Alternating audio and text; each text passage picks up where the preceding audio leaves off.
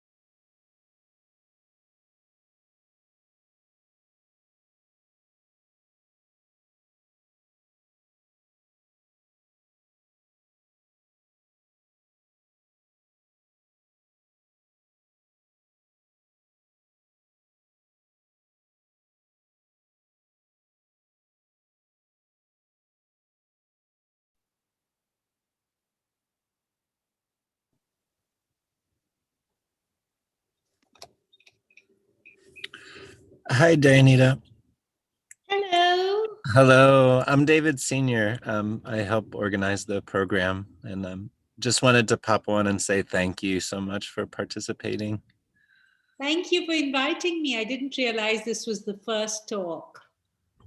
Yeah, yeah, and it's obviously a beginning of like a few days of programming that are kind of like an experiment because we've obviously done this in person for so long. So this is what we have to work with right now.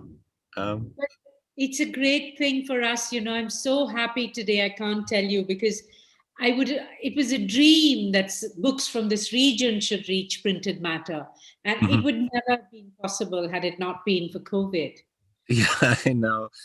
There is these funny, not funny, but like aspects of our scenario that have Yeah. opened up connections or new Yes. ways of communicating that are positive.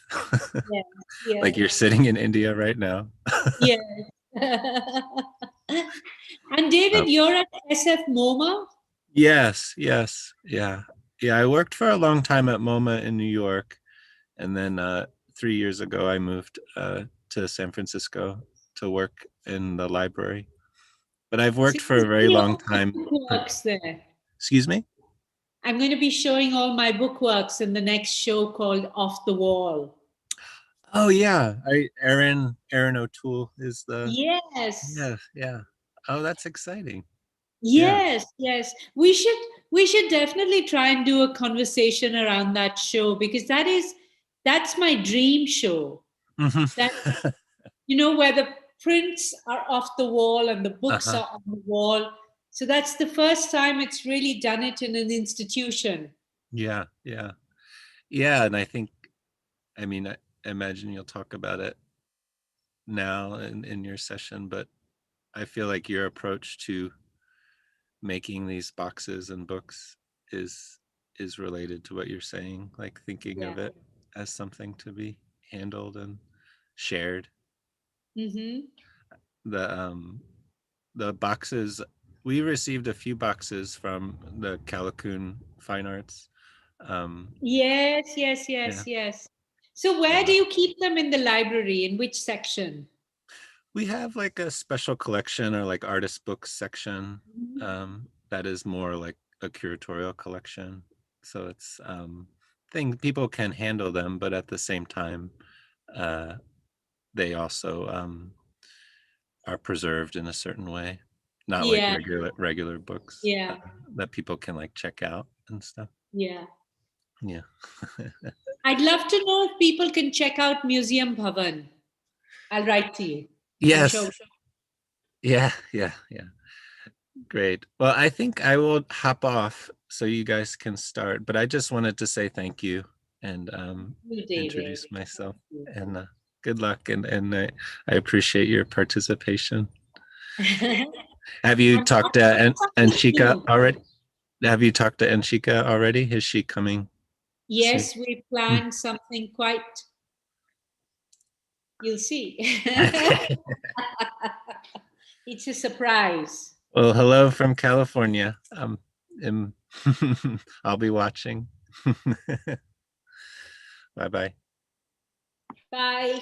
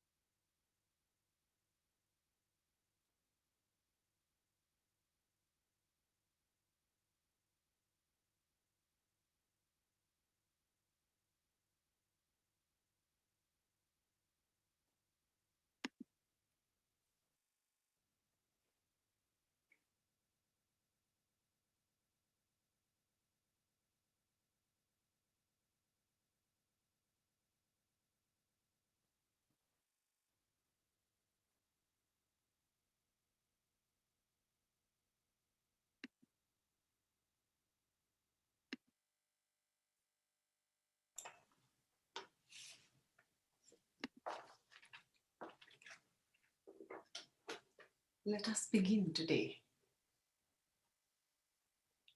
At first, I made photos to make a book. Then, I made books to make exhibitions. Now, I make exhibitions to make books. A book is a conversation with a stranger in the future.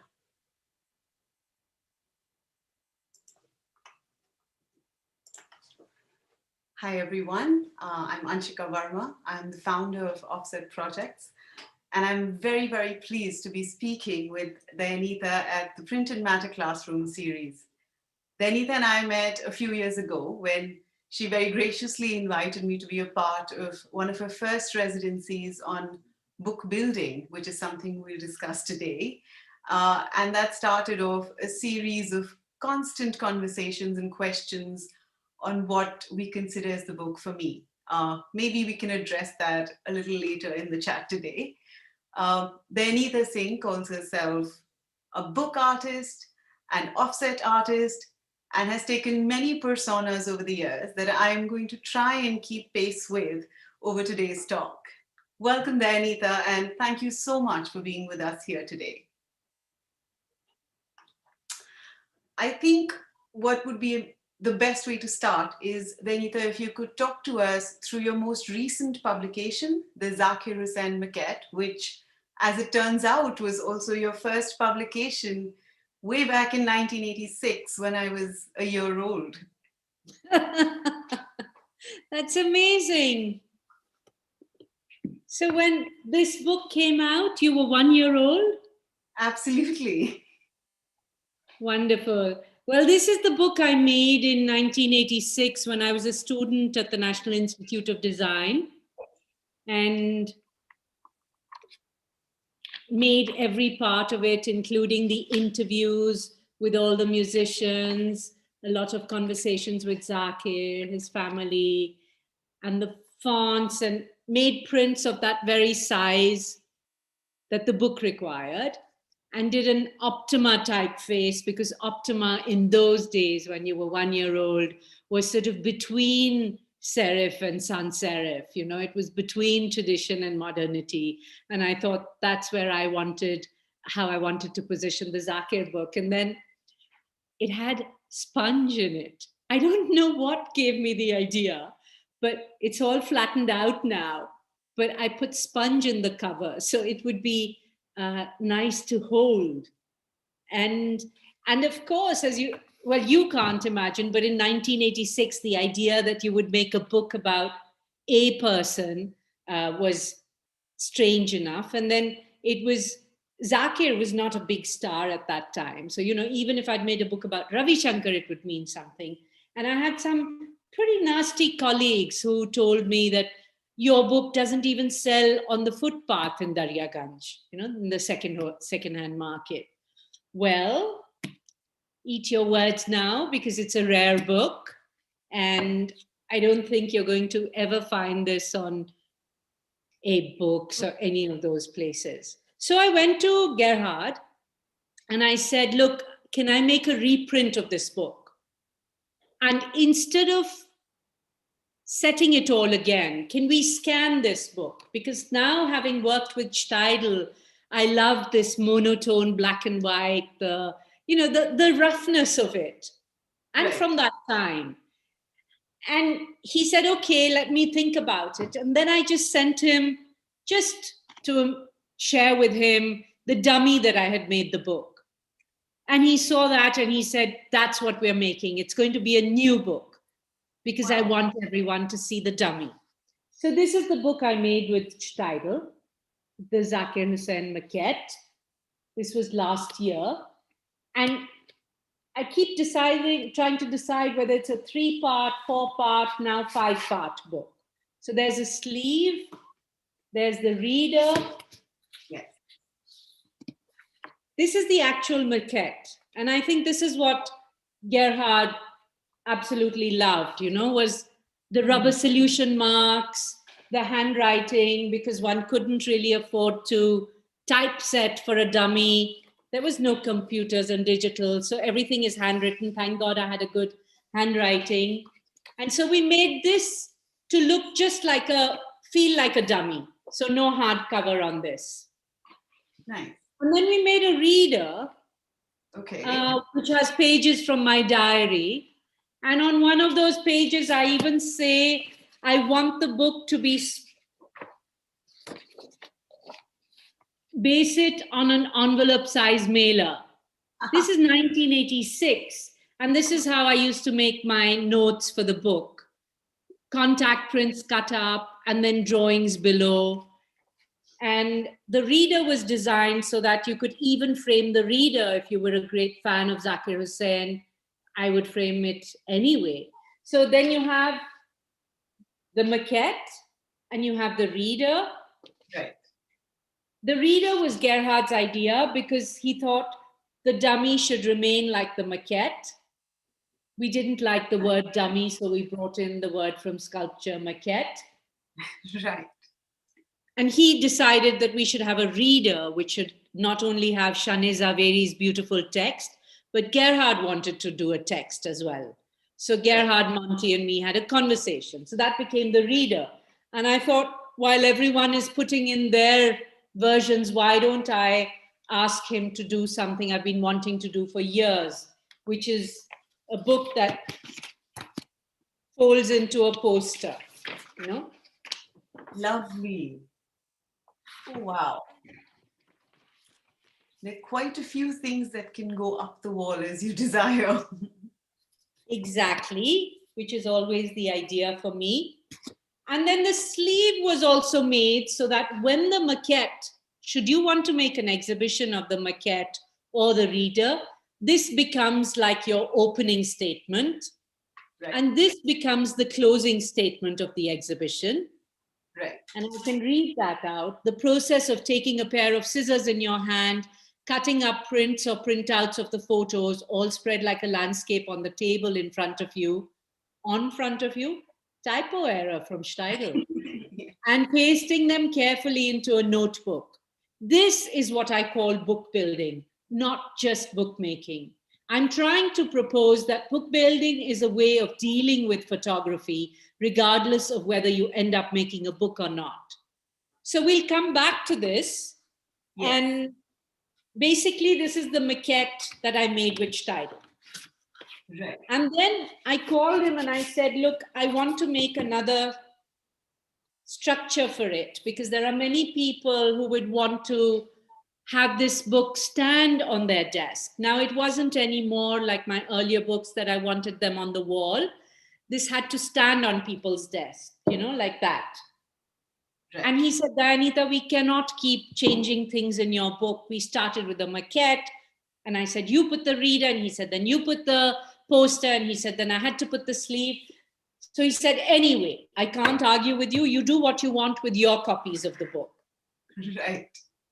So I thought, okay.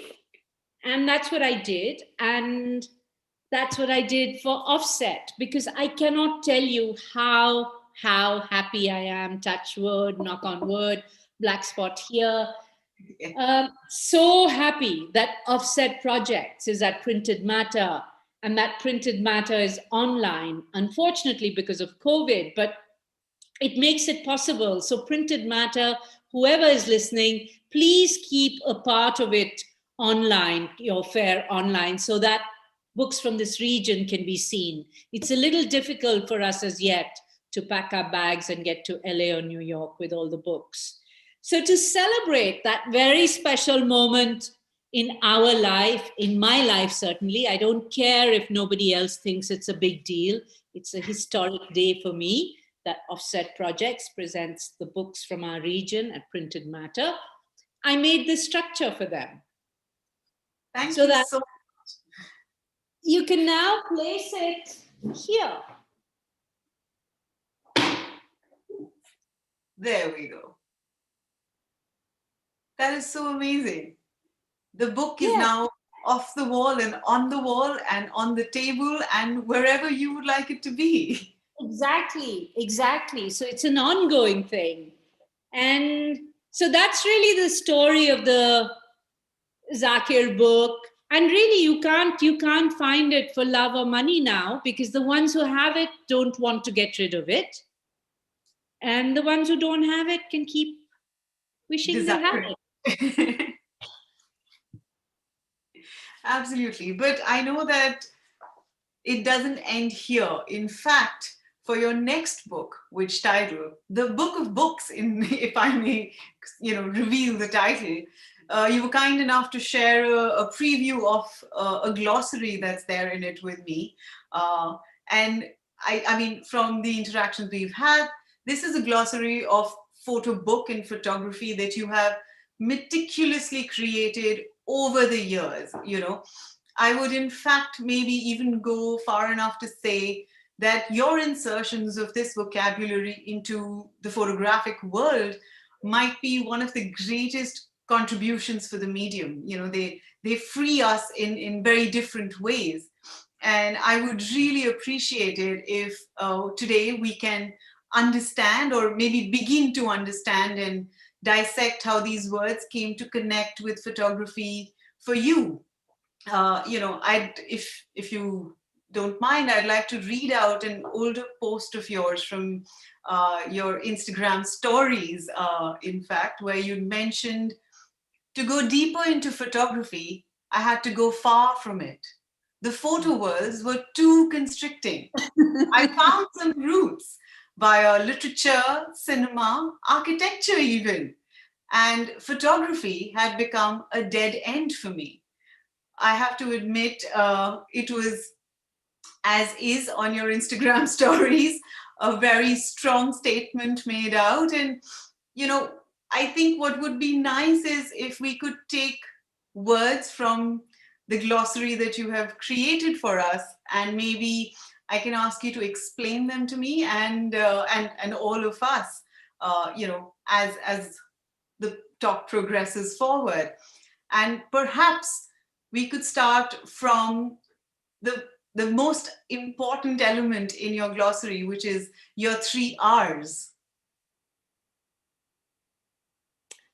The 3 R's of photography, according to me, in my not so humble opinion, Right.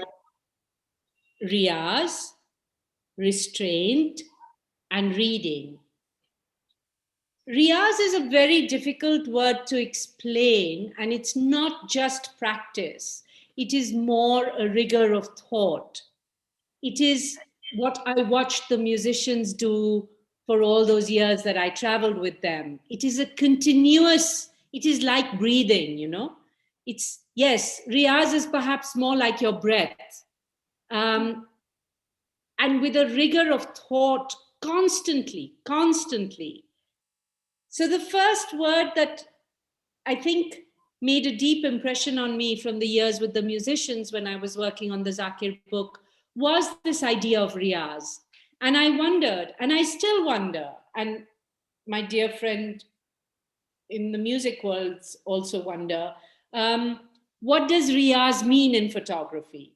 Obviously it's not picking up your camera and making a photo every day. That's not what I mean.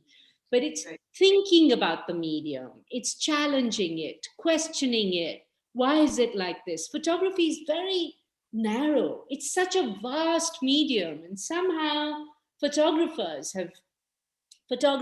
photo festivals have sort of confined it. And I'm so happy that now photography doesn't belong to photographers. So now we will see the real boom in photography. But that doesn't take away from the idea of this rigor of thought. How do we bring thought to the work that we do? It can't be just because I felt like, or just because I like it. It's not enough. And the question to me always is, but why? Why are you doing this? Why are you making a book? So that's about my kind of riyaz, and each one will work out what their riyaz is, or even whether they need it or not, who knows? I certainly do. And I practice it every day, all the time. And this is what I think about. And that's why I think I drive everyone around me crazy. And the only one who can keep up with me and I can keep up with is Steidl, because he loves the new challenge. I'm surprised he didn't wasn't so happy about my making this structure. But I think he just thought we had gone too far with the book, that you couldn't keep adding to a book. But guess what? We did. Right. The second word that I learned from the time with musicians, from all that I have learned about Indian classical music, is this idea of restraint, of knowing when to stop, of knowing how much to reveal. And in photography, that comes in quite directly to me, because sometimes you feel in a collection of photos, whether it's a book or an exhibition, there's just one too many. And I feel it's so important to understand the restraint, not just in what you put in the book or the wall, but also in what you photograph, So there's always room for that something else. You're always left desiring just a little more. Unless you decide you want to go the other extreme and you want to have 1,000 prints on the wall, So Right. Restraint, I guess, would translate into editing in the photo world. And as I've often said, to me, a book is made on the editing table, like a film editing table. Yes. So we'll come to that also. So we had riyaz, we had restraint, and then most importantly, reading. And this is where feeling confined in photography comes in, because I was a little surprised how few forms there were in photography. And then when I looked to literature, you could write poetry, you could write prose, you could write fiction, pulp fiction, non-fiction, endless. You could be Vikram Seth and write an entire book in poetry form. So you could keep developing new forms. And I thought, why is photography not doing that? We just have a print on the wall, we have a book, exhibition, it's so limiting.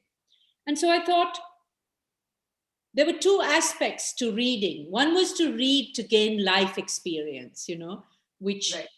you can't wait to the age of 50 before you take a photograph, because you haven't had so much experience. Not everyone takes my idea of riding on a truck from the north of India to the south of India. So reading is one way to build the life experience. But equally, if you read with one eye on the form, if you read Jeff Dyer, for example, or Calvino, they find a new form for each work of theirs, if there's a Jeff Dyer way of writing, it's that there is no Jeff Dyer way, because he invents that for every book that he has to make, Right. as Calvino did. So I think when I go to literature, I say not just for the content, but also for the form. But having said that, my favorite photo book is Sebald's Austerlitz.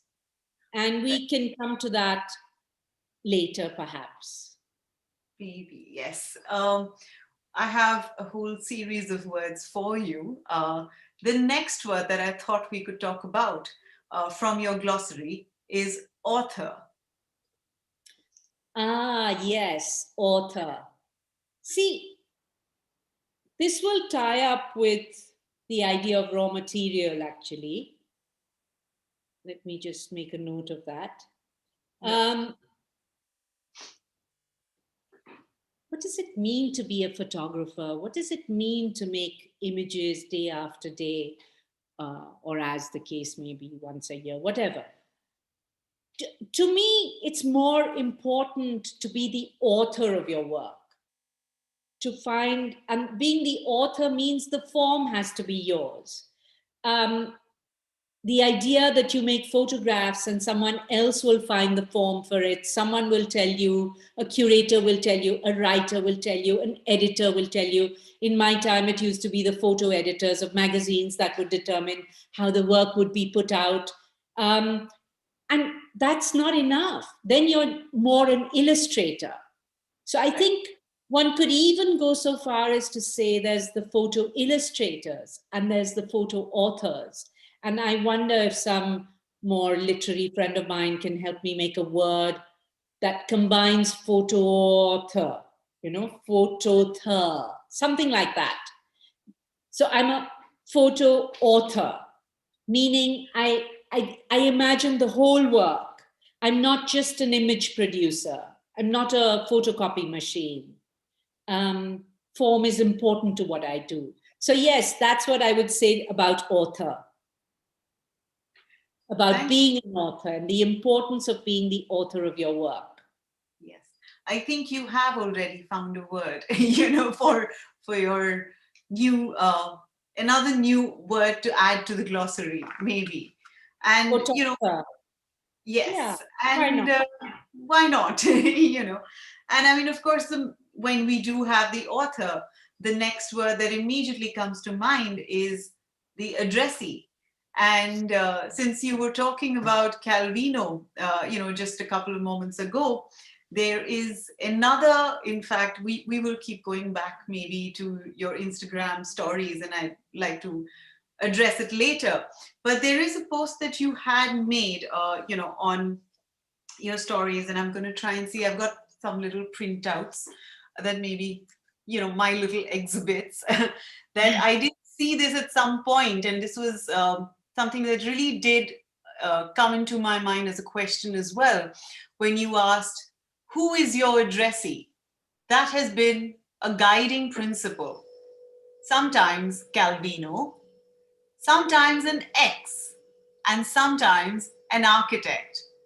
Alongside this, the sound for the edit. So maybe we can speak about the addressee in your glossary. Yeah, I think the addressee is what it is, what you read out. But in my work, certainly the addressee has always been very important. And just as it's important for me to find the tone of an edit. Right. This tone, not the gray tone.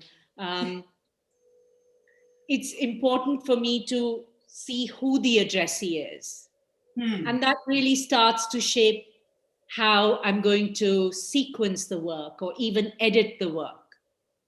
And I keep coming back to, there's not a great change in who the addressees are. There's a particular ex who is often the addressee of my work, not because I'm still in love with him, but because we had a certain, a lot of this kind of thinking comes from our conversations. I'm barely in touch with him. But when I put on that hat or those glasses, then there's a different kind of edit. And the same edit, if I was making for another person, would be different. And with the same material. So I feel the addressee has been very important in my work. That's why I sent a letter, which I'll come to later. But in every work, and even now as I sift through my archive, it's so important who the work is addressed to. Right. It's somehow complete when the addressee is there. I don't mean a whole mass of people, but that one person. It's quite a personal, private conversation at the same time then, isn't it? That's right, yes. And that's what gives it, that's what perhaps like in Go Away Closer, this is all addressed to this particular person, but the people can somehow tap into it. So I just feel that the more specific, the more local you are, the more universal you can be, That is never the idea. But if you are sort of like that with your work, chances are people will tap into some aspect of it. Absolutely, absolutely. And, going back to this glossary that I definitely want to dissect more and more of as we continue in this talk, we've had the author, we've had the addressee, which brings us to the idea of dissemination, and that's very important for you. And if you could expand. Absolutely. In fact, we give far too much importance to the image in photography, it's the image is a part of photography. To me, photography is really dissemination. Right. And I don't like the fact that there are so many institutions, authorities in the medium that get in the way of that dissemination. And thank God for Instagram, but that's not quite the kind of dissemination I'm talking about. But yes, it's wonderful for one kind of dissemination. So for me, it's been really important to see, how do I get past Amazon? How do I get past the market? So when I made a little accordion fold book, my first accordion fold book at the Gardner Museum, I called it Chairs. Kirana Cavalchini, the curator, said, this is an artist book. And I said, what do you mean, what is an artist book? And she said, it's where the artist makes all the decisions. And I said, great, in that case, I'd like not to sell the book, but it has to be distributed by a network of my friends that will be scattered all over the world. And so each friend was given 10 copies of the book, and it was their edition. So Yoshiko Ishiki got 10 books in Tokyo, YI 1 of 10, YI 2 of 10, right? Okay. And then she had to decide how she would disseminate them. And some people said, this is far too elitist. I'm going to hand out the books to the first 10 people I meet today. And that's Jonathan Watkins. So when he got onto the bus in Birmingham, he handed a book to the conductor, to the receptionist at his museum, to whoever came to meet him that day. By the end of the day, he'd cleared everything. And I wasn't supposed to know who had given what to whom. The only criterion was that they should not be sold. And finally, I'm sure you've heard this before, but for those of you who haven't, I can't help repeating the story. I went to meet Sol Lewitt, the great conceptual artist. And, I thought, what does one take such a great artist? You can't take him a bottle of wine or flowers because he's invited you for lunch. So I took him my copy of the Chairs book. I also had 10 of them. Okay. And he started laughing and he said, Dayanita, you keep your copy. I know the story. I have 3 already. And that's when I realized this is what can happen with dissemination. Right. That if you take charge of dissemination and don't leave it to your distributor or your publisher or your gallerist, because photography allows for that, no? Unlike other mediums, photography allows for you to just make photocopies and hand them out to people, to think of all kinds of forms to disseminate the image. So I feel the image needs to be, the image is fine, but we need to think a lot more about dissemination to really realize photography. Right. I think there's a lot for that, that are not just the audiences here, but I think a lot of people have a lot to ponder over with that, I hope so. I imagine it would happen, I would say. I do want to go back to, you said that, we were talking about a different word from your glossary, and you said this connects to raw material. And so let's talk about raw material, because I do know that you've been posting a lot about that as well. And I'd like to, again, read out a little tiny piece, but I'd like to read out an entire post at the same time with this statement that you had made. I hope I'm holding it straight, getting my lines in order. Making of images is just a starting point in photography. Photographs are the raw material that need to be developed. So a lot has been said within that, and I'm sure a lot more is there to be said. So, but that's a very old post, like that's about 9 months old or something. After that, I remember making a raw material post and comparing it to being a chef. And anyway, the word raw material is in my glossary because I think the images are the raw material.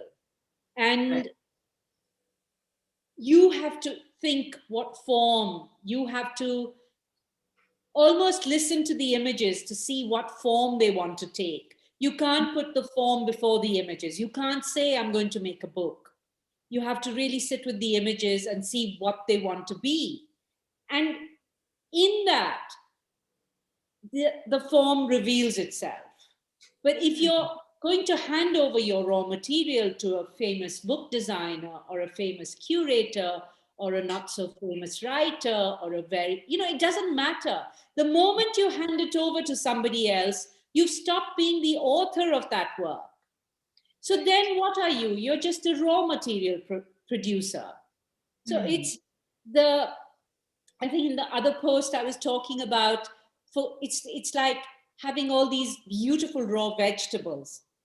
You know, it doesn't matter how fantastic they are, and my Italian friends will counter me on this, but you know, you can't be a chef just by putting your vegetables on the table. Maybe once or twice as a conceptual work, but not all the time.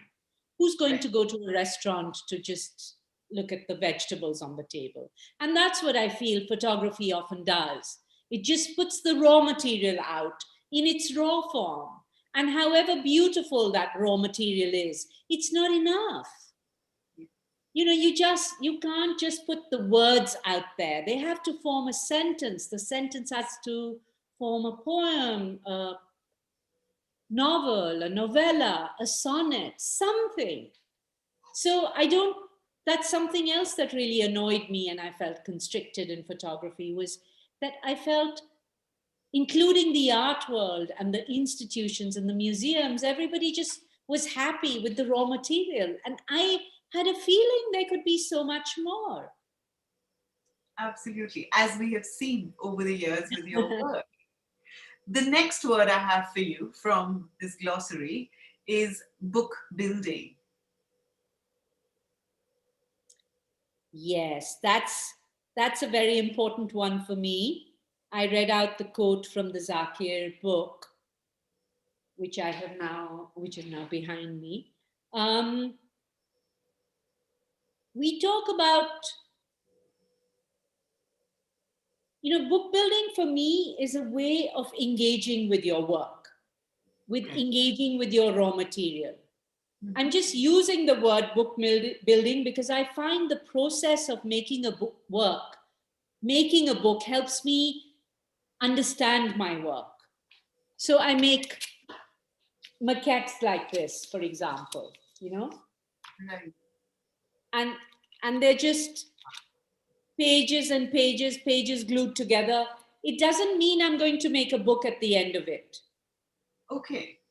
It's my way of dealing with the material, of understanding where it's gone, and maybe it needs to be a projection.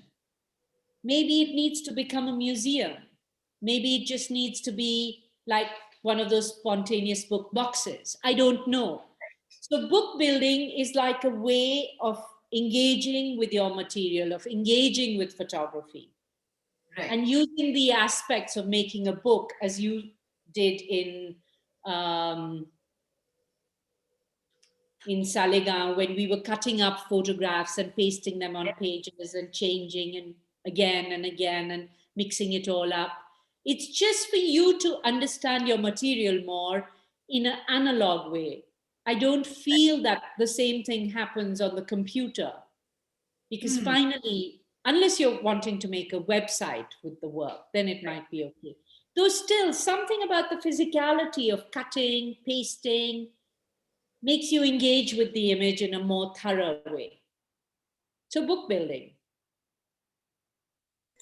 Thank you for that. And maybe from book building, the next word that immediately comes to mind is book exhibition. And what do you think book exhibition is? Well, there is the book that is exhibited, but I think you mean something else. I mean, book, maybe I have to find another word here. Book as exhibition. I mean a book that is a book, but is also a ready exhibition.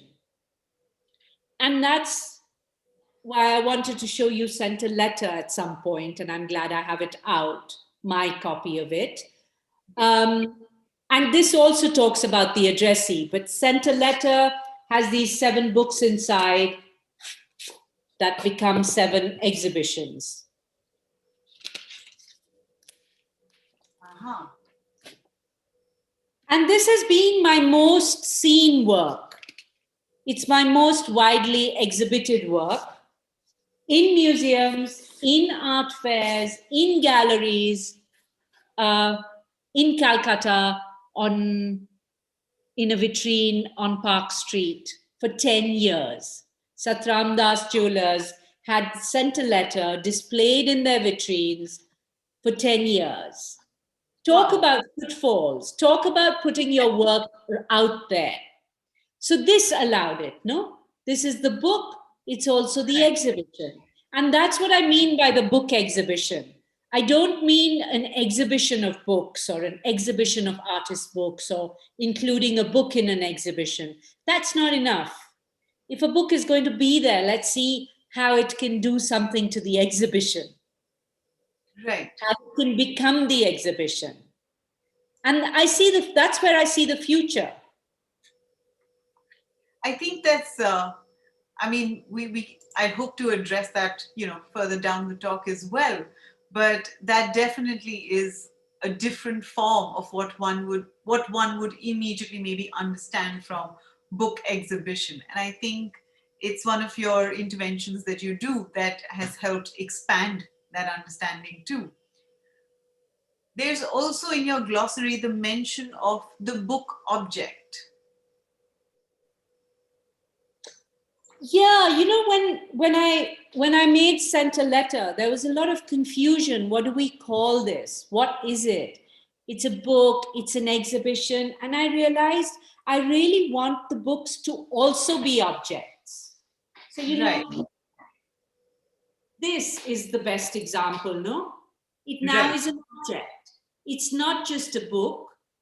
We know it's an exhibition from the way I've shown it in Bombay and in Goa, and Yes. will be shown again elsewhere, because this work,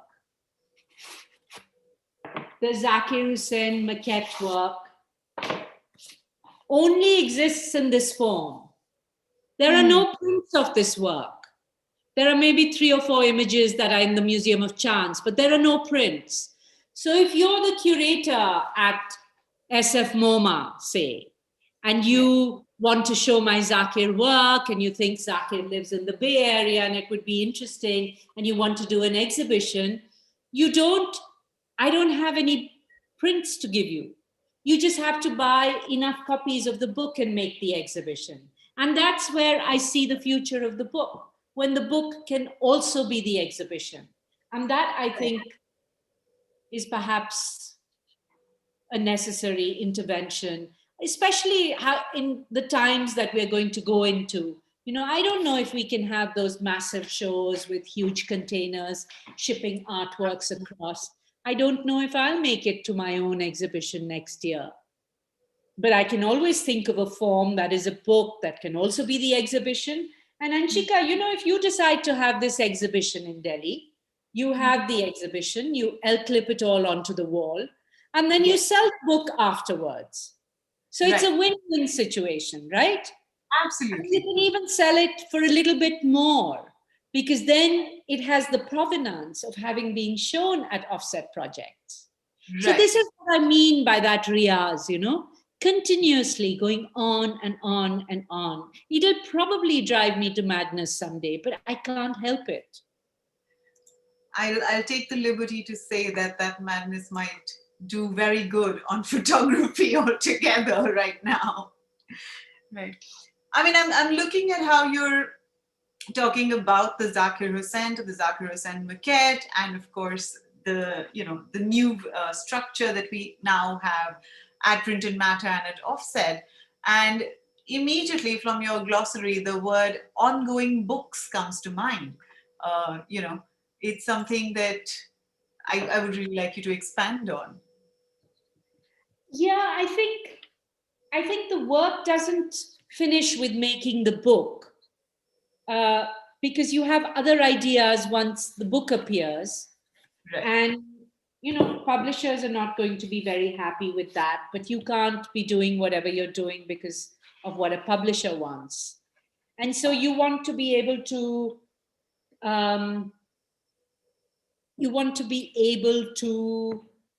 add to the book as and when you want to.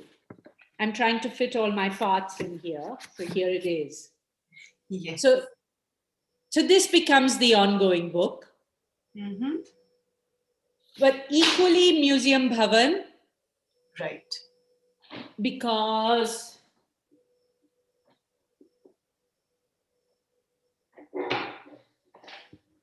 I should have in some context shown you this. Yes. Well, now we can. Aha. So that's also a kind of practice, no? That you're all the time thinking. So when I made the 9-part Museum Bhavan box, the same size as Center Letter, so that the person who was lucky enough to have both the boxes would then have 16 exhibitions of my work. So that's Right. like leaving my archive in your home. And that's very important to me. I didn't even realize they can fit inside each other like that. But the books are the same size. So Toby Mela wanted to do an exhibition last year, and they just got 2 boxes, Center Letter and Museum Bhavan. And I think I forget now, but each one needs about some 30 running meters of space. So, it can occupy a big space, just these 2 little boxes. But then the box wasn't enough. And then I made a jacket for it that had 9 pockets. So whenever I felt like, whether it was on a street somewhere, in your exhibition, I could pull out a book, have my little exhibition and put it away again. Right. So yeah, the work never stops for me when the book is made. Right. Right. It's just the start of phase 2 and then phase 3. And then goes into many phases, I'm certain. Yes, Right. yes. Well, so your Venice Biennale pocket jacket actually takes me to another word in your glossary, which is performing the book. We've mentioned how you were showing the Museum Bhavan to people in Venice, but a few years ago you were also seen rolling your cart down India Art Fair for your House of Love books, and there is a performance to it. But from a glossary point of view, when you bring that into the language of photography, I'm very curious to know how that came into being. Well, again, I feel the book is not done when it's published. That's just the start of it. And if you're the author of the work and not just the photographer, then you must find ways to activate it. And whether it's through a simple discussion, or it's through your Instagram, or it's because you think up some ways of taking the book to the people, because there's enough books in the world. People don't really want more books. So how are you going to take your book to them? And so I got permission at the art fair to roll my book cart. I bullied everyone I knew to buy 1 copy at least, if not 2 copies. And I really enjoyed doing that. And of course, people laughed, and it was the first time someone was doing something like that. So they said, "Oh, come on, you're such a senior artist. How can you be, you're selling your prints at that Nature Mort booth, with, for a certain value. And you're making us all buy this book for 3,000 rupees. But, there was a time, I'm not wearing them now, when I used to collect all the money from selling my books and then buy a gold bangle. And I have 11 of them already. And my dream was, if at the end of my life, my whole arm is full of these gold bangles, which is the money that I've got from selling the books. So the selling of it is also very important to me. So I was collecting money from people with the book card. And it wasn't credit card because I didn't have a way to take credit cards. So they had to get the cash. And they said, "You really want me to go out to the ATM to get cash?" And I said, "Yeah, if you want the book, you'll have to do that." And some did and some didn't. But sort of building a theater, a sort of mahal around the book, that's a word we should come to. We should maybe we should speak about mahal, which is also there in your glossary. Yeah, it's a very important book. It's a very important word, because just like I said, you make a book, but then you have to create a mahal for it. And I was asking friends on Instagram, how do you define mahal? And I think she said, spirit, let me see, what Meera has said. And then I asked a few other people. Right. So according to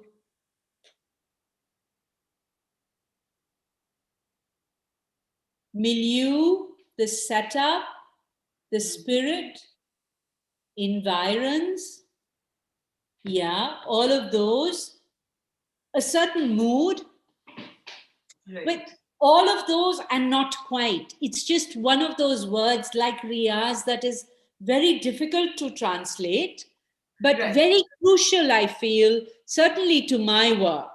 It may not be for anybody else. So Right. you want to create a mahal around the book. In the Mhm. first place, I would even go so far as to say the book is the first mahal you create for your images.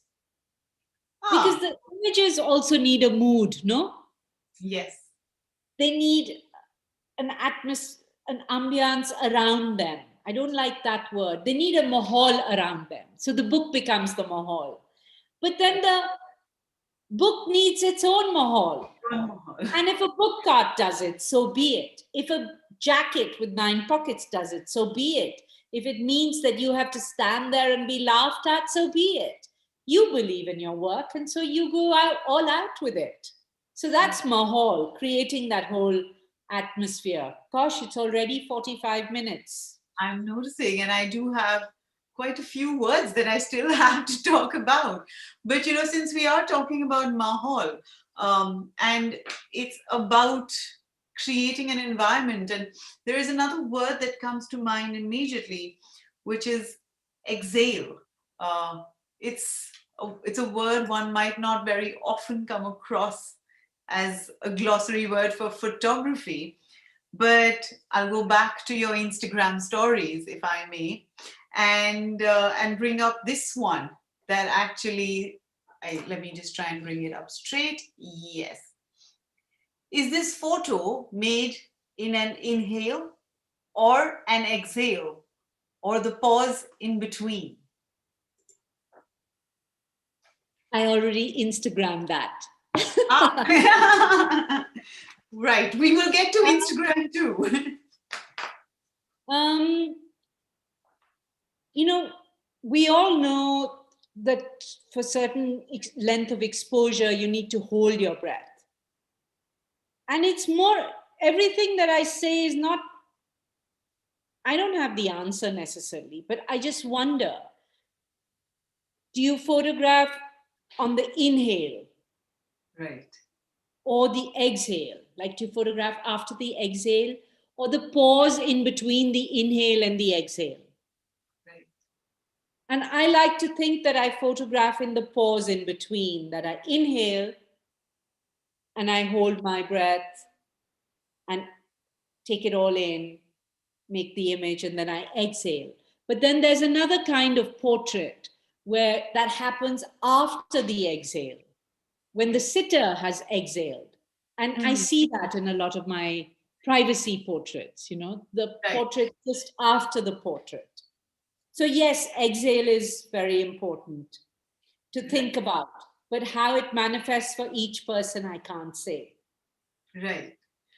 And where inhale, the idea of inhale or exhale from your glossary, you know, talks about one moment. There is also spontaneous books, which comes to mind as almost a reaction maybe to the glossary words that I'm putting out. And I was very curious for you to talk about this as well. Spontaneous books is my own imprint because I wanted to make something that would be between a published book and a work in the gallery. So something between Steidl and Fritz Street Gallery that I could produce on my own, that had to be acquired from the wall. And that's this kind of box. Yes. So I make a box like that, and it has 30 image cards in it, and you know, you can keep changing the image in front as often as you like or not. And it has 30 of these cards. And then if you have 2 boxes, you have 30 plus 30. So you have 900 combinations possible, 30 times 30. Right. And if you have 3 of these boxes, you have 27,000 combinations possible because it's 30 times 30 times 30. But it's not so easy because the box can only be bought from its exhibition, from the wall. Yes. And only one per credit card. So some wealthy collector can't come in and say, oh, that's my Christmas present, I'll buy all 30. Right. And it's really, Anshika, it's something I want to encourage my younger friends to have. So that, to me, it's as precious as any artwork of mine. It's just acquired at a much lesser value. But, if you imagine, there are 2 people now in the world that have all 5 boxes. Yes. That have managed to get one of each box.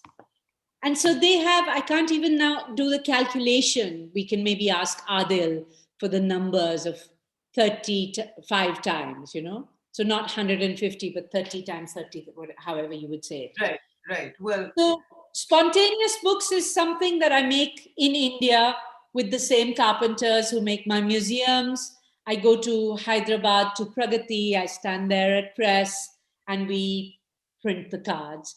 And then the challenge is to think of where the exhibition will be and to really stick to that. So it doesn't matter who you are. Nobody can buy it from me, from my studio. You have to go to the gallery or the bookshop or the hotel where it's showing. Right. And I mean, there is a lot that's coming to mind, but we're going to stick to this glossary right now. We're nearing in on time as well.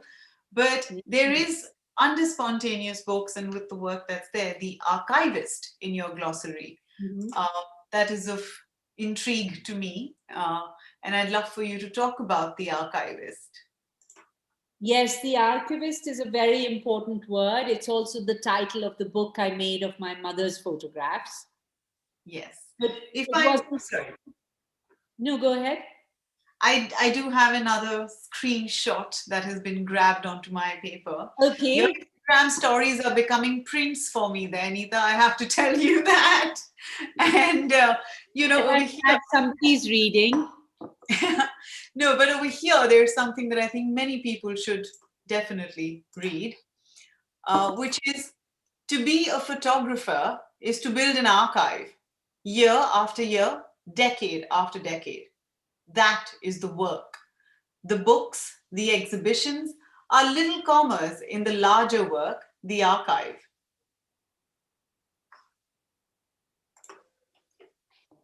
Lovely. That'll make a nice little video on Instagram. Yes, that is the most recent. That's one of the most recent posts, because I have just spent, almost this year going through every image in my archive. And I got to a point when I wrote that I felt this is the work. Now I have made work. Now that I have 4 decades of an archive, this is the work, not the books, not the exhibitions. Those were little commas. But the archive is the main work, and I now have to find a form for it. But I think the difference is, on one hand, you can say every photographer makes an archive, and that is true, and that's another kind of archive. What I meant, and it maybe doesn't come through in the post, is this kind of archive where you get hooked to a few things. It could be your mother, your child, the lane you live in, a certain group of friends, and suddenly you realize you've been photographing them for 40 years. There's a lady called Krishna Chaudhary, who is my friend, but her daughter's my friend, her granddaughter's my friend. I have been photographing her since I started photography. She was never the main player.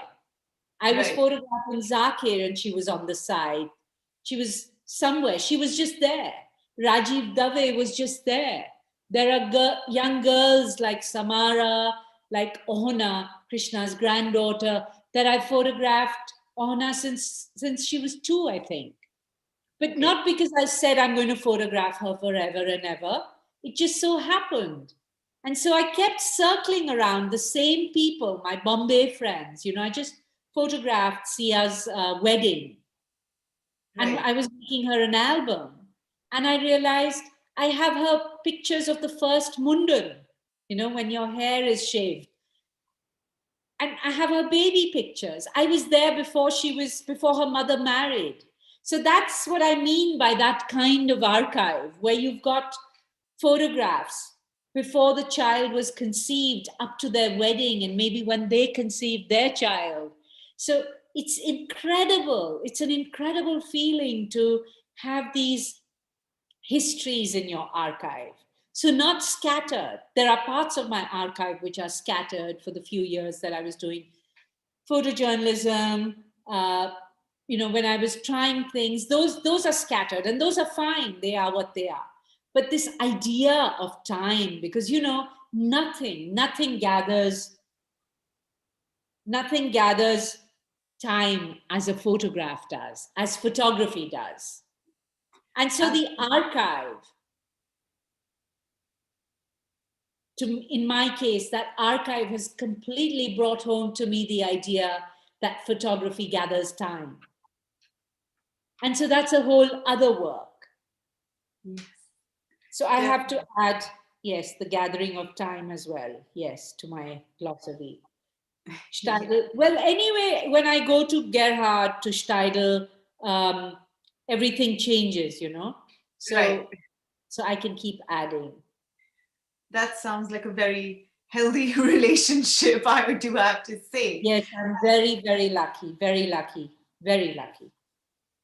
You know, speaking about this archive, and since we have been through a few words in your glossary, I'm wondering, may I add Instagram to it? You know, as an image maker, it's surprising sometimes that your Instagram account has more text, you know, mostly on your Instagram stories and on your posts, other than, of course, videos of your mother, which I really enjoy. And she's quite an Instagram star. People write to me asking why they haven't seen anything of hers, and she enjoys that too. So yeah. Well, we're on a happy receiving end of it, you know. But coming back to these Instagram stories, I feel like through these texts that you kind of put out there, you're really pushing the comfortable boundaries of what the photo book is, but also how we define photography. You know, it'll go back, of course, to when you were saying how photography was limiting. And these are very radical thoughts that you put out on there, you know, for the world to make sense of. Do these thoughts just appear to you? I mean, do you post them as you think of them? No, you know, I think this is sort of a byproduct of working with the archive. Right. First of all, it's the first time in my adult life that I've spent so much time in one place, like all of us. So it's a new thing for me. And in that, I have been doing some very special somatics classes and yoga classes. And a lot of these thoughts come to me after those classes. But there's a certain clarity because I've now seen everything I did for 40 years, everything. Right. And I've seen the threads, I've seen the tunnels, I've seen the connections, and things are very clear. So earlier, I may have had doubts about them. I may have wanted to discuss them with a curator friend or a writer friend or, you know, somebody else. But they just seem so clear and obvious to me. Things have really crystallized in this time as well, because I guess one has just focused. And focus is, after all, the most important thing I learned from Zakir, along with Riaz. But I've been able to carry that idea, his idea of focus, with me all the time. And this COVID time has really felt like a chilla that he used to describe to me. A chilla is 40 days when, as a musician, you would be locked inside a room and you would be fed food twice a day, but he just had to play the tabla for 18 hours a day. So that's sort of what I've done in this COVID time. I've done my chill out. I have sat with my material 10 hours, 12 hours. There's nothing else to do here. There's nobody else. There's just me and my archive. And somehow in that process, things got very clear for me. And I've enjoyed putting them on Instagram because I don't think about them. I just put them out as they become clear. So it's not like there's a lot of, because even the photos or videos, I don't post later. I sort of do it as I think of it.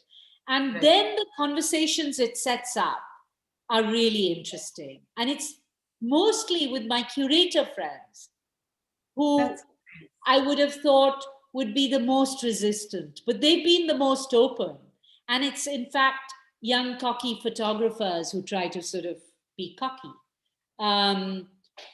But that's okay, everyone to their own. But I'm just happy to have found a medium where I feel I can put my thoughts out in a way that I can't on.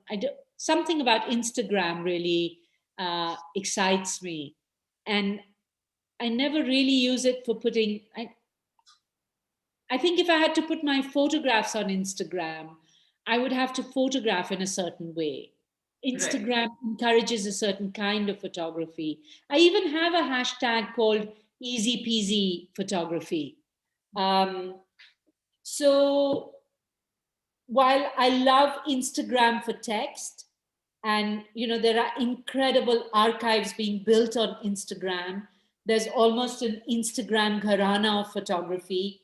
But I think where maybe there's a problem is if you are interested in the complexity of an image. The size is just too small. It's backlit. So it's just like light box after light box. Right. And what can I do? I'm an analog girl. I love offset, and I love making books, and I would rather have a Xerox copy than, just a Xerox print is also fine, but I need something tactile.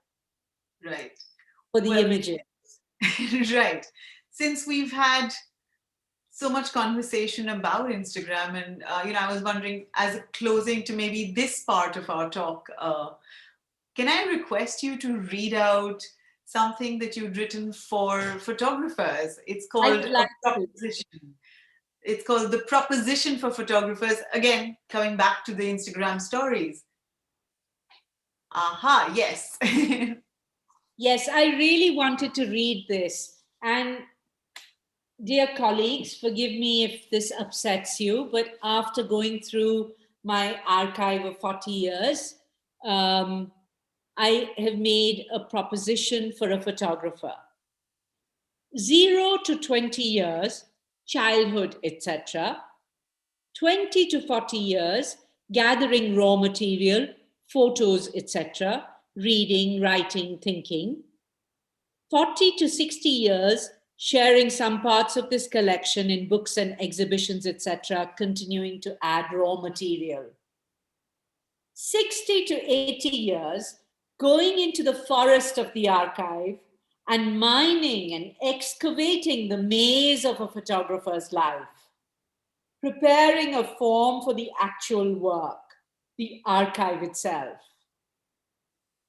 I hope it wasn't too much to take in, but anyway, it's on my Instagram. You can find it if you like. But that's what I thought. That's what I wanted to say to younger photographers, that, build that archive. Have at least some things that you want to continue for the rest of your life, because that in itself will be such an amazing work. But give yourself time to make the work. I'm going to be 60 later this month. I've just seen my archive thoroughly. At least half of it is untapped. That's what happens with archives. You think you've done the Zakir book, the Mona book, Go Way Closer. You have a trajectory that you've set out to, that's how you're seen. People know you like that. You see yourself like that. And then you go into your archive and you realize, oh my God, there's 3 generations of a friendship here. There's other material. Now, I'm 60 and I'm sort of hoping that I'll live to 80, no longer, but at least to 80. And it'll take me a long time to work with this archive. Now I can either keep shooting till I drop dead, and then somebody else will make sense or make their own work from my images, but I can't bear that. I almost want to destroy my negatives when I'm not there, because I feel I don't want anyone to make their own menu from my raw material. You can't be the chef of my work. I will be the chef of my work. And so I hope I have enough time to go through my material. So that's why the 60 to 80. So, this is a proposition for a photographer, but it's also the story of my life. Right. Well, it definitely does echo with another story that you put out on Instagram, where you spoke about, I'll read it out, where you said the mass-produced photo book could be the future for artists and exhibitions. Could you share your thoughts when you wrote this?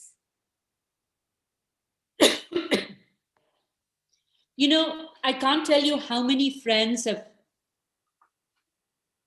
messaged me on Instagram or otherwise to say they've had their own private views of Museum Bhavan.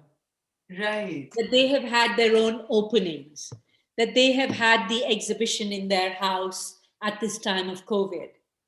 And I think the more forms we can find for the book, so that it's a book, I love the book, but if it can also be an exhibition, if it can also be a poster, then there are different kinds of exhibitions possible.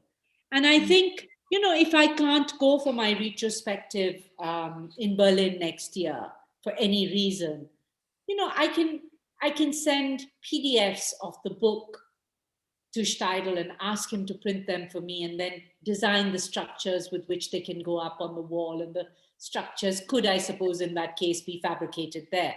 And so that's how I see one possibility for the future, regardless of COVID, actually. It's for younger people, to think of other ways of doing things. But photography suffers from the idea of replication. Mm-hmm. And so people will replicate. So if someone's making zines, then everybody wants to make zines. But we need people to decide, okay, a zine is great, but when I bind it together, it becomes another kind of book. Then that book becomes an exhibition, or the zine then becomes the exhibition. So we have to keep challenging all of this. We have to keep finding new form. And I feel the book one day, maybe not in my lifetime, but though maybe it might happen, that I would love if the Museum of Modern Art, for example, had a department for the book object. Right. Not for artist books, but for the book object.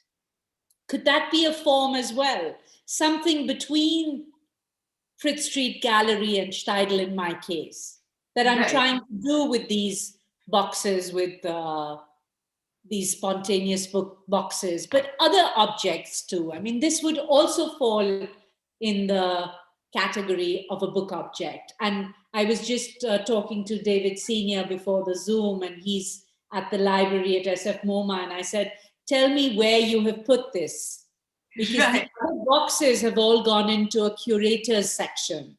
So you can't really borrow them. But if this is in the library, you can borrow it from the library, have an exhibition at home, and return it the next day. So you get to have an exhibition for free. So constantly to reimagine what photography can be. Right. That's a very interesting idea, that and a concept, I'd say, more than idea. I mean, there's so much that when I think about in your work, how the concept drives where form is going. And I mean, I also feel very privileged that I could engage with that with you when you invited me for the first residency on book building. And I have to say, it did fundamentally change how I now think of the photo book, so much. And I just wanted to know, I mean, being such a drive behind the shift in this form, what do you feel about photo books that are emerging from the region today, photo books from South Asia? There are many coming out, and I'm sure you'd like to share some thoughts on that. Yes, certainly, certainly. I'm glad you brought that up. That's perhaps the most important thing that we should be talking about, because I'm rarely excited by things I see in photography, because I'm quite critical, as you know. But in the last 3 or 4 weeks, there is this amazing shift going on in the region. And I've been trying to call some journalists to say, look, you have to write about this. Something is happening, but maybe I'm the only one seeing it. Maybe I feel the tremors of it before others do. I don't know. But Saurabh Hura has just curated this incredible exhibition at Ishara Foundation in Dubai. Right. With work from the region, but with all the connections among the works, among the photographers. And he's called it Growing Like a Tree. And my response to that was, I hope in my lifetime I see this tree become a forest. You know, Right. if that exhibition could really spread into the world and we have these interconnections, it would be also a beautiful world. One can still hope. But it's an exceptional exhibition, and he was kind enough to make me a very extensive video of that exhibition, and I'm going to do my best to go to Dubai to see it. So that was an amazing shift, and I thought, I can't believe this is happening. You know, while one is so critical about exhibitions that happen from curators in the West about India, and as you know, I hate that category, but I see those exhibitions and I always feel like, but this is the first time I think we've put out, or not we, Saurabh has put out an exhibition of how we would like to be seen, how he's worked very closely, I think, with those photographers. You know, it's not just give me your material and I will decide how to put it up. I think he's worked on the form with them. So that's a huge shift. And then Serendipity Foundation and ARL have set up this grant for 15,000 euros that this wonderful photographer, Satish, has won for a project called The Town Boy. So these two were like super exciting for me. And then today, I really hope I don't start crying, but you know, for offset projects to be at Printed Matter. Yes. Anshika, you made it happen. I know I was sort of insistent on it, but you really made it happen. I still can't believe it. I have to pinch myself because I used to wonder, when would we see books from this region at Printed Matter? And now, because of offset projects, we're seeing that. And some of them, I think, have been timed just for this, which is fantastic. And I think one of the ones that has been timed for, you have some of those books with you? I do, in fact. I have a few here with me. You show me first, because I still haven't seen it. It's just come out. Alaknanda's book. Yes, The of course. Yes, I have Alaknanda Nag. The book is called fantastic. Armenians of Calcutta. The great cover. Yes, and I'm going to try and take you through some of the pages. Actually, maybe this is a better view. Because I want to talk about, I see. Lovely. Wonderful. Show me the cover again. Yes.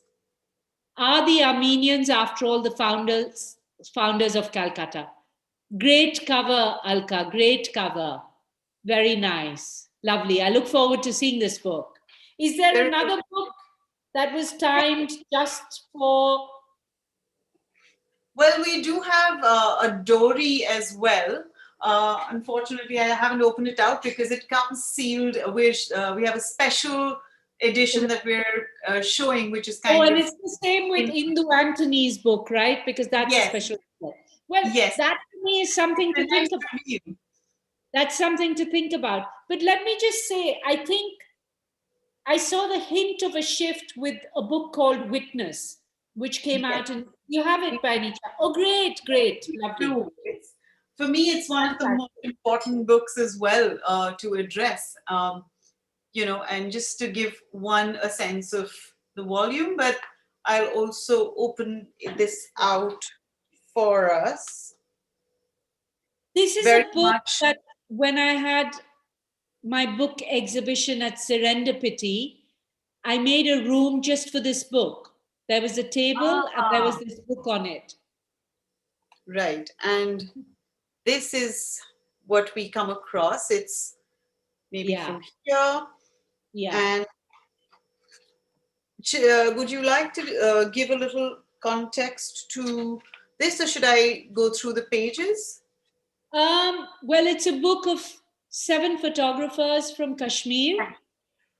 9. 9. Sorry. We've got And it has various fold-outs and postcards, something that I don't usually like in books, but it works really well here because, you know, this subject matter is very difficult to look at. And there's a fold-out. There is a judge who has just been murdered. And when you fold it out, he falls into your lap. Yes, there's a different one. I'm going to try and... So let's go to the other books, because everyone can come to your website. Yes. And I'm aware that we're going to run out of time soon. I think so too. Well, we do have The Coast, which we have a few... So Witness was my book of the year for 2018. The Coast was my book of the year for 2019.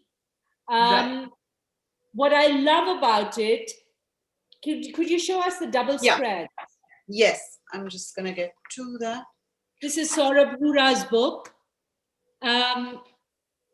where he takes the same image and shows it with another image.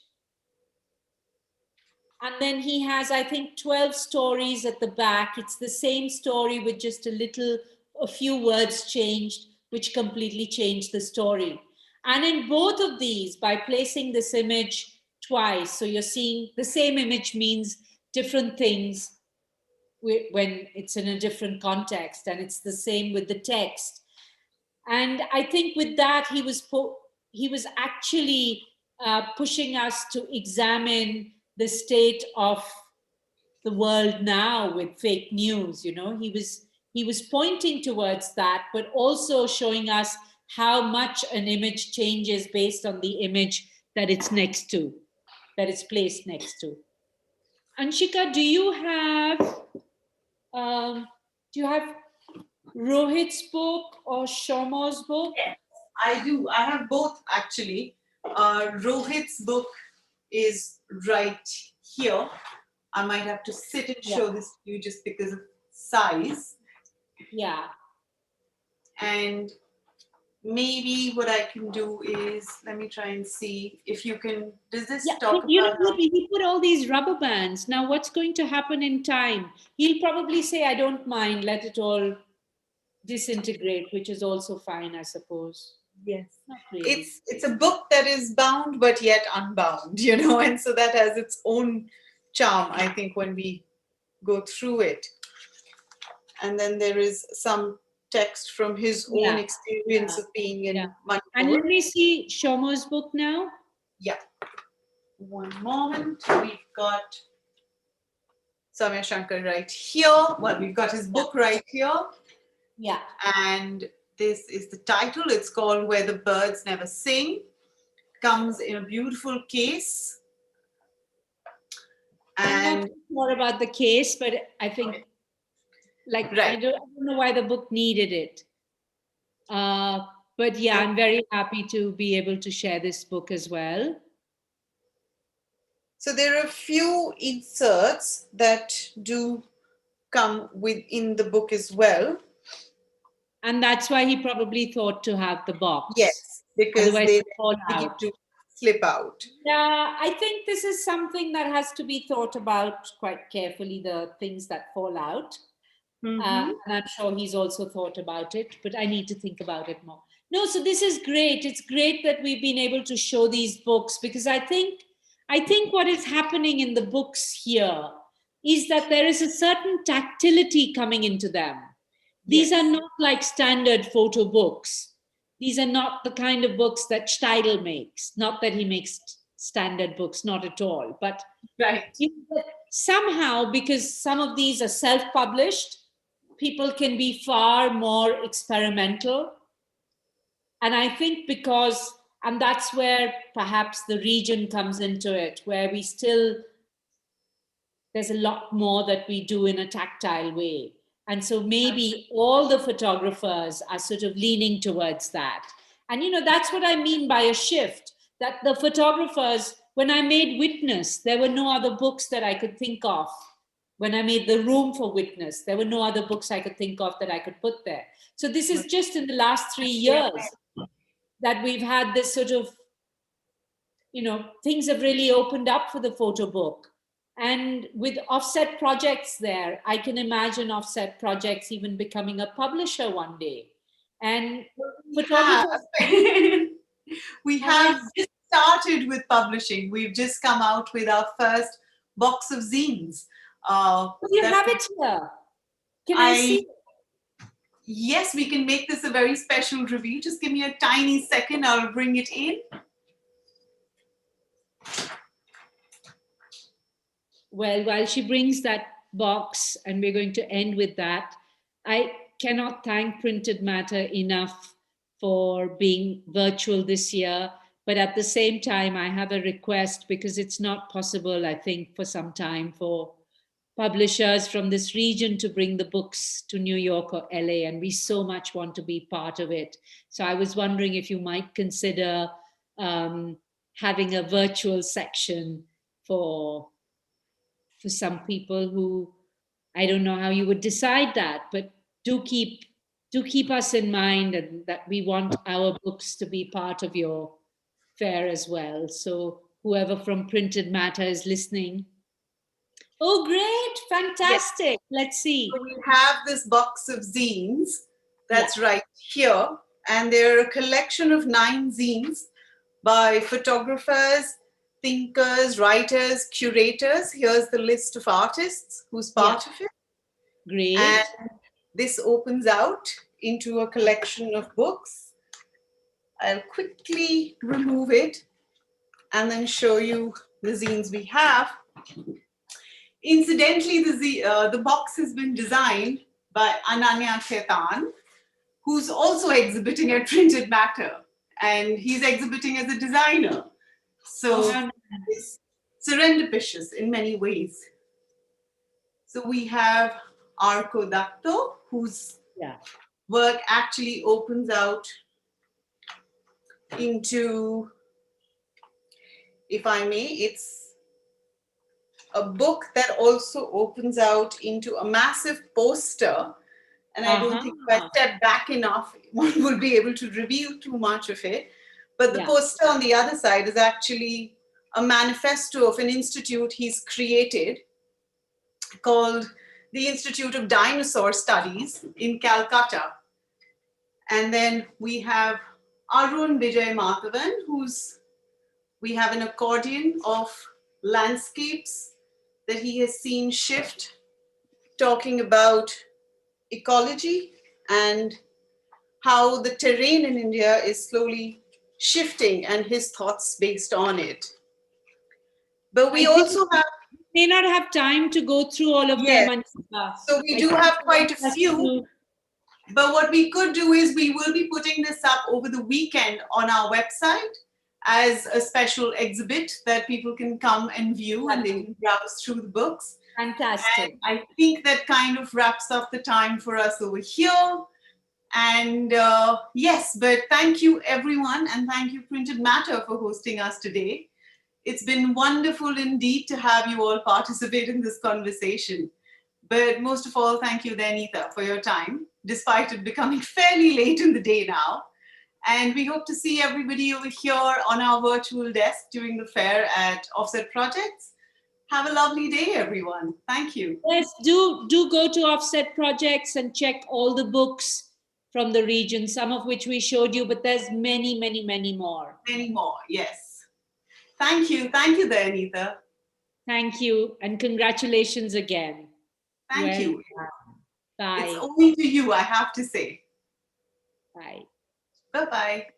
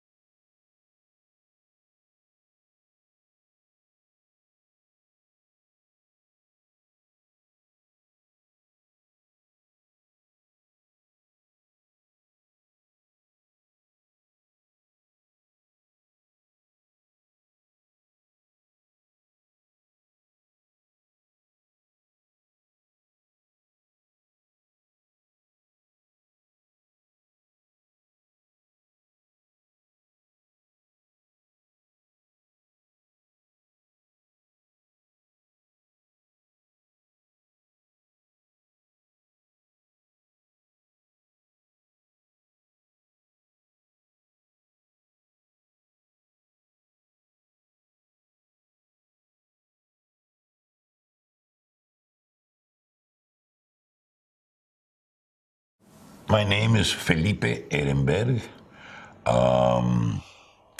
I should be speaking in Spanish rather than English because I'm Mexican. I lived in England for 1968 to 674, more or less 6 years.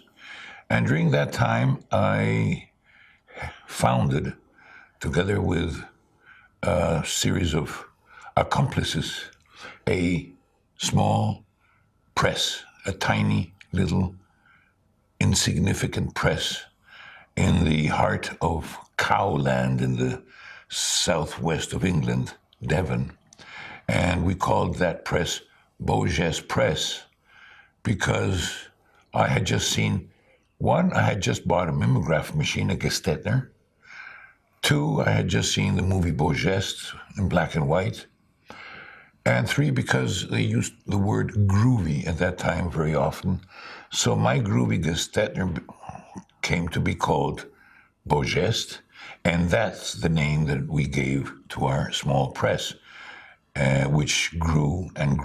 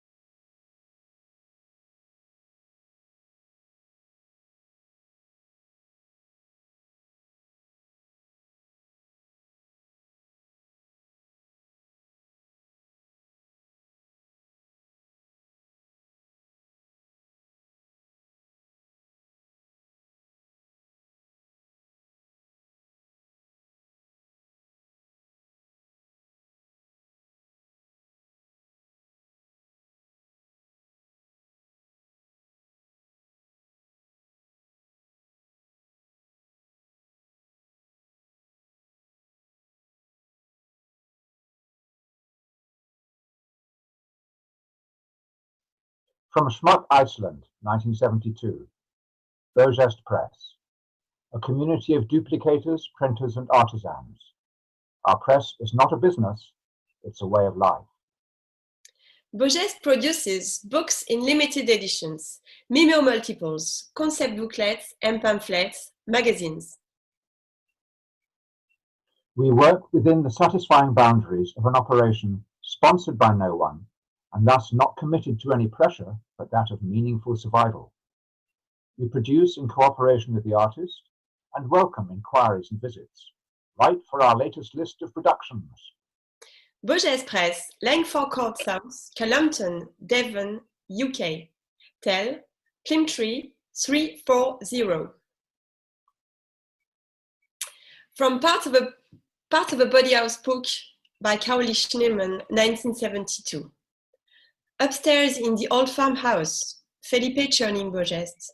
Rain streaming, wind from the sea, emerald green grass, doesn't snow in winter, gulls flying, cows mooing, not enough paraffin heaters, cold, sorting, turning pages, typing, proofreading, painting, drawing, rolling cigarettes, coffee in Dundee marmalade jars, the cat smiling, rain, Chris cuts minute standstills, Madeleine typing missing gender, Martha cooking tamales, David Mayer collating, Anthony making his events book.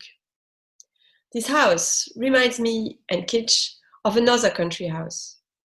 Felipe says, we spend our lives trying to find a place like this we can miss later.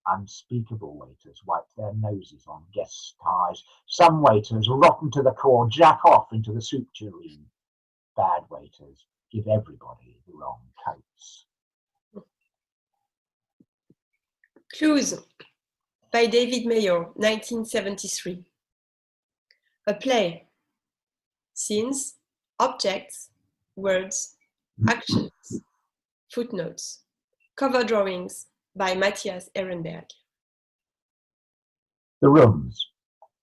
Dave's room, the bed cupboard. Matthias's room, the larder. The downstairs John. Martha's workroom, the sitting room. The kitchen and office, the wash space. Pat's and Kerry's room, Yael's room. Martha's and Felipe's room, Felipe's office, the red room and cupboard, the studio, the toilet, the bathroom. First footnote. This is a play. The play is adapted from daily life in a house in England. The house is old. It has many rooms and passages and little staircases leading to other rooms. It is set in a garden. There are residents and visitors. These are the characters in the play. There are actions and words. There are thoughts generated in the house. Each page provides clues to the house itself and to life in the house. Words and actions are sometimes interchangeable. Some of the footnotes could be spoken to. In the downstairs bathroom, reached by going down the back stairs and turning right at the bottom past the larder and through a back door and a blue door on the left. Both windows are open. Between the two recently painted frames, almost parallel, pointing towards the door, hangs a bath towel, also blue. It moves backwards and forwards in the breeze. The canary sings. David has one pair of shoes. On Monday, before leaving for London, Martha helped him to stitch up the back seams on the right shoe. Next month, we go to Nottingham. Martha holds the wooden bowl. Felipe is talking. He is talking about the sound of 1,000 people eating, 1,000 matches lit at once. The shower drips with two rhythms. A bee hums while I piss on the nettles. In the sunlit room, which by going through the door at the end of the back passage and across the hall, where there are 6 lights on the walls and one hanging from the ceiling, 2 window sills. On one, shells and dry grasses. On the other, several broken clay pots. One of these, cracked in many places, stands upside down with its bottom in the air. Martha is looking out of the window. Felipe reads aloud from the newspaper. Have you noticed how the sound of the wind in a train is like the sound of the sea? More wind, more sleep. Takako is making paper boxes. Much of our time we spend thinking about each other. Pat is typing. Much of our time we spend talking about each other. From Japanese Schmuck, 1976, Extradiction. The Japanese Schmuck, number 8, the final issue from this side of the ocean. The number 8, mandala number of wholeness, the 8 different ways we have been. The first schmuck. Holy hand-cranked mimeo. Icelandic. And letterpress, offset incursion. Hungarian. Ambitious with colour and cutouts. Czech. Poor man's actual. The general. Rainbows and folds-outs. French. So many words. Teutonic. Playing with nature, clean and efficient. And now the Japanese, to close the circle. 4 couples, 8 adults in the Beau Geste community at Langford Court. English, Japanese, Mexican, and Yorkshire. And 2 children, 2 such opposite poles, disruptors of symmetry. At the center of the 8, Beau Geste himself, myth of 5 years' activity, meditating on impermanence, poised on the edge of return to the English Zen quietude left behind in 71. And the books left behind now, all 75 of them, big ones and little ones, all sorts.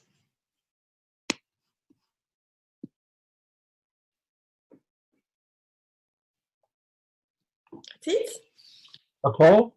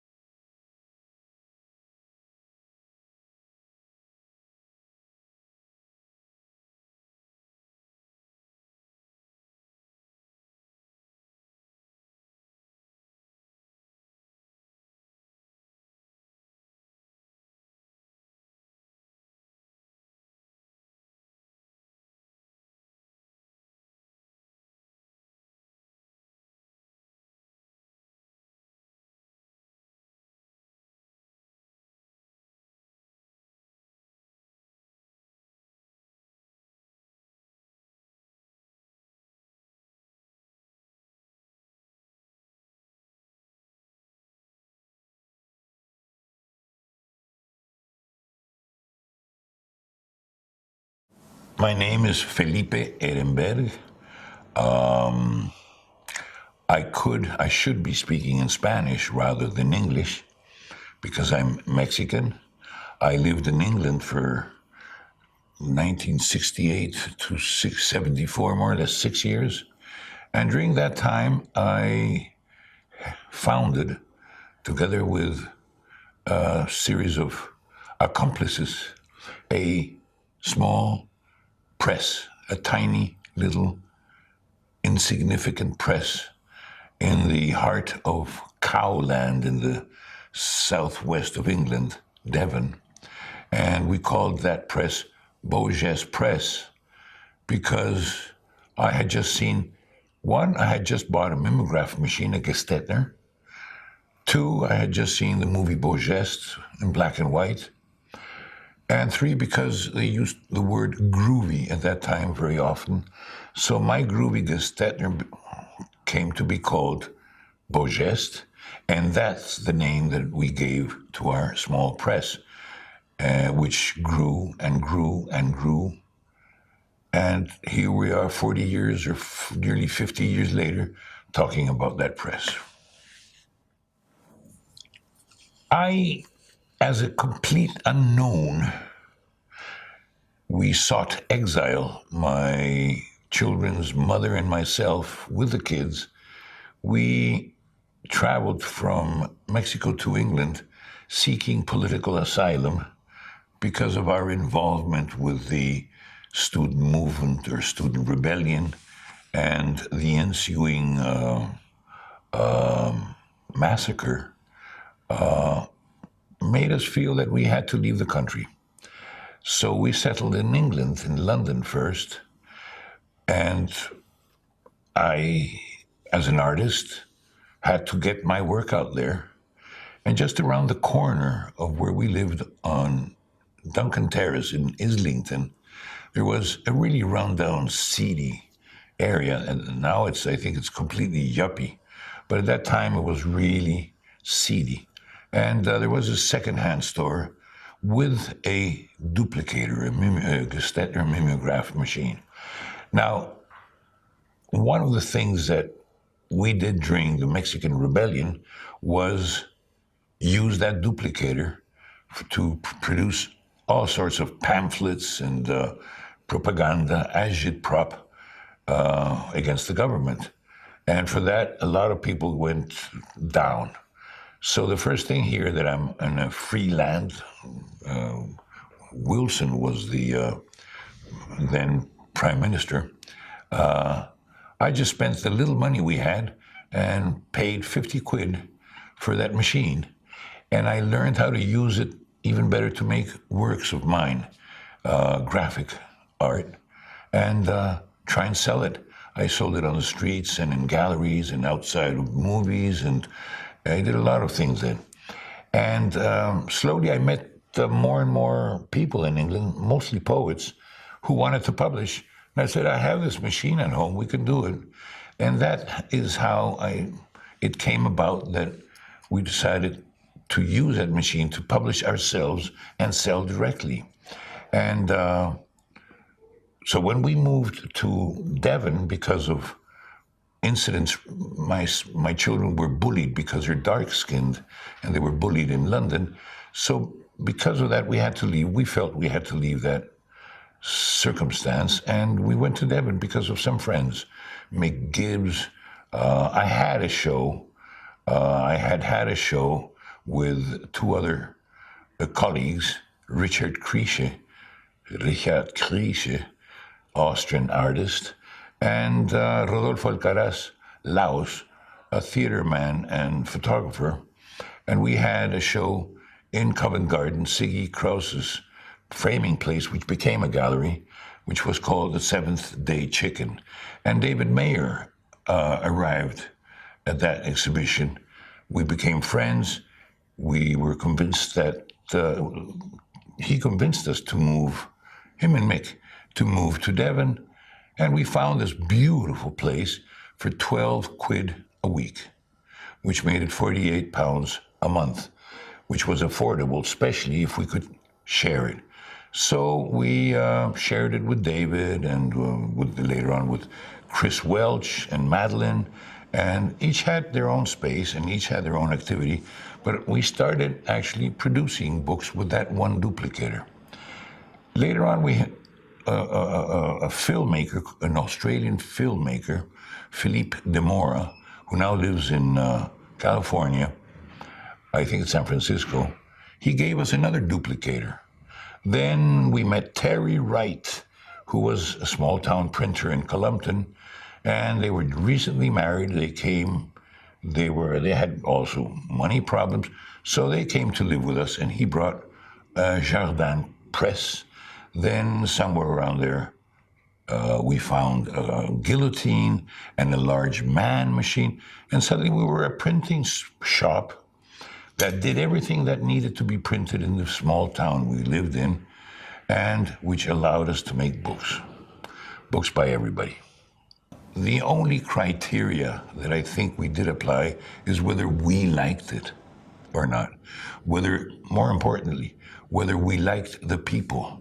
Because the authors or creators or artists or whatever you want to call them, the deal was that they would make their own books with our machines, and we would go half and half. We would distribute one half of them, they would take away their other half, they would pay for the materials. And I evolved a financial scheme to make the press grow. So that meant that we had to like them, that if they came to make the book and were nice, they could stay and make the book. But if they were dirty or haughty or misbehaved in one way or another, then we couldn't work together. So that was our real criteria, whether we like each other or not.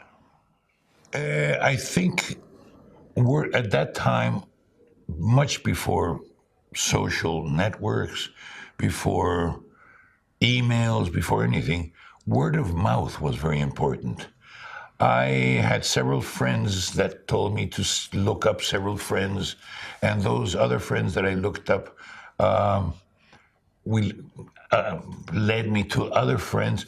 We started the press pretty well a year and a half after we arrived. And that first year and a half, I was desperate.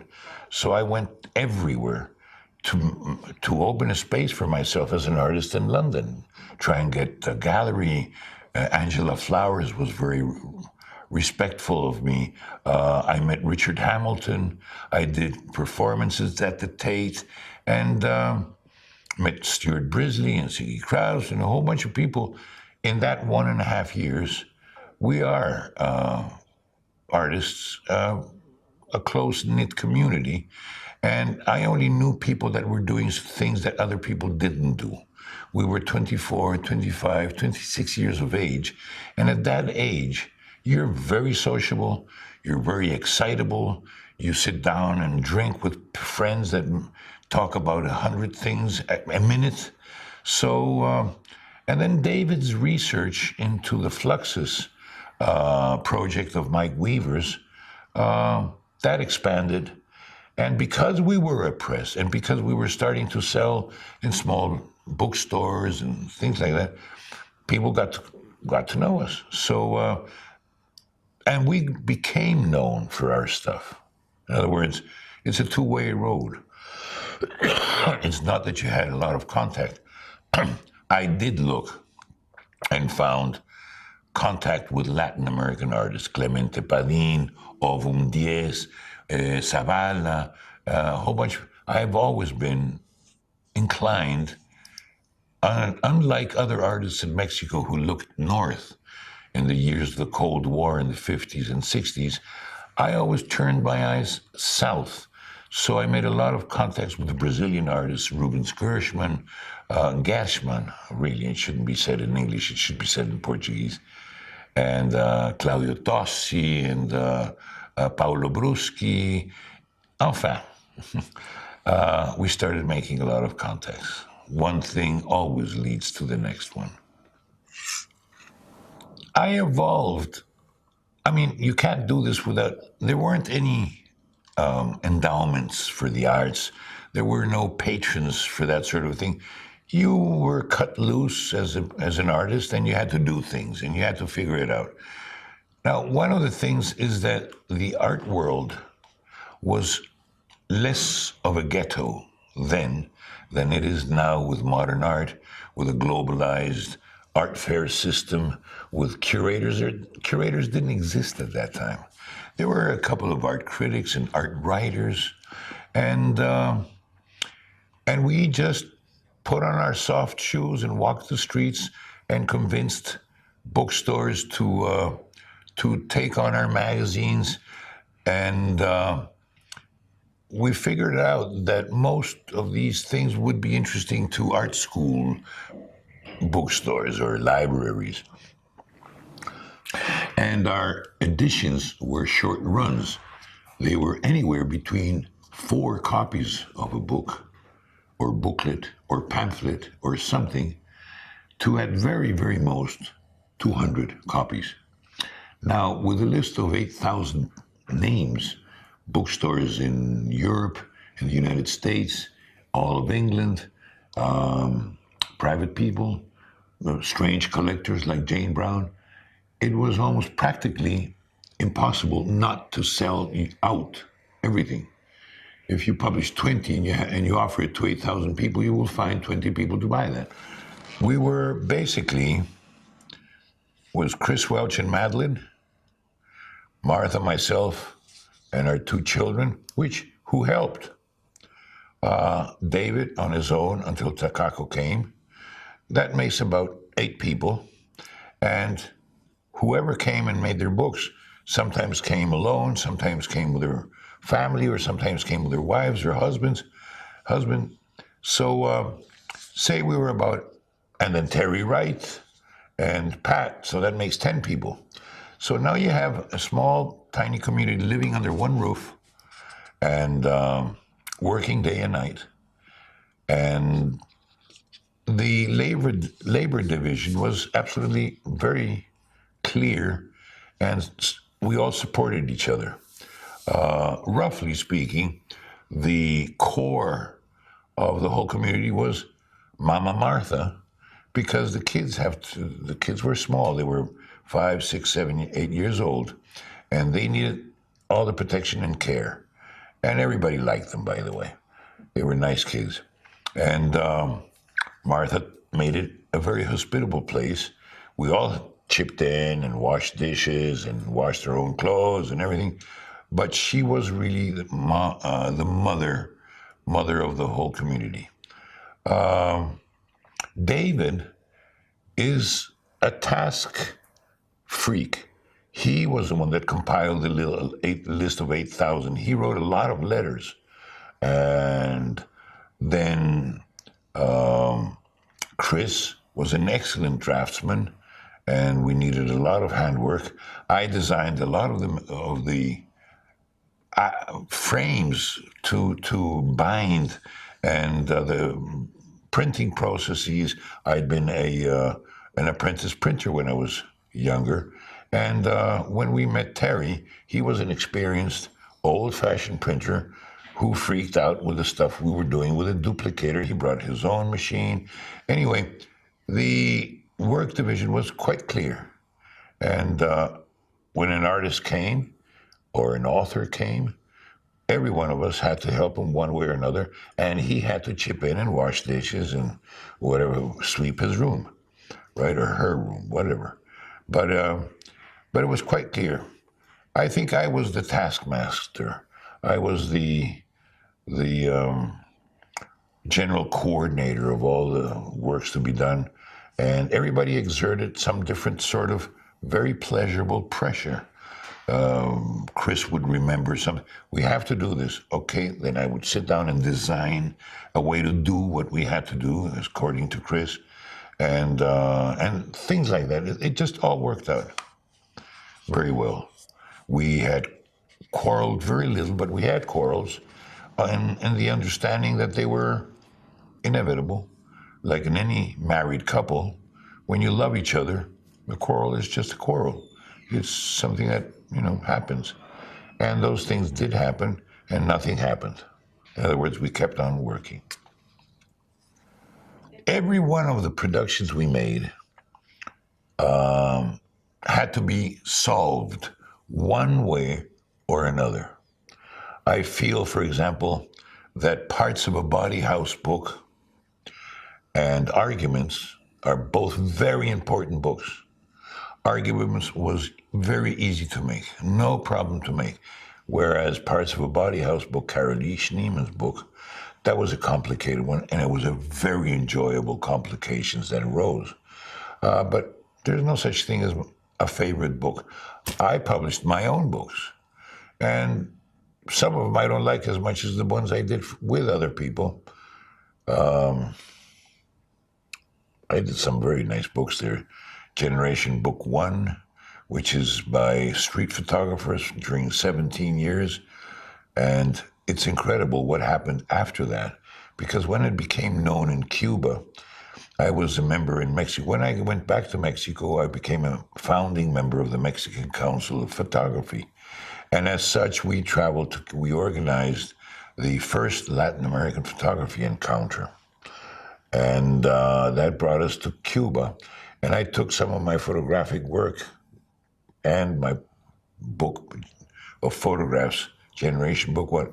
It was remarkable because there were still street photographers in Cuba, and the serious revolutionary photographers had never paid attention to them. But the book inspired them so much that they started paying attention to that, which in turn produced a couple of North Americans went to Guatemala and made a beautiful book on street photography there. But the first book was the one we printed at Beau.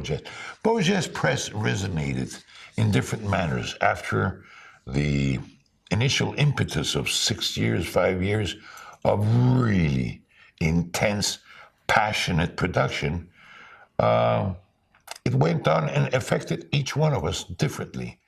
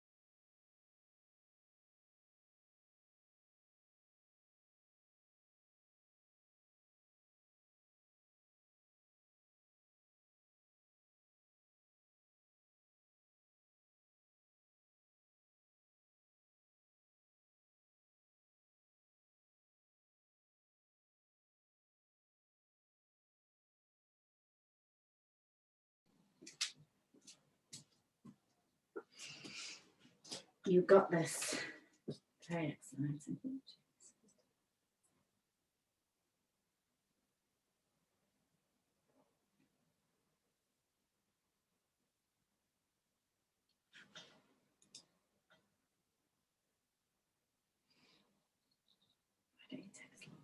I just did, honey.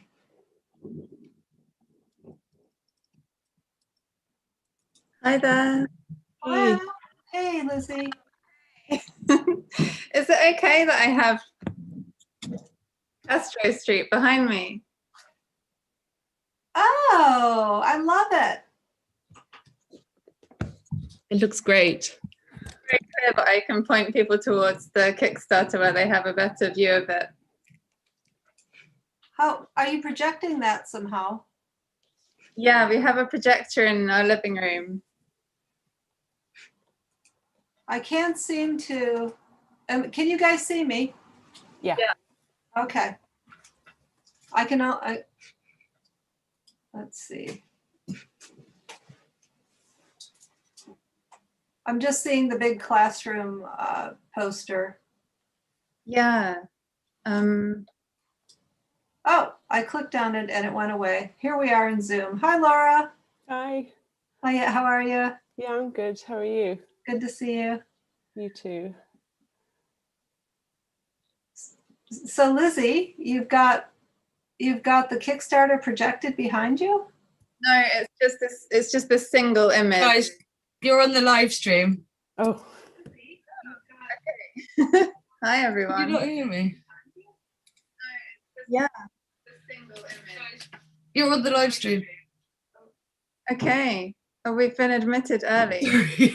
Woo! maybe should we start and then wait for, hopefully Michelle will join us soon. Yeah. Why don't we begin then? Okay. Yes, we're here already.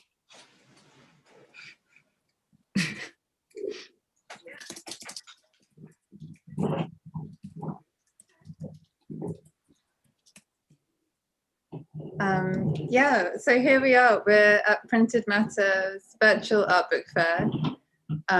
We've been admitted early and we're streaming live, so we've just learned. I'm an editor at Bookworks, which is a contemporary arts organisation established in 1984, consisting of a publishing and commissioning department and a studio specialising in binding, box making and multiples. Based in London, we are dedicated to supporting new work by artists and writers through projects initiated by invitation, open submission, and by guest editors and curators. Activities include publishing and artist surgeries and workshops held by both the publishing department and the studio.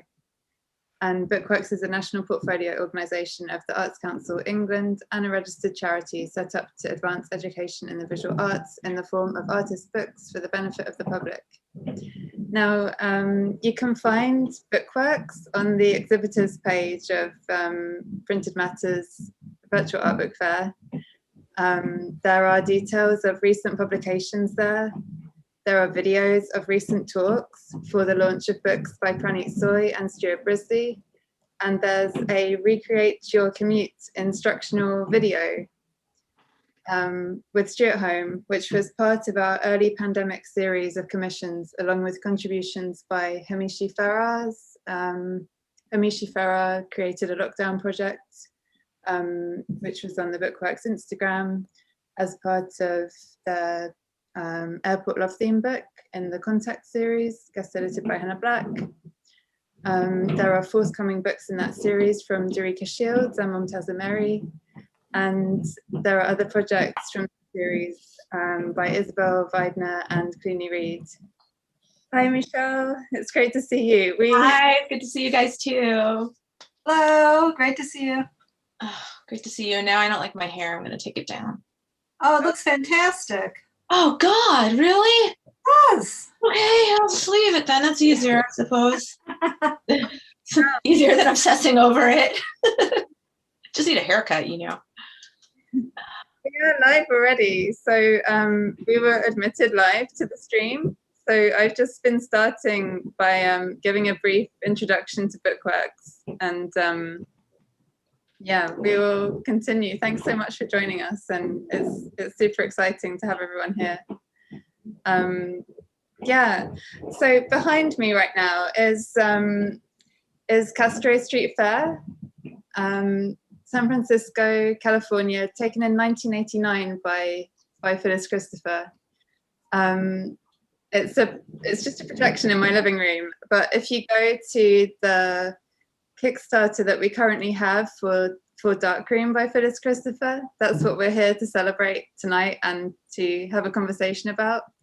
Go to kickstarter.com, Darkroom by Phyllis Christopher, and you'll be able to see that picture in a much more vivid form, along with a really beautiful video with Phyllis by Kate Sweeney, introducing the project and its history.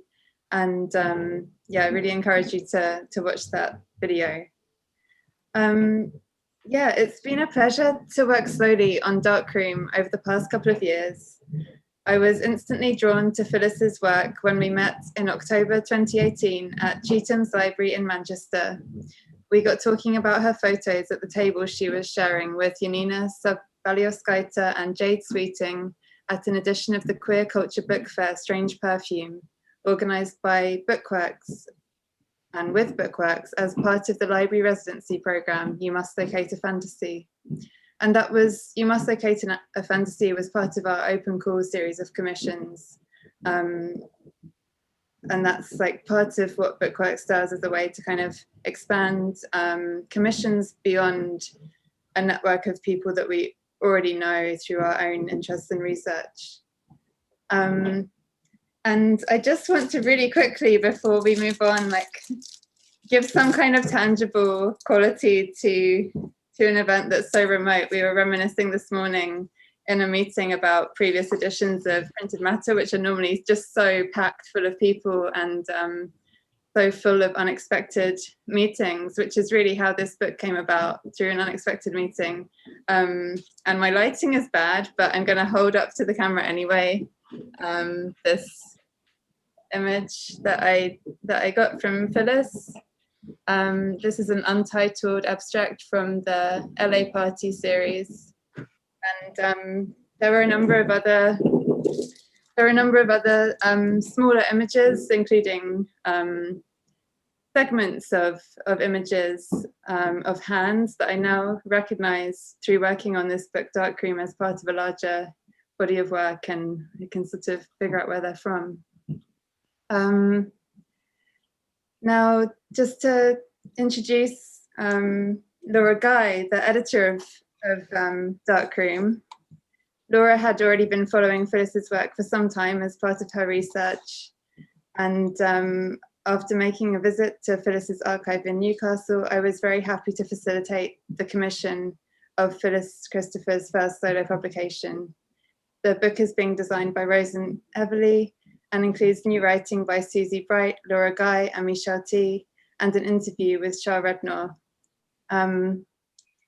Yeah, this really follows a huge amount of work prior to this commission, and there's been sort of threads of this work and its kind of surrounding context in Deep Down Body Thirst, which was curated by Radcliffe Hall at Glasgow International in 2018. There was a Resisting Relations event at Goldsmiths that Laura was part of organising. There was Hot Moments at Auto Italia, which I really encourage you to search. That was a brilliant exhibition. And there's also Michelle T in conversation with Juliet Jakes at the London Review of Books bookshop.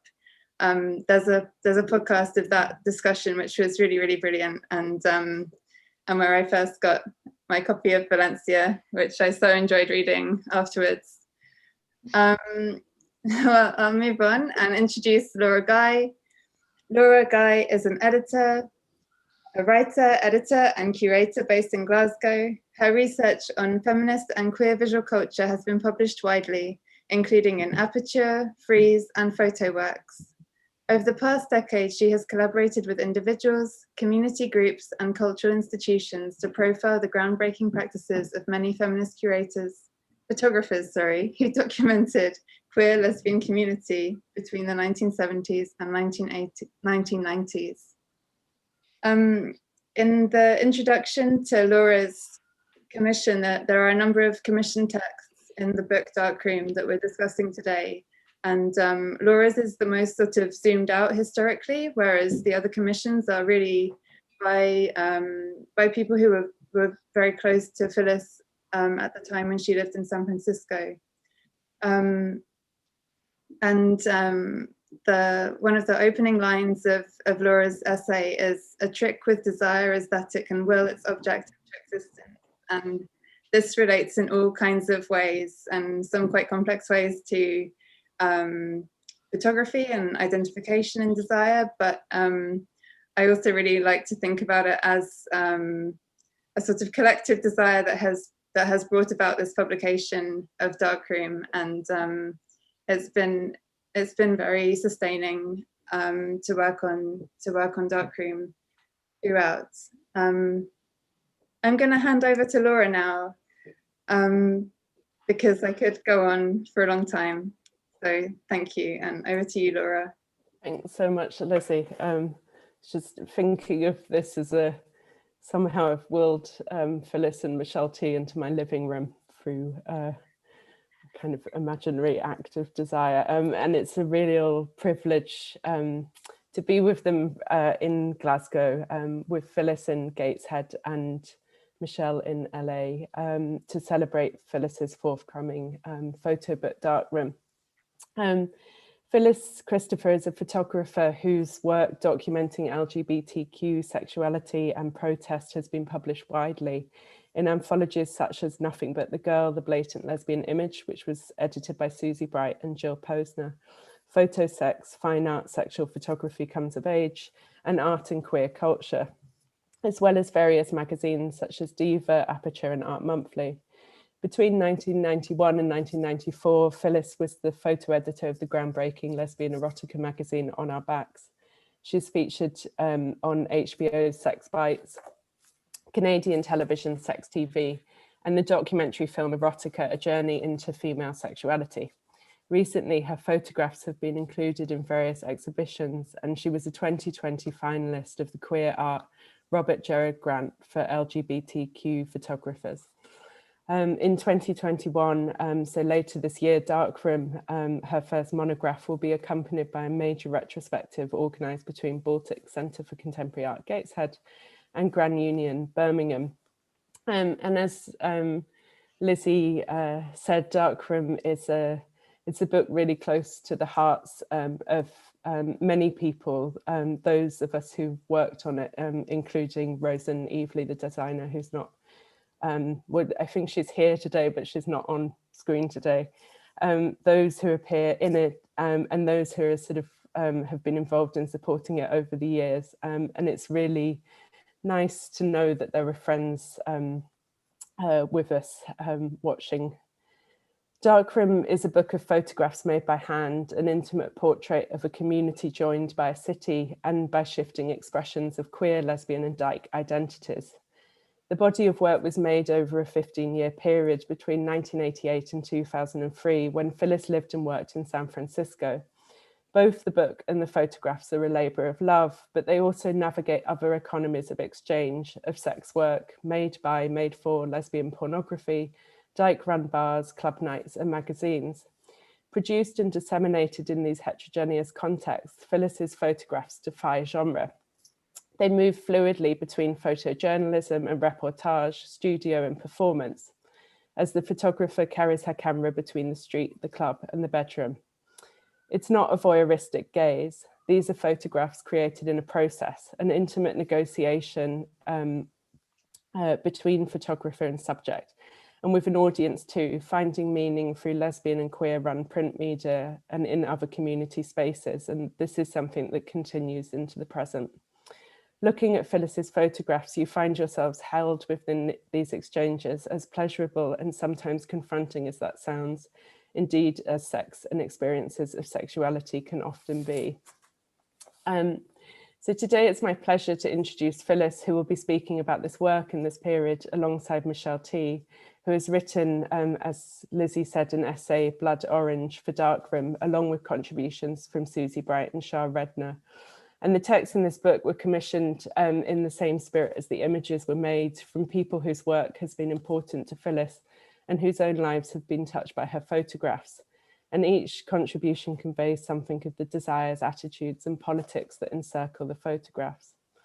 In 2000, Michelle published her second novel, Valencia, a book that also witnesses a time of immense creativity and pleasure, emotion and energy in and around San Francisco in the 1990s.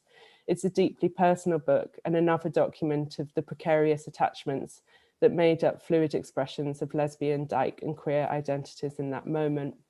It shares with Phyllis's photographs a sensibility, even if the aesthetic registers are quite different. And it shares an extended community too. Looking at old copies of On Our Backs from the early 2000s, you encounter both Phyllis's work and Michelle's essays and horoscopes, another gesture to the way in which no hard and fast lines can be drawn between different kinds of cultural expressions at this time. Also, like Phyllis's photos, Valencia touched queers beyond the city and the 90s, entering a broader lexicon of queer art, culture and subjectivity. It's a book about which many of us have our own stories to tell. Michelle went on to publish many works of memoir, fiction, criticism, journalism, and on astrology, including The Chelsea Whistle, Rent Girl, Transforming Community, How to Grow Up, a Memoir, Black Wave, and 2018's Against Memoir, Complaints, Confessions, and Criticisms. Among many other things, she was a founding member of Sister Spit, of Radar Productions, and of Mother Magazine. And she hosts the new podcast, Your Magic, on Spotify, bringing spirituality, humor, and heart into our houses in these strange times. So I'm going to hand over to Phyllis, who's prepared a slideshow of her images. And then Michelle will read an excerpt of Blood Orange. Please introduce yourselves in the chat box, and we'll be tagging questions to ask to Phyllis and Michelle after this conversation. Thanks so much.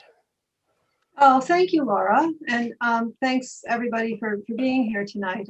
I love when you read, Laura, because it always reminds me of things that I've totally forgotten about, that I was in On Our Backs with Michelle at the same time. So thanks for putting things into historical perspective. So I prepared some slides to sort of give an overall feel of the 90s and my work, and why I felt it was important to photograph sex. I'm gonna start with,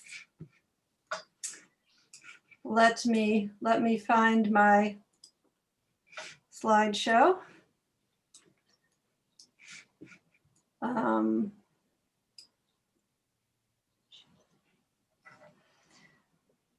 Right, so when I arrived in San Francisco, there were the protests constantly. So this would be about, this actual photograph I think is 1990, but I arrived in 88. And by the way, am I sharing the screen? Can everyone see this? I can't. You cannot? No. Oh, sorry. Okay.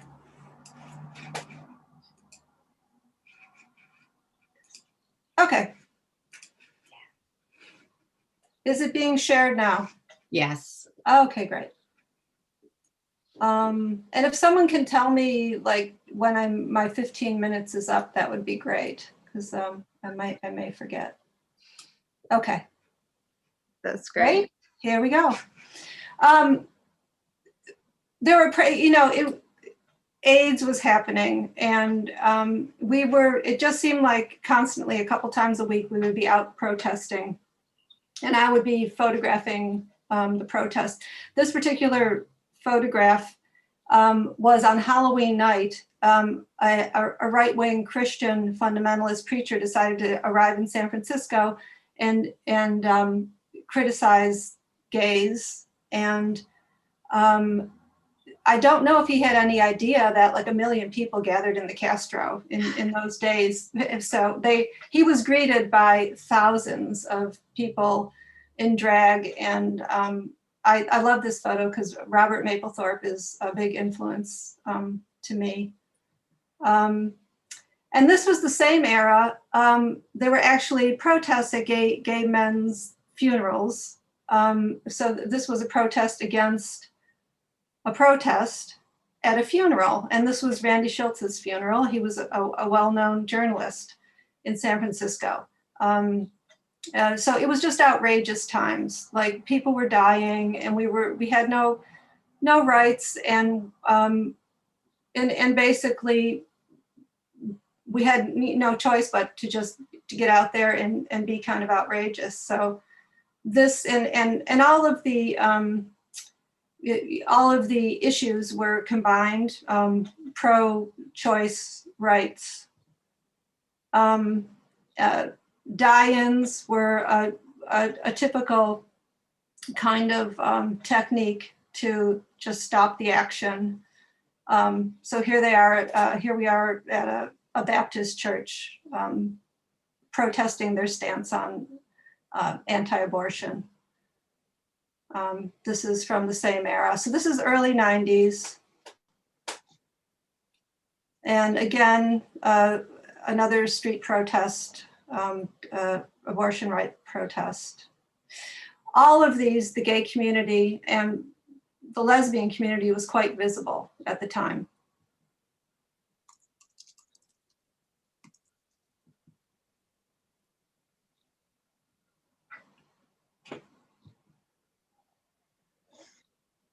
And here is the organization Queer Nation decided to go out to Concord, which was a suburb, still is a suburb of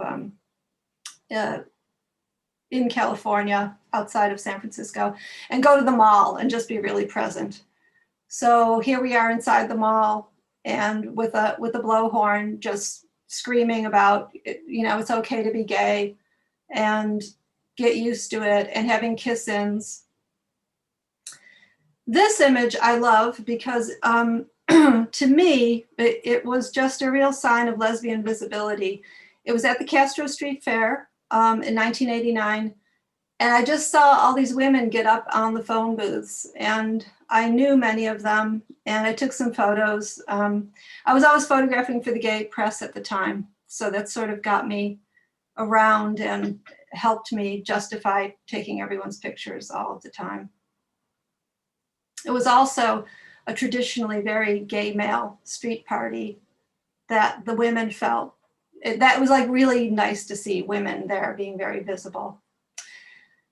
So same street party, Castro Street Fair, an early image of Linda Perry from Four Non Blondes performing. And this was a band called Mermaid Tattoo. Tons of women's bands. It was very exciting.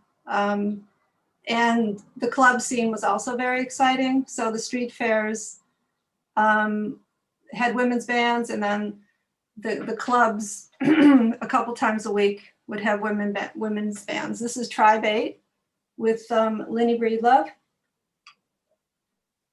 wearing a dildo, which she was famous for. We can talk more about that later. And more of Tribe 8, Leslie Ma, the guitarist. So while this was happening, there were also lesbian sex clubs.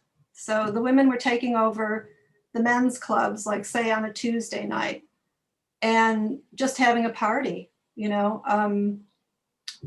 was really fun. And I'm like a really shy person. So though I was dying to go, but I don't think I would have felt completely comfortable unless I had my camera. And I was photographing for The Advocate, which was I don't know if The Advocate's still around. It was a gay publication out of LA. And an early image of Elvis or Syllabus, one of the first drag kings that I knew of.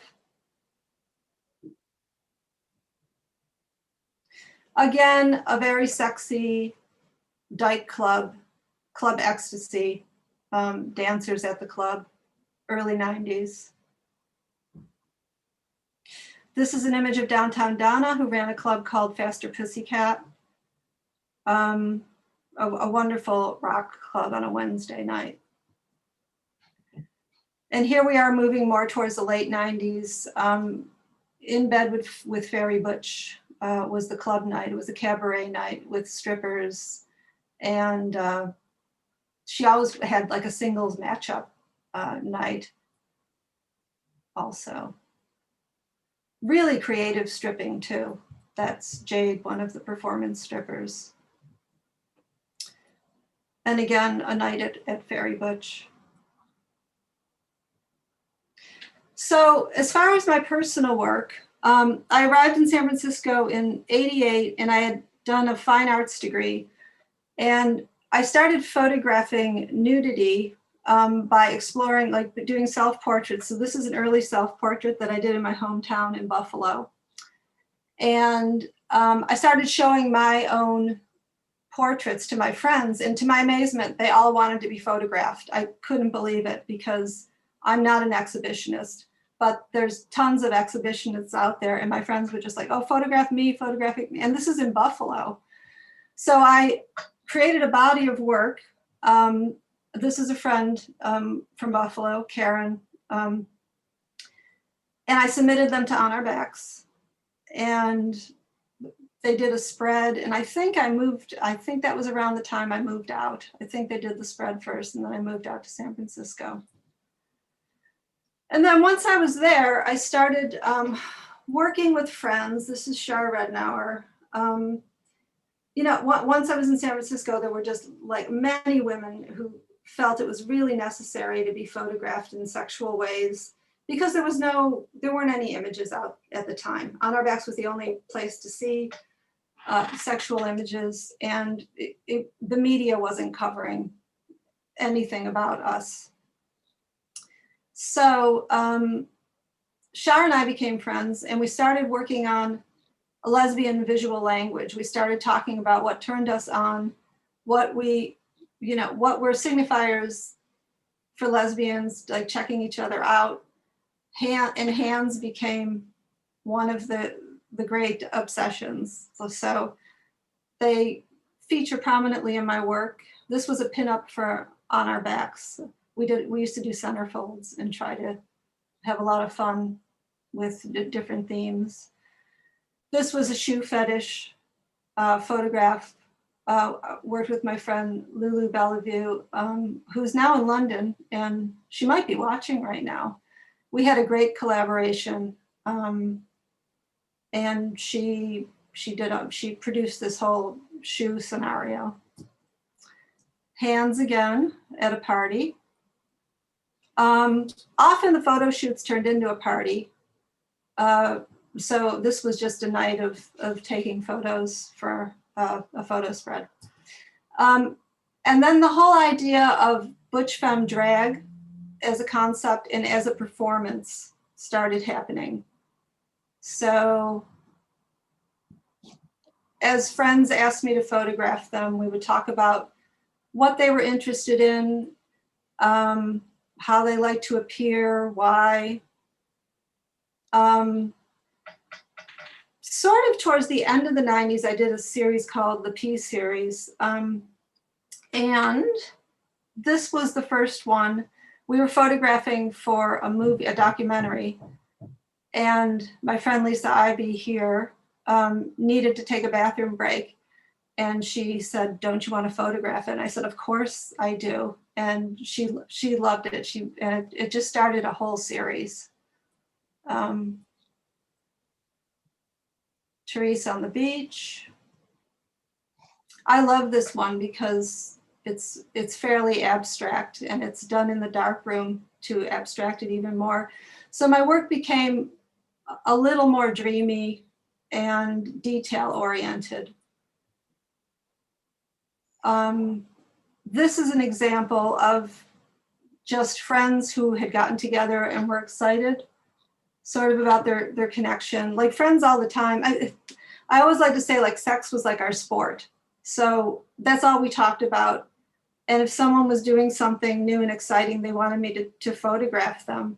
And that sounds a little weird now, but that's what we did. So here's an example of two friends of mine. The early throes of love. same photo shoot. And then I've included this photo because it looks really outrageous. And some of the photos look posed, but this wasn't posed. This was actually real sex happening outside on a pickup truck in the hills near the ocean.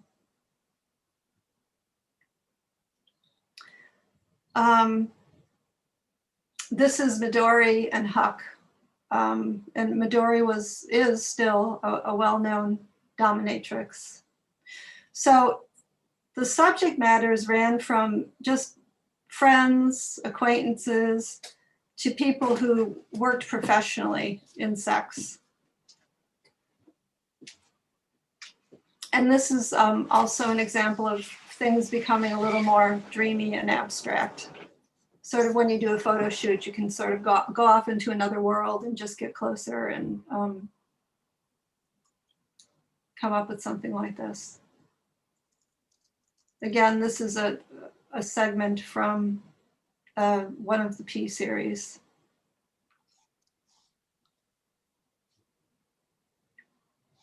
And here also a detail that I really like. And then I just thought I would end on the Dyke March, which was, as far as lesbian visibility goes, it was just like such a great party every year. I think I was probably at the first one, and it was maybe 1995 or 94. And it was just my friend Chris Kovic in a pickup truck. And then it turned into like thousands of women every year.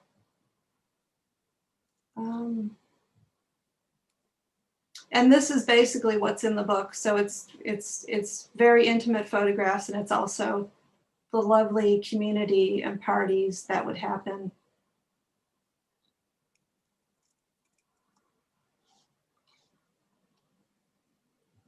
So there we go. So if we want to have a discussion about anything. My phone's going off, and there's some great comments coming in on the chat as well. Stunning photographs, such a moving body of work. Thank you. I love this sense that sex was our sport. Thanks for that. So Michelle is going to now read an excerpt of her essay and contribution to Phyllis's book, and then after that there'll be time for Michelle and Phyllis to be in conversation. And if you have any questions, anything you want to put to either of them, both of them, let us know, and we'll ask that in the last part of the session. Thanks so much, Michelle. Thank you. I'm just gonna fix my little thing here. Cool. Wow, what a joy, like true joy to just see all of this work and hear you talk about it, Phyllis. I'm so excited about this project and thrilled to get to participate in it. So I'll read a bit of this piece called Blood Orange, which I named because my friend who I moved in with when I moved to San Francisco, I sort of ran away to San Francisco, as so many people did in the era, barely intending to be there, certainly not intending to stay. And then it became my life and such a defining factor of my identity. But I got a text from him while I was starting to work on this. And he said, oh, I had a dream. He's very psychic. I had a dream that you were reading a piece called Blood Orange, and we were all in San Francisco and in the bars, and there was all these people there. And I was like, oh my God, you're so psychic. I'm going to name it Blood Orange and make it real. Okay. I was so sad the apartment I moved into did not have a roomy iron claw-footed tub like everyone else's apartments. But still, I did magic as I soaked. I tore into blood oranges, a fruit I hadn't known existed. I squeezed their juice into my bath and sent the rinds sailing, ruddy little boats. I dusted cinnamon into the water. A Santeria store my new best friend Heather frequented had held bins of scented bath salts. One was called Dreamboat, and it smelled so good I thought I would pass out. I dug the metal scoop inside and almost cried as the scent wafted up. I shoveled it into a bag, tossed the bag in my purse, emptied it later into the bath water. I prayed for love. I wanted to know about it, the concept of it, sexy love. I prayed for sex, the power of it for real. The streets of Mission felt clotted with it, thick as an exploded molasses factory. We were stuck in it. Some of us were drowning. Some of us would not make it. There was so little we could have, visible queers, dykes in the 90s. There was truly so little of the world available to us, but we could have each other. We could gobble each other up. I was obsessed with obsession, with the notion of it, the possibility of every stranger I glimpsed, and I glimpsed so many I had to close my eyes to rest them against the glare. Finally, I fell in love. It was requited, and together we set out to pierce our nipples. Everybody was poked full of holes, hung with metal. Cunts jangled like a neck full of dog tags. Making out with someone was like sucking on marbles. Clit hoods peeked coyly from behind lush labia, the silver catching the light of bedroom candles or bar top lighting, depending on where you were displaying your pussy. I watched someone, maybe Denise, who I caught in one of the photos, lace her labia together atop the wooden bar at Muff Dive at the top, on Fillmore in the Lower Haight. At the stud, I watched a metal skewer penetrate the soft cheek of a girl, if that's what she was, with ram horns etched into the sides of her skull. It traversed the hollow, dark space above her tongue and emerged, splitting the skin on the other side of her face.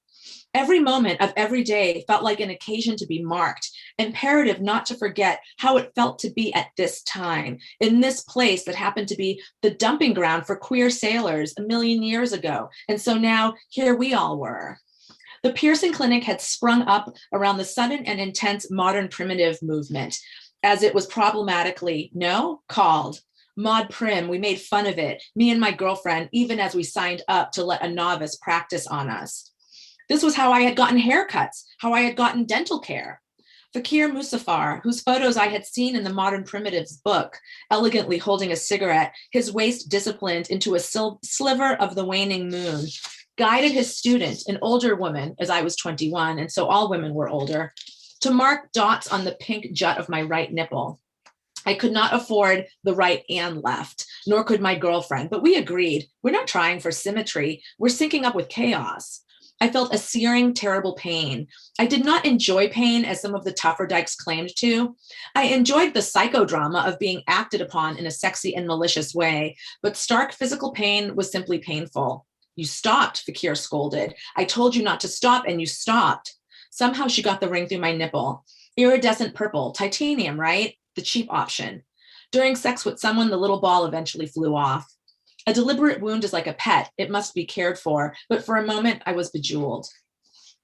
Seeing tits everywhere seemed to promise an extraordinary sex. If disrobing, part of the ritual of normal sex, was happening in public, what might happen in private? Lenny Breedlove, chest bare at a Tribe 8 show, a dildo swaggering fatly from the fly of his leather pants, a Bowie knife wrapped in his fist, about to slice it off. Good thing all the dykes worked at the dildo warehouse, providing an endless stream of free dildos to raffle off or give away or castrate in a moment of queer punk performance art. I took my shirt off to paint the back walls of the Bearded Lady. Silas offered pizza, beer to anyone who wanted to help. I think I was naked in a pair of vegan, pleather, combat-style boots from Payless, painting the walls blue, and eventually fighting with my girlfriend in the doorway out front on 14th Street. Normally sensitive, I grew more so when drunk, loved to roam the crystal caves of my emotions, but it always ended a real nightmare. Why get so naked to paint a cafe, though? The revelation that one could, and the ones who gave the least amount of fucks ruled the day. Random displays of lawlessness confirmed that the rules did not apply to us. Literally, they did not, as we were forced to break them regularly for survival, as queers, as sex workers, as drug enthusiasts. Our shirts came off at obvious spots like the Dyke March, where our power was flexed so hard no one would step in to make us cover up, to cuff us and drag us to jail like it happened in the desert. I took my shirt off while dancing too, because it was hot, and this was fine at the stud, of course, but I was kicked out of the Cafe San Marcos, a badge of fucking honor to be ejected from that trash can, and again at some warehouse party where 1,000,000 speedy fags danced topless all around me. When a culture insists you are wrong in a severe and basic way, you are inspired to look at all the other blameless things the culture villainizes, and what is closer and more on point than our actual bodies, source of our queerness. So while we're tearing shit down, let's get naked. After I was ejected from the cafe, I sat, still sweaty from the tight crowd, on a bench outside a coffee shop on 18th. A couple of older fags walked by across the street, stark naked, holding hands.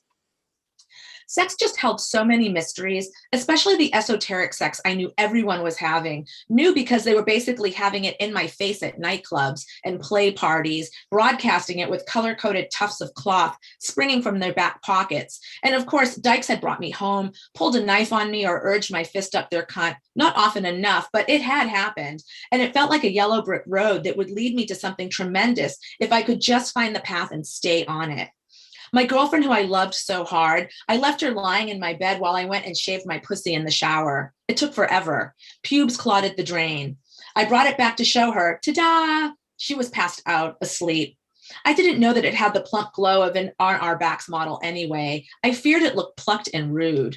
When my girlfriend teasingly referred to herself as daddy, I felt a sharp thrill rack my body, but she was only kidding.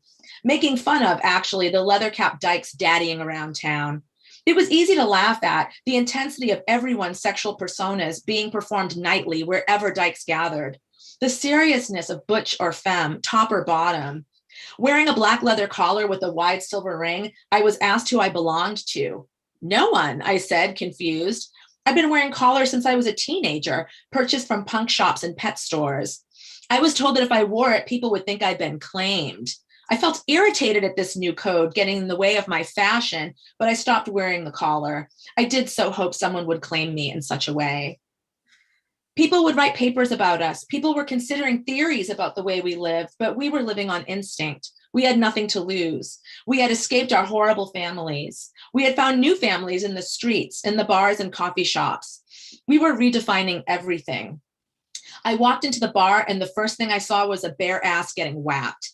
I love crazy women, a dyke proclaimed, and everyone agreed. We all loved crazy women. We all were crazy women. And for a moment, we held that particular wild joy until it made way for other joys. For not all of us were women as it happened, and not all of our crazy would stand the test of time, would age well. Some of our crazy would get us sick, get us killed. A lot of this crazy would need to be reckoned with, healed, managed, kept alight in us like an eternal flame that flickers endlessly at a shrine, devotees making sure it doesn't set the place on fire and never, ever goes out.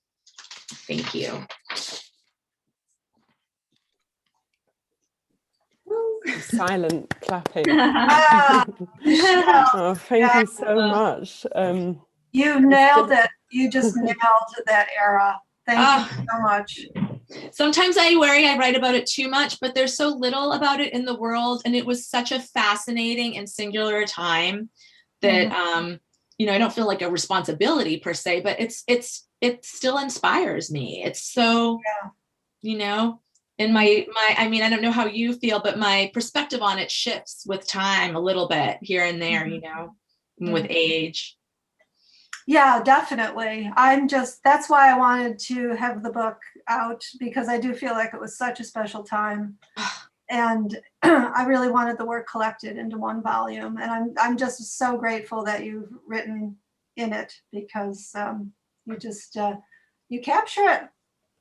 I was honored. I love it. I love your work, writing to your photographs like it was music or something. It was so enjoyable, so much fun. You know, when I was looking at your photos in the slideshow, I was wondering, like, what was it like to have these private moments with these public events? You know, like for all of us, we went out and it ended, but like you kept continuing to have this experience of it. It was almost like you got to sneakily capture, you know, like the club or the, you know, the street fair, and then just kind of go home and continue. I imagine that it continued to live for you in a way that it didn't for everybody. I never thought of it that way. I as a photographer, it was like a candy shop. I was just thrilled and amazed that I had so many things to photograph, and it went on forever. It went on for a good 10 years until it felt like it didn't need to happen anymore. But while it was happening, it was the most exciting and natural thing in the world. Because there were so many women that, and I've told this story many times, but there were women who came to San Francisco, and one of their objectives was to be photographed sexually. because they weren't seeing it any other place. And they would go to Castor Street to the On Our Backs office, and they would come in and they would just like show us their piercings and just say why they wanted to be photographed. And it was a really special time, and we all understood that. That is so cool. Yeah. What do you think? It's so interesting to hear you say, you know, it went on for 10 years and then it didn't need to. Like, what do you think happened? Like, what do you think happened in the culture? And also, did you also feel like, okay, I've done this subject as much as I could do it? Like, what changed? Yeah, I was partly that, but I think the internet happened, and I think there was a lot more communication between lesbians and the queer community on the internet. And as odd as it sounds, the L word happened. And I think as much as problematic as the L word is. It's another reason to hate the L word. Another reason to hate it. Yeah. It was visibility. It was lesbian visibility, and the times changed, and we did get more rights. And as the 2000s progressed, I mean, I don't know, all of a sudden I turned around and, we were able to be married, and I've adopted a son with full rights. So it didn't seem necessary anymore. Although I do hear from younger dykes that they would really like a forum for sexual education and conversation.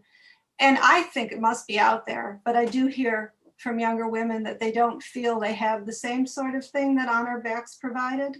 I feel like there's something quite, like on the one hand, you can sort of map, like a sort of progressive, like model of kind of LGBTQ history and the sort of greater visibility and greater rights. And then on the other hand, like one of the things that I think both of your work really speaks to, and is like certainly something that's like happening not only in the background of Valencia, it's like in the fabric of that novel, is thinking about like gentrification and all of these kind of like the government response or lack of response to HIV/AIDS, the like forced closure of certain queer spaces. So there's this kind of there's this other history which is being sort of played out, which is about the and I think the internet kind of plays into that as well, Phyllis, but sort of like the ways in which kind of possibilities of that moment, not to over romanticize it, but get kind of closed down. And that maybe that's something that a younger generation are sort of finding, or a kind of intergenerational sort of revisitation of this work, which is like happening at present, is sort of thinking about like what were those possibilities that still feel so relevant and still feel so like absent from political life and in our lives. I guess that was like something like Phyllis's partner Kate had said something so nice about after we first read your text, Michelle, about like this kind of set of scenes that you seem to like write through in that text, and as though they're these kind of scenes that like could have found their way onto the onto film, or like into Phyllis's images.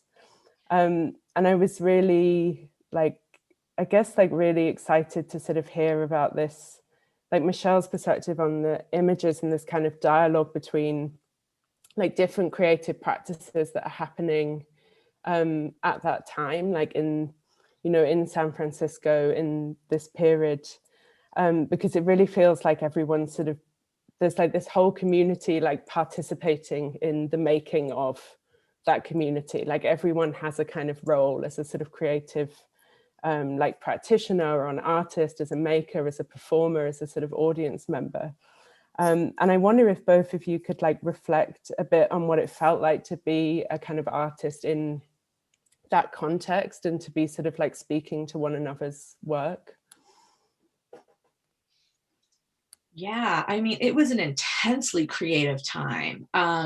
Everyone was in a band or was a poet or was doing performance art or, whatever they were doing. And all of the spaces were creative spaces. I mean, even the nightclubs, you know, I wrote a little bit about Junk, which was a really great nightclub, and they would have performance art just sort of randomly happening. And the way that sex was so performative, I mean, there was like these sexual performances that would be happening, sometimes spontaneously, but other times like really truly like staged out, like high, you know, sex S&M, BDSM performance art kind of stuff happening.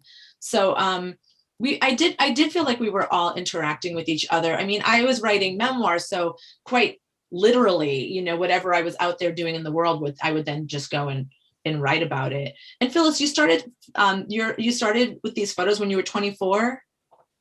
Yeah, I started, I think that's when I was finishing university. Yeah. So I started doing sort of self-portraits and interested in reinterpreting the nude, and then moved on to friends very quickly. Yeah. Yeah. That's when I was I was like writing Valencia when I was like 24 also. It just it's such a great, I don't know, age to just take in the world so intensely, you know. Yeah, it's a very important age, isn't it? Like you just really have the fire in your belly, and if you're in the right place, and that was the right place to be, it was very fertile ground. Had you known that before you got to San Francisco? You know, I came to San Francisco from Boston, and I had done some zines in Boston, and I remember it just synced up with Maximum Rock and Roll, which was this big punk zine. They would do zine reviews, and my zine came out, it synced up with they did a special queer zine review, which was amazing because there wasn't queer anything, you know, like we really were just to see anything, a regular magazine, even though it was punk and underground, just to do a queer issue, you were like, oh, wow. And all of these zines they were reviewing were from San Francisco. And when I got there, I was like, oh my God, that's that person who made that zine. Oh my God, that's that. And it was like, all of a sudden, it's like I'd walked into a movie set, and all the characters are like real people and like my neighbors. It was so tremendous. Yeah. I think the economy of San Francisco at the time was very important, because what happened and what did end this to a large degree is that no one could afford to live there anymore. 100%, yeah. 2000s, right? So everyone scattered all over. But for almost 10 years, you could sort of make it. And I think it's interesting because when you moved to town, didn't you move like just around 16th and Mission? Yeah, my first place was on Albion Street, which is a little side street right between 16th and 17th Street, really in the heart of everything is what it felt like. And I lived on Julian Street. Don't worry, we're not going to go down memory lane too much. But that was the same. That's where you moved. It was like really inexpensive, very less. $250 a month I paid. Yeah. For my giant room. Yeah, it allowed artists to live there and to make mistakes. And we had to work our asses off anyway, like at other jobs. But it really was fertile ground to do whatever you wanted to do. And people were, and also there were a lot of clubs, like you're saying, that would allow you to do whatever you wanted to do. Yeah. So, and that's very upsetting. And I know there's other towns, everyone's moved to other areas, and I assume there's scenes like that now in other cities. Certainly. Did you know when you were documenting all this, did you get I mean, obviously you were inspired and you were having a great time. Did you have a sense about the importance of it, that it would be of lasting but of lasting historical importance? Yeah, I felt it was real. I could tell, like I would get this feeling like I was photographing something for the first time. Like, and that's an incredible feeling for a photographer to get. And it stayed with me. So that's why I wanted the work collected together. Yeah. Did you have that sense when you were writing? I kind of did. You know, when I was a teenager, I was like obsessed with like New York City, the East Village in the 70s, and like punk and that whole scene. And I was so sad that I was like too late for it. And I always really admired like underground scenes and those sort of first person radical writers who tend to be men. Like I was really into like Jim Carroll, you know, in the Basketball Diaries, and I was really into Hunter Thompson. And there wasn't a lot of female like forebears in that way. There was Cookie Mueller, and I did obsess on her, but it really felt like, oh, like there isn't a lot of voice that is, that this is something's happening here. And these people are real and they're living such interesting lives and so fearless, and there's no documentation of it. And it gave me, I think, a lot of bravado to do the kind of writing it gave me discipline, the sense of that something important was happening and it needed to be documented. And it's there's that, if you're writing memoir, it's very easy to be like, who am I? Like, why does anybody care about my life? Like, it's really easy to do that. But it kind of overrode that for me, because I was just like, whoa, like, this is something nobody even knows this is happening. This was like, we are generating as much material, creative material, as like the Beats did, more so than the Beats did, because everybody was doing really amazing stuff. And because we were women and queer, nobody was paying attention. It's like, come on, get real. Like, half of the beat writers sucked. You know what I mean? Like, there were a few really good ones, but it's like, there's this whole movement centered around like 3 people. Whereas what was going on, in San Francisco, there were so many incredible players. There was there was Shar Rednar and Jackie Strano. There was all the people of Tribe 8. There was, Harry Dodge at the, the Bearded Lady. There was Chris Kovic, who was making work and putting on shows. There was the Lunacy Women's Performance Project, which was doing incredible performance art events. There was Cindy Anderson and me doing Sister Spit. I mean, it just went on forever. There's Ace Howard, who was also doing photography. Boom, boom, boom, boom, and to feel like nobody was paying attention to us, it gave me a lot of fire to document what I could. Yeah. And it gave us a lot of freedom too, because yes, it was before the internet. So you could come to San Francisco, change your name, say goodbye to the family and do whatever the fuck you wanted. Yeah. And be in a magazine and not have to worry that it was going to be shown all over the world. Totally. Oh my gosh. Yeah. So, I mean, I think, so I worry that, like, today people really police themselves. Gosh, I'm so sure that you're correct. How they portray themselves with their cell phones. And there was just, in clubs, you went into a club and you could do what you wanted because no one was going to take a picture unless someone asked first. Yeah. So I think that's another reason why the work spans the way it does. Yeah. Yeah. So no, please go. Well, I guess I just, in relation to that, I had a question about, I guess this sort of, this kind of thinking of this sort of contemporary context, maybe of what you've called policing, Phyllis. And I was just wondering about the kind of context of censorship in which you were working, like both from, like one of the things you described, Michelle, at the beginning of the essay, Blood Orange, is sort of coming to San Francisco from this sort of background in kind of lesbian feminist politics. And so there's also this sort of background of not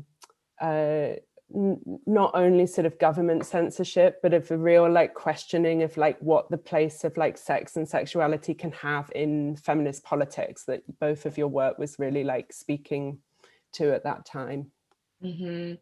It's true. I did have a run-in with very rigid anti-sex kind of second wave feminist thought. And it sort of, it hit me at a time, I sort of became exposed to it during a time when I was dealing with sexual abuse. And it's almost just like I was so vulnerable to be radicalized in a bad way almost, And so I had really taken a lot of these like feminist texts, which I think are interesting to look at just for the historical progression of like cultural movements and feminism, but as a way of life, they are very anti-pleasure, anti-truth, really. It's like I knew the kind of creature that I was and what my desires were. And then I sort of read all this very anti-sex, anti-SM, anti-trans as well, feminism, and sort of was like, oh, okay, well, I want to be a good person and a good feminist. So I'm going to, get in line. And, I guess I'm just fucked up from the patriarchy that I want to do these like dirty things. And then I got to San Francisco and I just couldn't resist the joy everyone was, radiating in their explorations of their dirty sexualities. And it was just incredible just to feel like, oh, wow, look at these people. I mean, they're clearly really feminist. I mean, they're feminist outlaws. Like, these are people who can't get jobs because their, you know, gender presentation is so irrepressible. Like, it can't fall into step, you know. It's like, it was just a really radical time. And I saw, rather than just reading these, you know, theory books I'd been reading, I saw enacted around me, you know, the practice, you know, the practice of like a truly radical queer feminism that was sex positive and, you know, obviously, you know, focused on consent, but that said, anything was going, explorations were going everywhere. Nothing was off limits. And I loved that. It was so inspiring. Did you have any sort of like run-ins, Phyllis, with like second wave feminism that you had to sort of shake off? I mean, I hadn't realized that the lesbian sex wars had just sort of happened, right?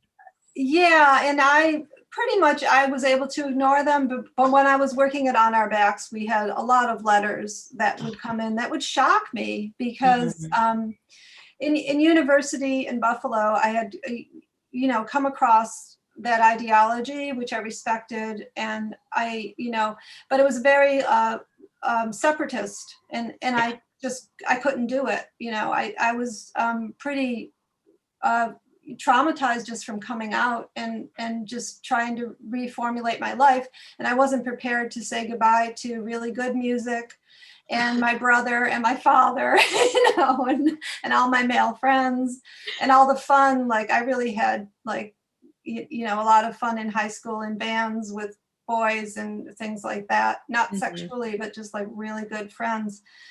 So San Francisco was just, it always felt like 30 years ahead of the East Coast for me. Yeah. It was, you just went out there and you just thought, oh, here, you know, this is where the grownups are. And I want to be a part of it so bad, you know.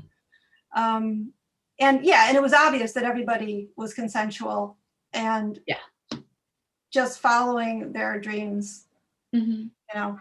So, yeah, but as far as the work went, like anything went, and that was obvious. Like, I would meet friends and people who just wanted to photograph whatever they were doing, and it was always fascinating and very, so cool. Very un-PC. Yeah, yeah.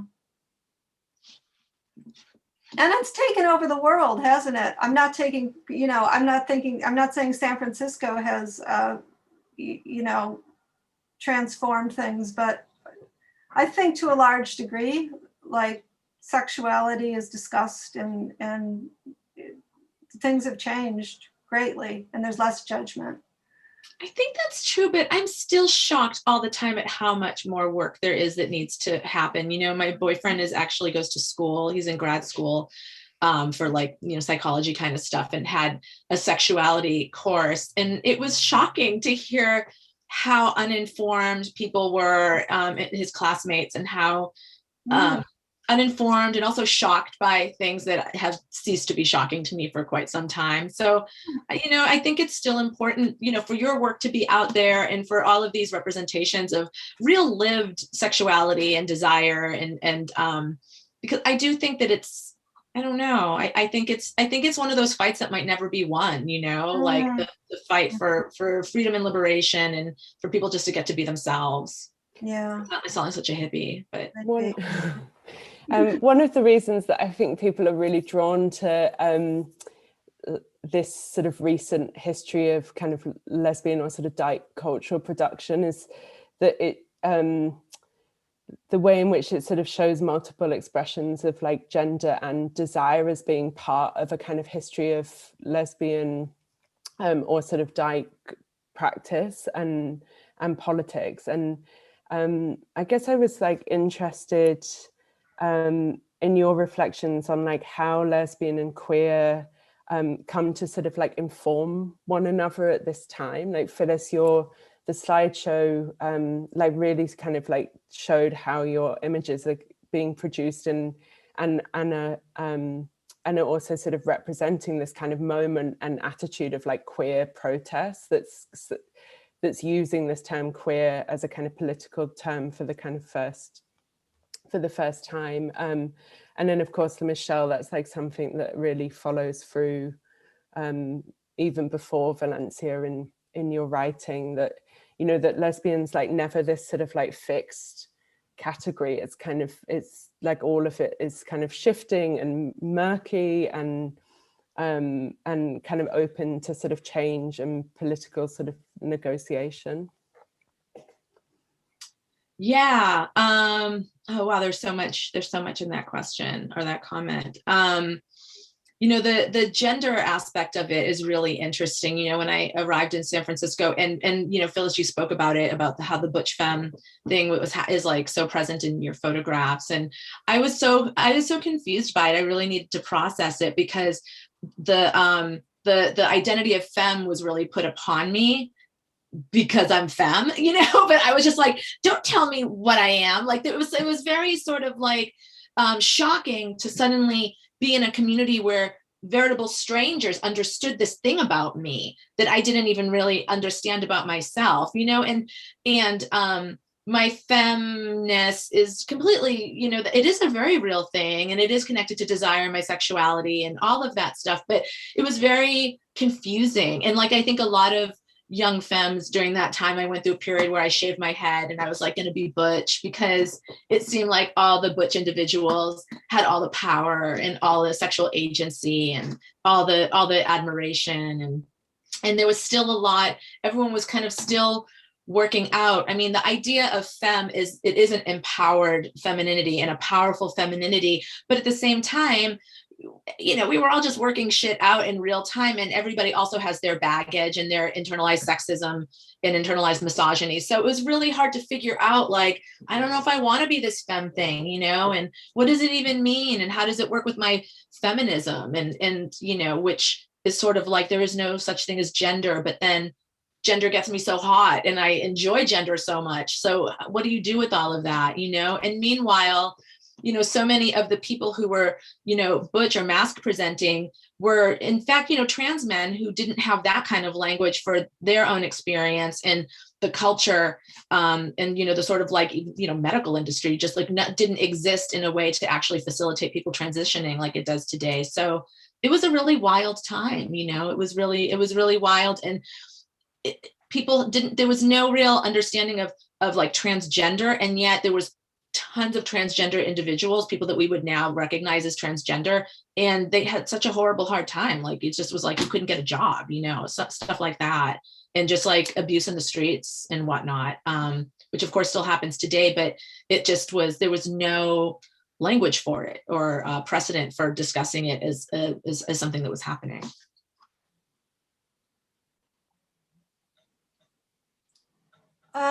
Yeah, I don't, I don't know how to respond to I'm done. I do remember like everybody seemed to have to fall into a role, and it almost at worst points it felt like high school. Yes, I agree. Like, I wouldn't have been allowed to go out with a femme woman because I was perceived as femme. Right. That was like the most uncool thing you could do. But the butches were all like sucking each other's dicks, you know what I mean? So like that was okay, but yeah, totally. Yeah, I agree. Yeah, so I do take your point that perhaps the butches had power because in that scenario in San Francisco, because they sure didn't have it anywhere else in the world, and for sure had a really hard time walking down the street in San Francisco. Oh, yeah. Power is relative. I mean, power like in our tiny bubble, but certainly no power, you know, outside of that. Yeah, but we were just trying to figure out our lives. We were trying, my generation was just trying to have successful relationships. So we were happy to name things and try them and fall into roles. And if that role didn't work, you know, I have a friend who's like, you know, a little bit more masculine than you would say if you had to put her on a continuum, but she took femme classes just to explore that and try out different roles. But we allowed everybody to do that. We really did. We really did. You know, like polyamory and all sorts of different situations. It was all about how are we going to reinvent our lives to have pleasure and to have successful interactions with people. Totally. Have you mentioned hearing from younger people that they wish that there was, you know, more sort of like instruction for sex, you know, the way that On Our Back sort of provided culture and information. Have you observed other like interest in this moment of 90s queer culture that was so dyke centric among young people? Like what I'm wondering what you've observed in that. Why do you think they're I guess why or what, you know, just I don't know, any whatever it brings to mind, whatever. Yeah, I just know, which is also part of the reason why the work resurfaced again, is that I started getting a lot of people visiting me and wanting to look at the work and writing theses about the work. I think it speaks to, I think Laura can really talk about this too. I think it speaks to the political environment right now.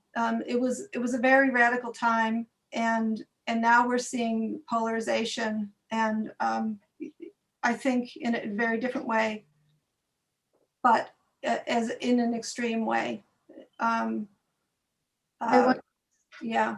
I wonder if you could talk at all about the role of the hand, Phyllis, and your photo with Chris Kovic's hand, because one thing that Shah Rednauer says in her interview contribution to Darkroom is she calls her time of arrival coming to San Francisco as part of the beat writer generation and coming to it predominantly for the writing and finding her way through that into the community you were arriving into San Francisco for. But yeah, this there's this kind of time specificity to it, and then in Laura's contribution to the book, we also hear about non-synchronicity and how perhaps the encounters you're having today, partly through print culture, are also facilitating these exchanges, these kind of new exchanges, and that's really something different, and puts it into new context. I wonder if you could talk a bit more about your interest in the hand, and maybe even part of your photographic process as well.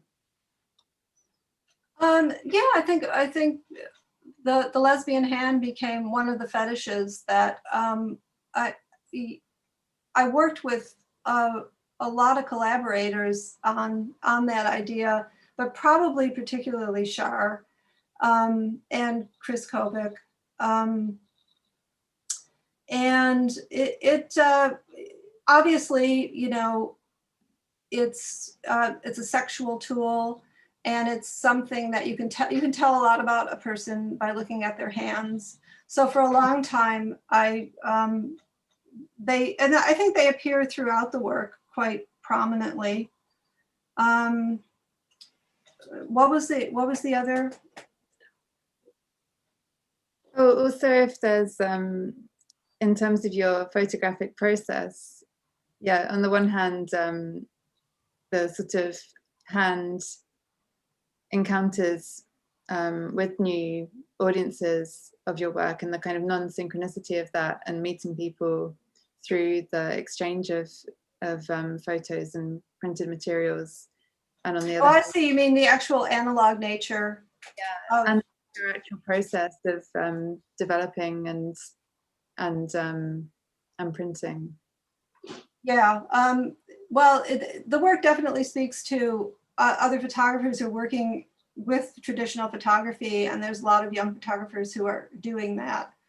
And meeting Yanina and Jade, who produced the retrospective show here in Newcastle, was a big step to get the work seen again.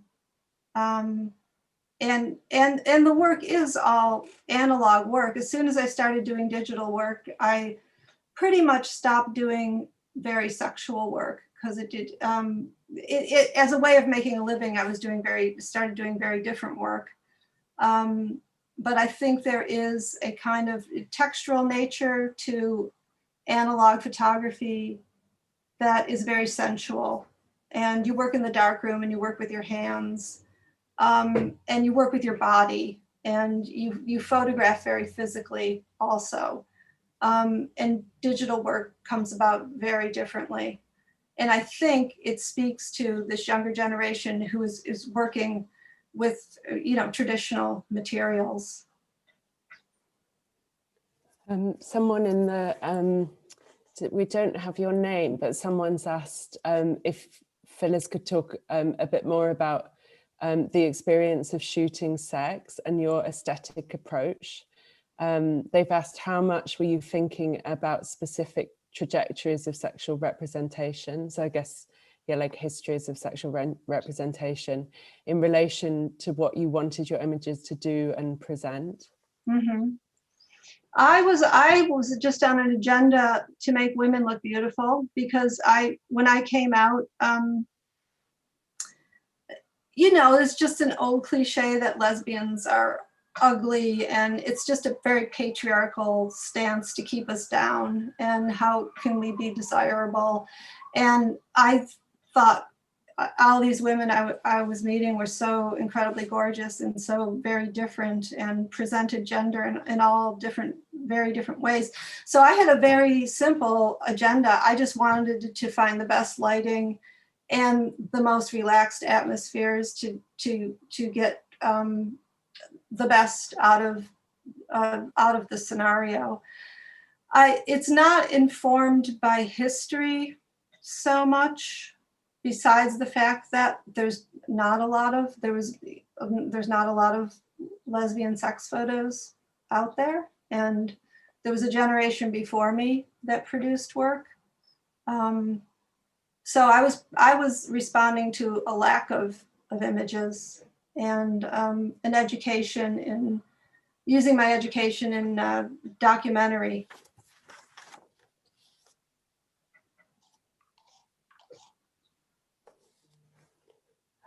Thanks. Yeah, one of the things that I was we were talking about in the lead up to this was, and I guess you've kind of covered a bit, but both of you, but sort of thinking about like this kind of importance of sort of recording and documentary in a way in both your works, although sort of using kind of quite different forms. And it was really interesting to hear you, Phyllis, reflect on how you did have a sense of this being a kind of making a sort of historic record. Who, and I guess this is a question to both of you, but who did you imagine the audience for your work to be when you were making it at that, in the sort of, when you were sort of first making it in the 90s or kind of early 2000s? Yeah, for me, it was absolutely lesbians and queers, and it was definitely the queer community, and we didn't care about anybody else. We were making it for ourselves because there was nothing else out there. Yeah, 100% for other queer, like, females or dykes, whatever. Yeah, like I was literally, my writing, I was writing a lot, but once I started doing the Sister Spit weekly open mic with Cindy Anderson, as the host of it, I always wanted to participate. I wanted to read something. So I needed a new piece every week. And I was, writing it for those people in the audience who were queer and knew what I was talking about and would get my jokes and laugh at the right places. And would tell me afterwards, like, oh my God, nobody, I've never heard a story about, us or people like me. And that was so, like, just kept me writing, all of it. Knowing that there was a place to bring it was really important. So yeah. Where did you start? Where did you show your work, Phyllis? How did you show it in San Francisco? Oh my God. Well, it was mostly published. Like On Our Backs was such an important publication for writers, comedians, performance artists, and photographers. So that formed a little bit of an economy. And then Cleus Press used to commission covers. And it was mostly magazine publication at the time. And then as far as shows, there's a book cover. Pat Califia's Public Sex. Yeah. Cafes. I mean, Good Vibrations. I had a couple shows at Good Vibrations, which was a sex toy store. Yeah. Who else that you mentioned that Robert Mapplethorpe was a big influence, and it's really, I can see that influence, you know, Yeah. and I'm wondering like what other photographers influenced you, or even other artists in general that you feel like informed the work you were making. Yeah, I think Mapplethorpe, because he made it seem absolutely reasonable to photograph sex and, you know, underground sex. Actually, a lot of friends in San Francisco influenced me more than the people I studied in school. Sue Evers is an amazing photographer. Lisa Ivy is an amazing photographer. People I studied with, Michael Jang. Yeah, well, and then of course, Honey Lee Cottrell, T. Kareen, everybody sort of played a part, but in a lot of ways, I just wanted to photograph what was happening and try not to be too influenced. Mm-hmm. Yeah. I wonder if you could talk a little about how your role as photo editor On Our Backs played out, and when I visited your archive, Phyllis, I was sat with lots and lots of issues of On Our Backs magazines, and really struck by, I mean, it just felt so dynamic, the exchange between the readership and the editors and the contributors to the issues. Like there were sections of the magazines where there was a review of a book, there was a review of a new porn film, there was a review of a sex toy. And it was so dynamic, and you also got these very vivid letters pages. But also I was struck by how, working on the book now, working on Darkroom, we're thinking so much about the image edit and a sort of a way to read the images through the book. And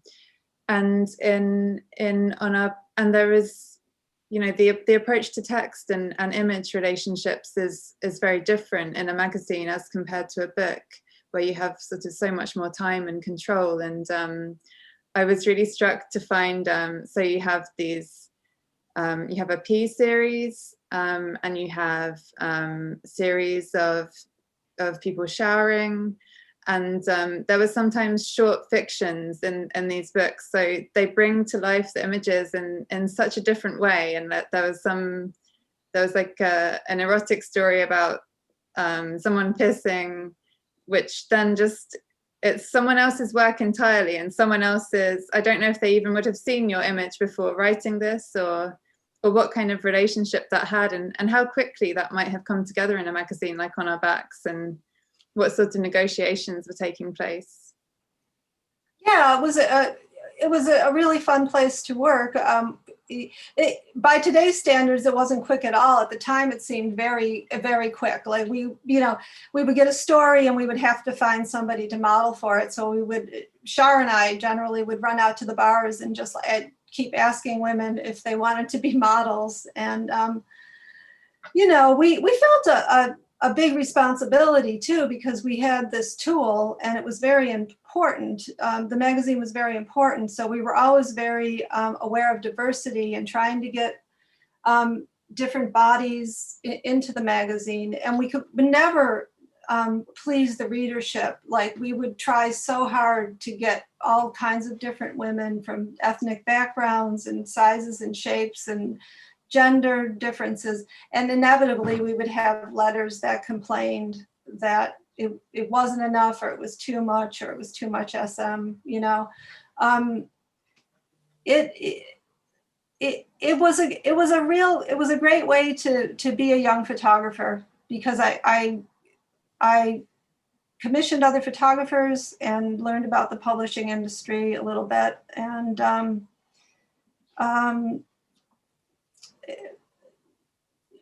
it was like a graduate school of photography.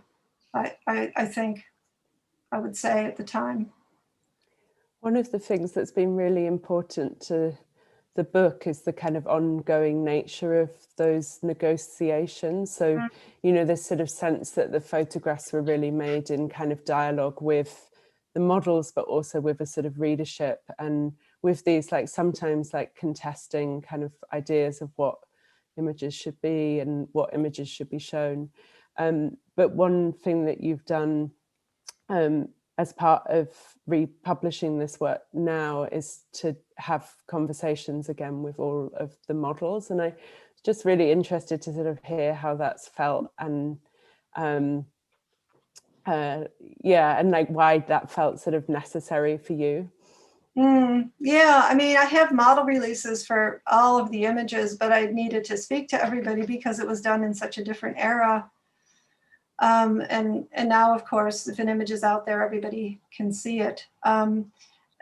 It's been a really nice response. 90% of the people have been overjoyed that it's happening, and they're really proud of that era, and they're proud of what they did, and they want to be in the book. There's a few images that are just driving me crazy because I love them so much and we can't put them in the book. But that's always been the nature of the work. It's always about being consensual, and it was always about a collaboration. It's a community collaboration. So we all want a happy product, and we've had to say no to just a few, but yes to most of it. Yeah.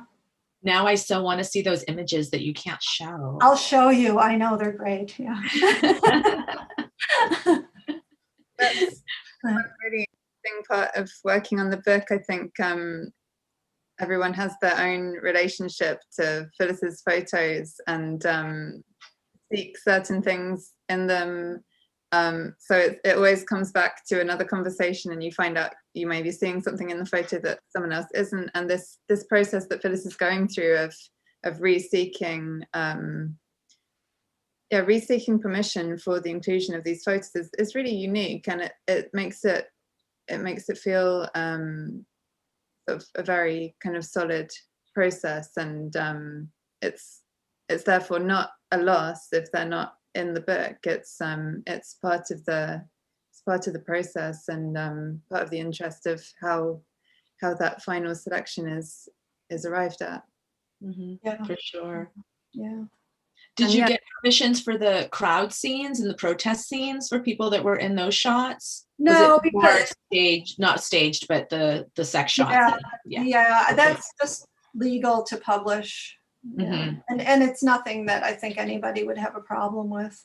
So I hope not. Yeah, for hanging out a third story window with your top off, cheering the back march on. I mean, waving at the camera. I love that photo so much, because that house on the corner every year just had 10 dykes with their tops off, hanging out, you know, without fail, holding signs. So iconic.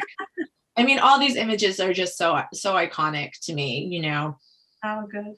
Yeah. We've had some really nice comments from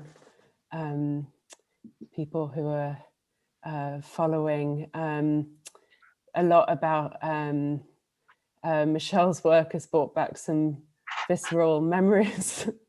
Thank you, sorry. I think it's a good thing. Thank you for documenting and capturing this incredible time. Feels so distant now. I guess for both of you, it's sort of interesting that you've continued to have,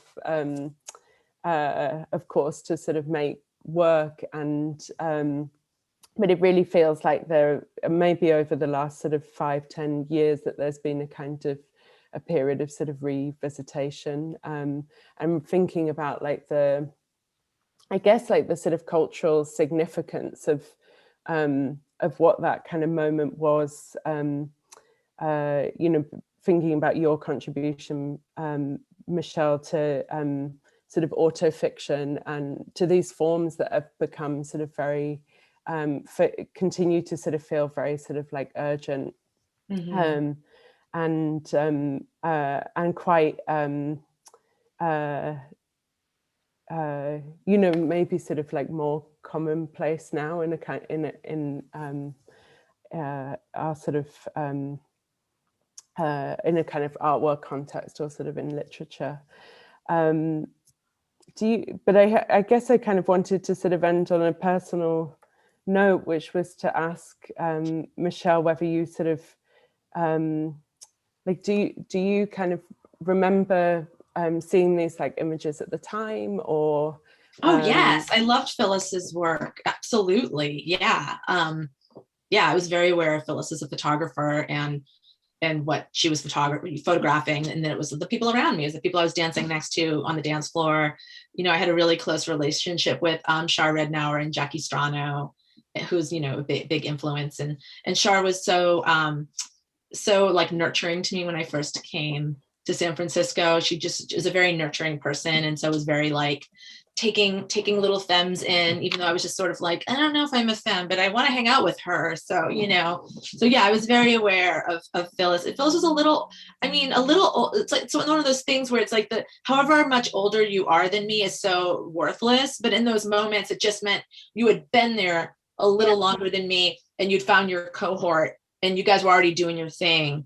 And so it was almost like, you know, if you want to use a high school metaphor, which is not inappropriate, it's like you guys were juniors or something, and I was like a freshman. I was like, oh, you know, they were already kind of doing stuff. They had created a little bit of the structures that I was then going to, you know, they were putting on the shows that I was going to, and then later I would put on shows or be in their shows, but they were creating that culture that I was getting to, you know, take in as a viewer or a listener or an audience member before I started making my own stuff. So yeah, so inspiring, so inspiring. Yeah, and your generation, I definitely remember when you guys came along, because that was the first time I thought like, oh, there's a younger generation. I know, right? It's so disturbing. Yeah. And aren't they amazing? I'm a huge fan of your work, and you would perform didn't you perform at the Cocoa Club a lot? Oh yeah, we did Sister Spit at the Cocoa Club. That's where we first started doing it. Yeah, I love that picture, because the Cocoa Club was this speakeasy, and Fairy Butch, in bed with Fairy Butch happened there. Also those photographs, that photograph of Carlin Fairy Butch with Jade Blue Eclipse that you showed, where Jade's spitting fire. We had Jade also at Sister Spit doing this fire dance, and the women who were on the Cocoa Club, it was owned by these two lesbians. They were like, what are you doing? And we didn't even think to say like, oh, can we have fire performance down here in your, you know, underground basement? Like, probably so unsafe, but they were like, I just was like, what? You know, like, sorry, you know. Yeah. Everything was fine.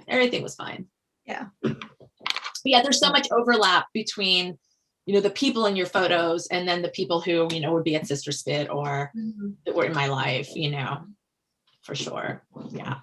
And it's really, I guess there's like something that sort of like happens when we try and, especially when those of us who are sort of trying to like historicize something from the outside, where there's a kind of collapse of all of these sort of generational like exchanges that are going on, and that's something that I think has been really like feels very special about the book, that particularly the text and the sort of dialogue between someone like Susie Bright, Phyllis, Shah, and then yourself, Michelle.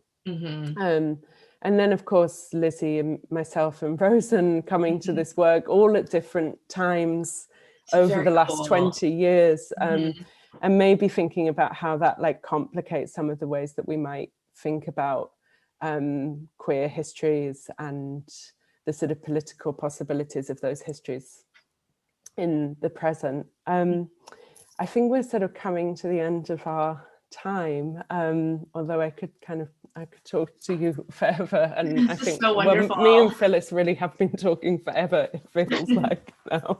But yeah, it's so wonderful to hear you read the text, Michelle, and thank you. it really comes alive when it's spoken, and to hear you, Phyllis, talk about the work. And I guess I just wanted to encourage anyone who has the means to support the project, to look at the Kickstarter. Yes, support the project. There's been an amazing response, and there's various different ways that you can sort of support, but also if you're not able to share the work and to follow the project, those who are based in the UK will have the opportunity to see Phyllis's work in a couple of free exhibitions, and there's also going to be a program of events across the year to celebrate the book. So hopefully lots more moments to engage. When is the show? When is the art being shown? There's going to be a show at the Baltic Gallery here in October, and there's one in Birmingham in September. And I'm hoping, you know, if once I'm able to travel, that I'll be coming to the States to do some, hopefully, definitely California. So, yeah. Cool. Yeah. So, yeah, Lizzie, shall we? Have we come to the end? I think so. I'm not sure if I have the authority to end the. Who has the authority at this meeting? I was just suddenly thinking about certain other exhibitions, like the Celine Gallery exhibition in Glasgow. Like there've been so many brilliant, so much support for this work on an ongoing basis, and it seems to be growing, which is just really, really exciting. So yeah, thank you for everyone whose thoughts and work has contributed to this, and it's really exciting to think forwards towards what other public programs and what other talks and workshops this can instigate. So yeah, this is really just the beginning. So thank you so much. Michelle, I was on furlough when you contributed your essay, and I was like, I'm going to read this anyway, although I had resolutely not been working on book things. So thank you. It was really, really touching and energizing, and yeah, thank you so much, everyone. And yeah, we're going to wrap up now and say goodbye. So this is going to be awesome. How scary. Thanks, everyone. Thank you, everybody. That was wonderful, Phyllis. That was so great. Thank you. That was wonderful, Michelle. Thank you. Thanks, Laura and Lizzie. Thank you, Laura. Bye. Have a good fair, everyone. Okay. Yeah. Goodbye. Bye-bye.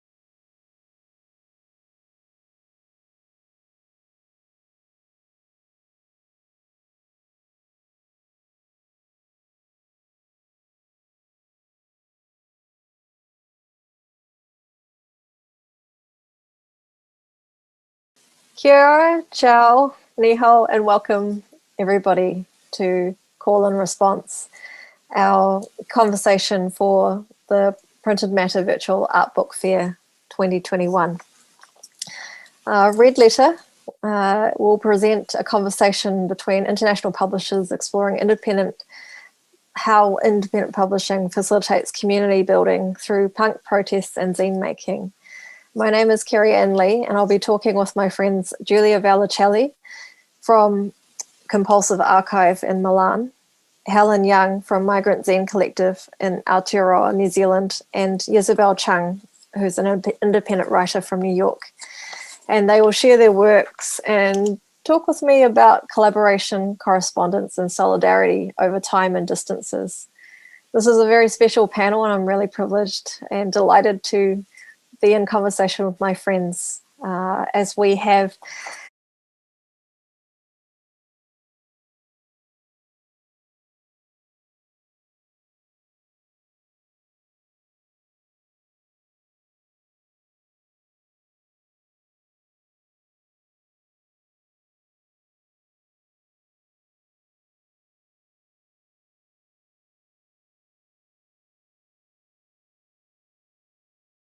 Kia ora, ciao, ni hao, and welcome everybody to Call and Response, our conversation for the Printed Matter Virtual Art Book Fair 2021.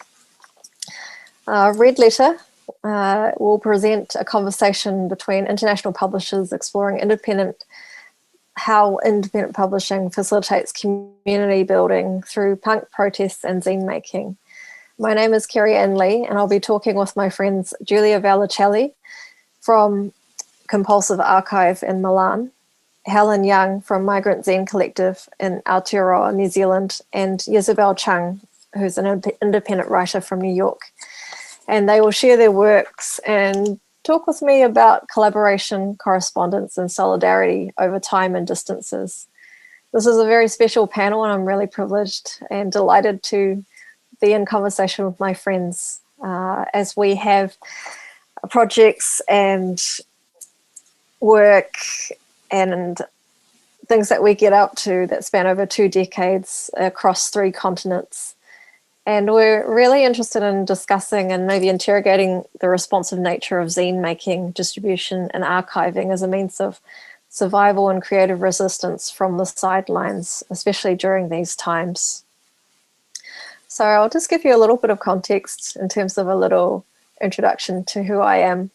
I'm a visual artist, graphic designer, and educator from Porniki, Wellington in New Zealand, and I create installation and print-based works. I've been actively involved in a number of different communities through collaborations, commissions, works, and public programs. I regularly exhibit nationally and internationally, and I've been active with self-publishing fanzines over the past 2 decades and have such titles such as Help My Snowman's Burning, Permanent Vacation, and Alternating Currents. The Red Letter distro is a punk rock mail order catalogue come occasional distro that I founded in 2001. It ran as a printed catalogue, importing international zines, comics, and music that was distributed locally and nationally in New Zealand through mail order. The publications were tabled at punk shows and stocked through selected independent bookstores, comic stores, and record shops. These days, it's run as an occasional distro that I curate, where zines, comics, and artist publications from Aotearoa, New Zealand are things that I share with the world in real life on occasions such as this at the Printed Matter Virtual Art Book Fair. So you've got the catalogue on the left in its kind of raw state that was widely disseminated.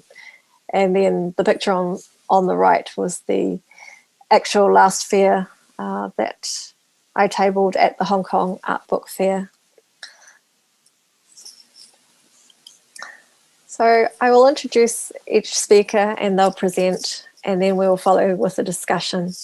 So the first speaker I would like to introduce is Giulia Vallicelli.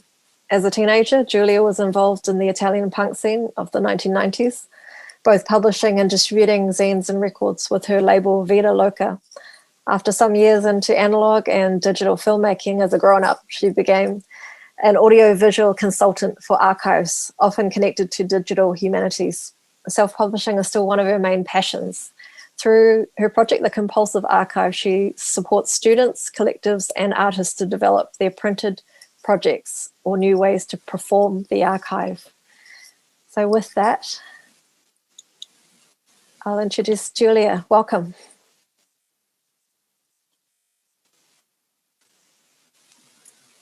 Hi, thanks Kerry for inviting me, and thanks Ysabelle and Helen for sharing the space, and also Printed Matter for hosting us.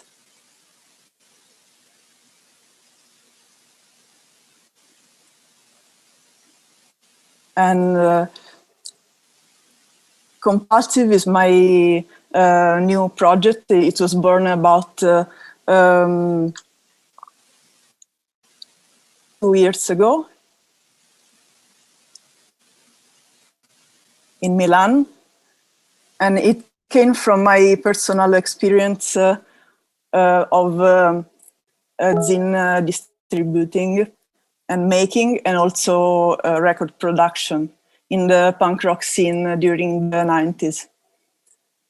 I founded a personal archive, and it's mainly focused on the Riot Girl and Queercore fanzines produced in Italy between the 90s and the 2000s, because I think in my archive you can find many punk zines, but those are the ones that are less known.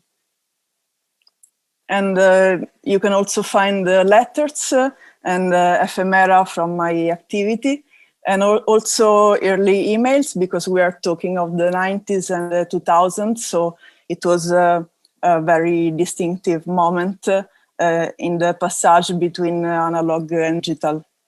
And I also host residencies and lectures, and I help young zinesters to make new publications, and also I also make public readings with the old zines.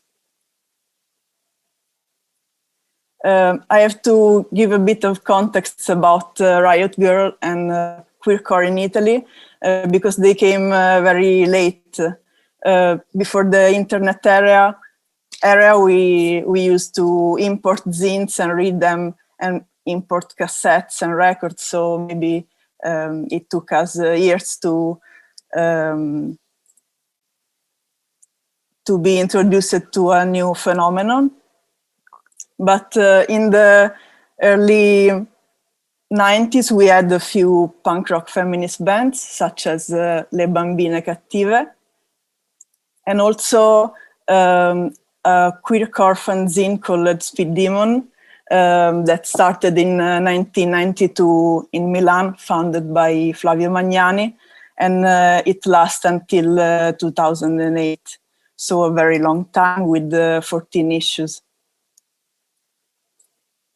My archive came from my personal experience, my personal involvement in zine publishing, and import and distribute fanzine from all over the world. It's a story quite similar to Red Letter Distro. And then I started to work in audiovisual archives, especially in home preservation and in private cinema. So it came to my mind to do the same with the punk zines, and to focus the archive on the methods and do-it-yourself communication strategies at the beginning of the internet era. These are some questions I asked myself at the beginning of Compulsive Archive Foundation. And those are also questions I'm focused on during the last residence I'm hosting at Compulsive: how to create community without internet. And that's also the most asked question from my students. How this can contribute to the creation of a community. and which changes have occurred over the course of over 2 decades. In the last year, the archive had to face the pandemic emergency, so it was less accessible, but I tried to host long distance residencies to make Windows display and also participate to remote classes, virtual studio visits, and also send a lot of art through the mail. Thank you very much. Thank you, Giulia.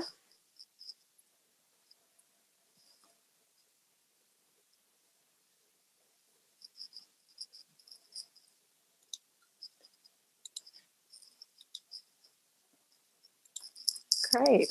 So next up, we have Ysabelle Cheung.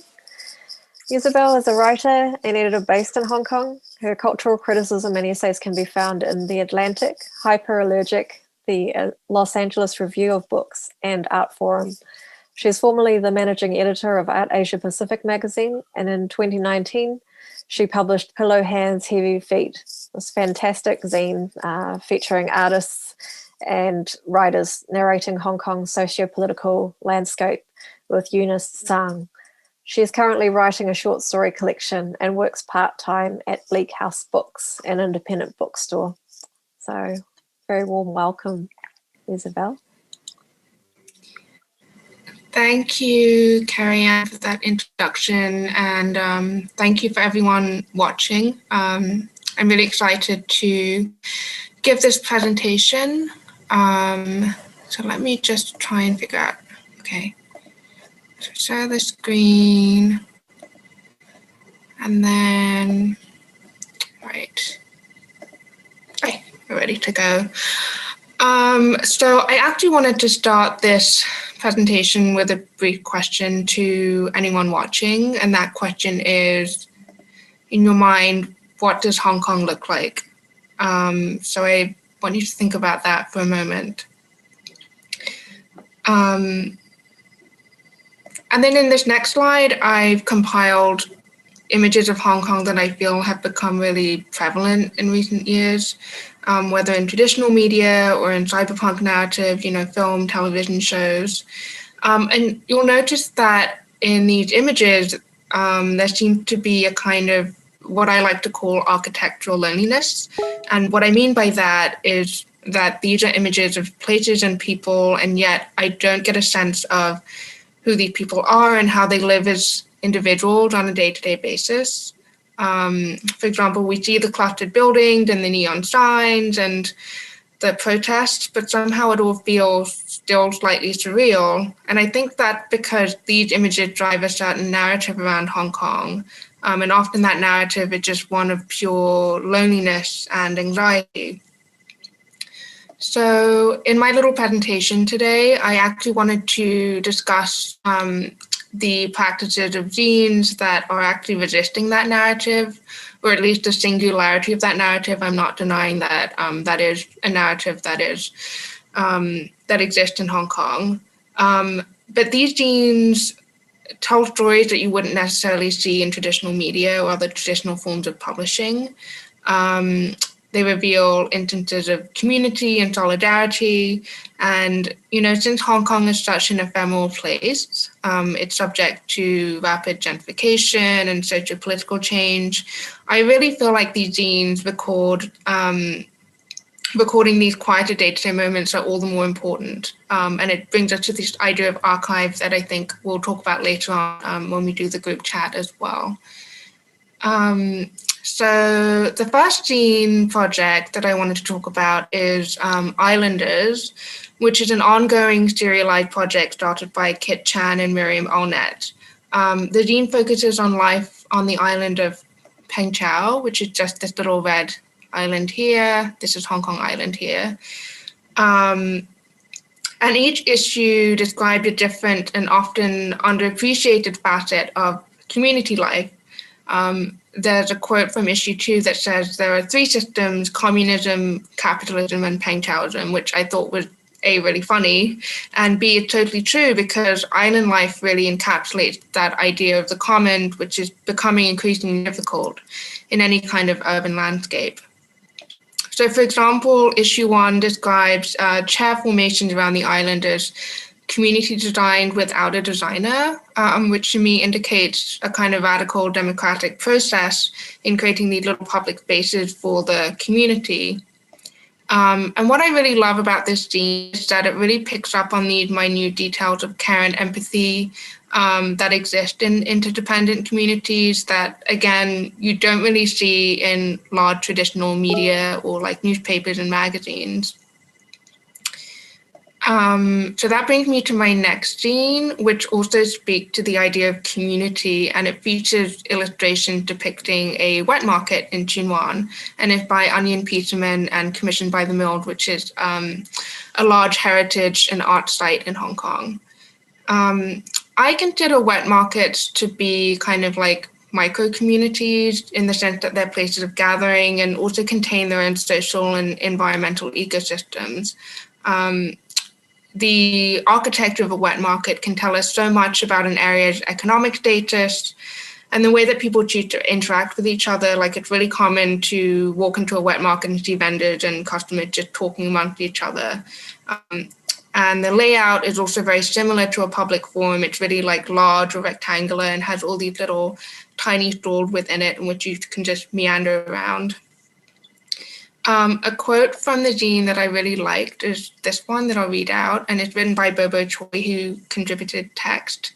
And she says that elements of the city, like the corners, streets, buildings, and people, are similar to one's personality, such as how he dresses, speaks, and acts. These small elements construct the visage of every community. So I really like that quote, and the zine is excellent, so I recommend you check it out. So the next scene I wanted to talk about is Coriander, which include poetry by Sheila Lipi Sahana and photography by Jake Morton. So instead of describing a community like the 2 zines that I've just discussed, this one zine narrates the experience and struggles of one Indian woman living in Hong Kong, but also opens up larger discussions around racial politics in the city. So just as a brief bit of context here, I should say that Hong Kong does have a long history of discrimination against South Asians and ethnic minorities.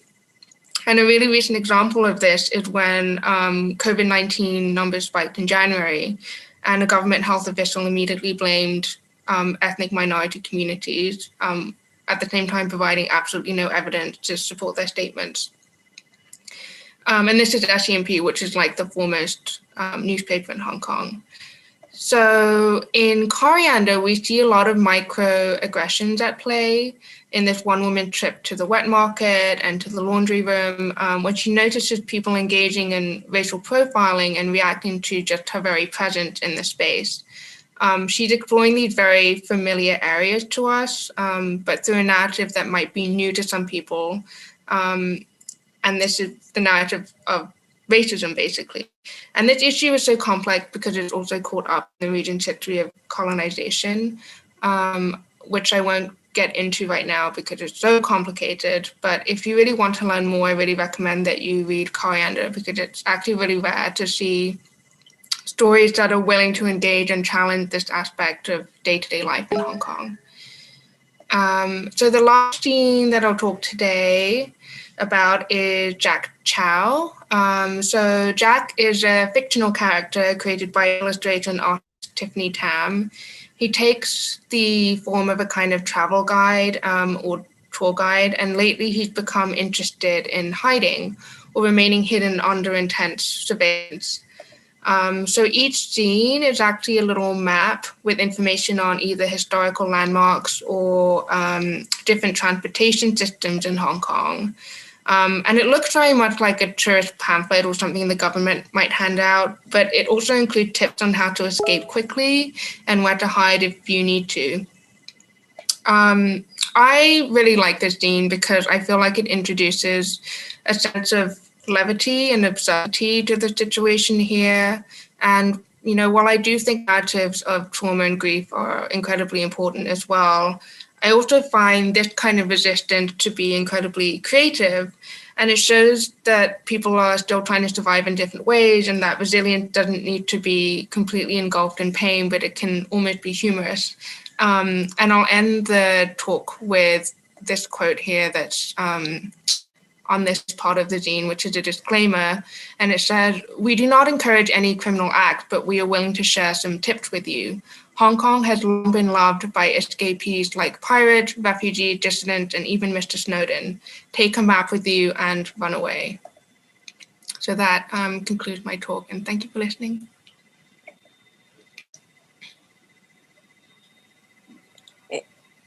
Thank you very much, Ysabelle. That was really fascinating. So, such rich recommendations. Okay, so then my next speaker is the wonderful Helen Yeung. Very welcome, Helen. Helen is a zine maker, community organizer and researcher based here in Aotearoa in Tamaki Makaurau, Auckland. So in 2017, she founded the Migrant Zine Collective, an activist-based zine collective aiming to amplify, celebrate, and share the voices of migrants of colour in Aotearoa. While she originally began zine making as a way of exploring her own Hong Kong Chinese identity, this quickly expanded to facilitating community workshops, both locally and transnationally, for diasporic communities through arts-based practices and methods of co-creation. Helen is currently in the middle of co-publishing 2 new zines, Recipe for Resistance and Anti-Racist Soup, which we look forward to. So, yeah, welcome, Helen. Thanks for having me, Kerry Ann, and I will just start my presentation.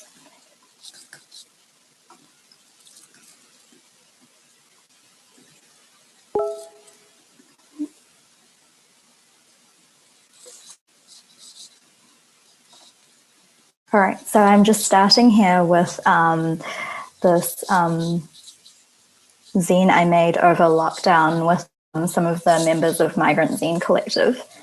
And this is one of the core values we have for Migrant Zine. And I'll just go ahead and introduce myself and the work we do.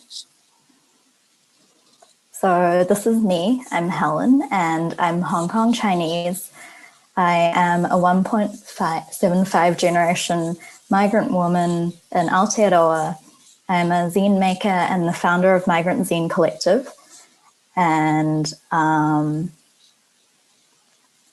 am a self-taught artist, and I illustrate, and a community organizer and feminist researcher.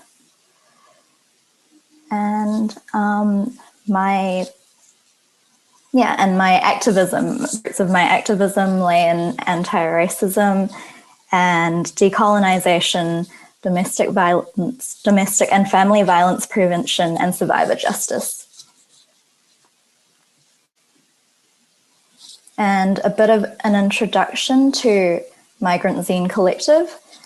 Migrant Zine Collective is an activist-based zine collective aiming to amplify, celebrate, and share the voices of migrants of colour in Aotearoa. And these are the first 3 zines I made. They're called Gen M, 1, 2, and 3, and that's short for Generation Migrant. So where it all began, I founded Migrant Zine Collective in 2017 when I released the first issue of Gen M, and it was to celebrate the personal stories of, I guess, migrant youth in Auckland. And here is I guess in it is a story of migration from my parents as well, and documenting their thoughts around it. And this is a photo of me and my dad in our garden in Auckland, and me wearing a Cheung sam for Lunar New Year. And our politics. So we aim to open up a space where people apologetically speak up discuss and unpack critical issues in mainstream society, such as sexism, racism, classism, and other forms of inequality. And here is another page from our the mini zine we made. It's called Counter Hegemony, and I guess it documents something we frequently encounter as one of the only POC safe spaces at Zine Fest, etc. And here's an account of, I guess, racism. And I've just summarized our works to 3 themes that I'm going to share today. And this is a page from our first zine, the first zine I would like to share, Generation Migrant number 2. And this was to celebrate New Zealand Chinese voices. And it was in collaboration with a theatre show as well. And I guess the theme of the zines I'm about to share is archival memories and nostalgia. And this is contributed from one of my friends, Angela, and it's photos her parents took when they were in school in China. And then the next zine I want to share is Unwritten Stories. And this was to, I guess, document the stories that would be lost otherwise when we're in diaspora. And here is a contribution from someone called Orchid, and they recorded their mum's favorite snacks in Hong Kong. And then here is our most recent zine, Magic and Joy, which aims to reclaim pre-colonial forms of joy through reconnecting with our ancestors. And these are 2 pages from it, which I really love. And this came in the form of a workshop as well. So we were able to collage and have really good conversations together. And I guess the next theme I wanted to go through is feminism, gender, and resistance, and how this transforms into the zines we make. This is a zine I made in Hong Kong through hosting a workshop, and we just did simple cut and paste collages. And it was with a Nepalese women's group called Masubi. And we just explored, I guess, shared commonalities of what it meant to be in diaspora and the things we encounter as women of color. And we got some really good responses there too. And I really like this quote, I guess, which says, silent women are great. They are obedient, doesn't speak out or fight back. Quite easy to handle. Most women in Asian culture,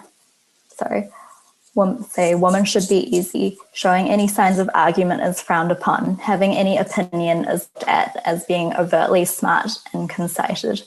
People are judgmental, but don't be afraid to speak out. Speak your mind and let go of the social construct and lash out. Which is, I guess, similar to what Migrant Zine Collective is trying to do. And then this brings me to another workshop or zine workshop, an art installation we made. I made with my friends, Iwa and Jamushka, called Have You Ever Been With an Asian Woman Before? And this was a zine that documented our rage behind being sexualized and fetishized as Asian women in Aotearoa. And we purposely went, I guess, over the top, and it's just a really great and, I guess, ironic zine. And then this was one of the most, our recent zines, which we did in collaboration with Pacifica Youth. And it's called Tormented, to talk about how colonization has influenced views of toxic masculinity and how that has how that influences views on both men and women. And lastly, I wanted to talk about the theme of community, connectivity, and activism, and how this has been, I guess, ingrained into a lot of our work as a result of COVID as well. And I guess in the middle of 2 lockdowns, I released a call out for our zine Recipes for Resistance, and that's coming out this year, mid this year. And it'll talk about, I guess, sharing recipes and ideas of mutual aid, and how we can be, I guess, sharing recipes and like our love for food can help us be less lonely in diaspora as well. And then lastly, I want to talk about a project I've been working on as well with some activists called Anti-Racist Soup.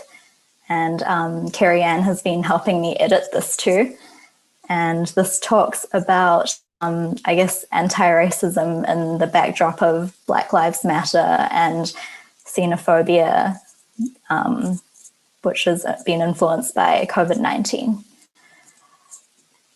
So thanks for listening, and yeah.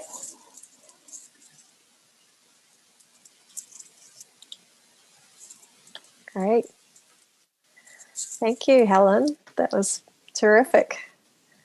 And thank you, Ysabelle and Giulia. That's, yeah, just what you couldn't see when you were presenting, when we had our videos off, was my big smile on my face, seeing all of your slides and kind of getting very inspired and in awe of each of you in terms of the work that you do, and I guess your perceptions and activities, and very different takes on self-publishing, zine making, distribution, and archives and storytelling. It's kind of, there's a whole lot in there, which I think is really wonderful and rich.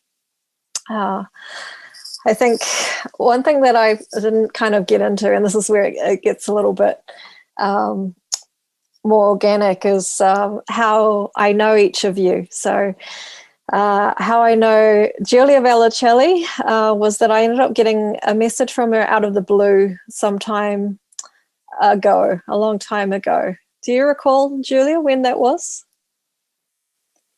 In maybe 1999 or 2000. That's right. And you were in New Zealand with your father. Yes. Yeah, I just browsed the Book Your Own Fucking Life, which was a sort of catalog guide of all the DIY distributors around the world, published by Maximum Rock and Roll, and I just found out your contact, so I just tried to have a link to a punk person in New Zealand, and not just having a tourist experience of it. Yeah, I'm really pleased that you did. Yeah, it's been a wonderful, long friendship and correspondence, mostly through long distance. So that's, we've been sort of semi-regularly keeping in touch over the years through sharing records and zines across the world. So sort of, have these wonderful packages, which I'm really pleased that you got my recent package as well, Giulia. And I look forward to the one you just sent. Mine is coming. That's wonderful. And Ysabelle, we met, you reminded me that it was Adriel Luis who introduced us from the Smithsonian Asia Pacific American Institute. It was a remote introduction, and I got to meet you when I came to Hong Kong in November, I think November 2019. Yeah. Yeah. Yeah, I remember it was a little difficult for us to meet up because of what was happening at the time. But then you came for Booked again in 2020, and then we managed to get to Asia Archive and see the collection and hang out a bit more then, which was really lovely. Thank you again for that. That was really wonderful to have you on the ground and have those introductions to the Asia Art Archive and also your friends in the city. Fascinating, the kind of long distance connectors that we have, the mutual friends. And also it's another kind of lovely thing that you were also doing research and writing this year for your hyperallergic article around zines. And I guess zines in the time of COVID, I guess there were sort of points around zines as forms of resistance. And that's where we connected everybody together. So we got Giulia in on the thread, and Helen with your Migrant Zine Collective zines managed to get featured as well. So it's a really lovely thing. So I'm just thinking, when did we meet, Helen? I wonder if it was before or after the Asian Aotearoa Arts Hui. Do you recall? I think you might have reached out to me for the Asian Aotearoa Arts Hui. That was in 2018. Yeah, 2018. It was so long ago. It does feel a long time ago. Yeah, and we've also got these mutual friends through the Mellow Yellow Collective and sort of various people been quite, prolific in terms of activism, like Asian Supporting Tēnā Rangatiratanga and various groups and individuals.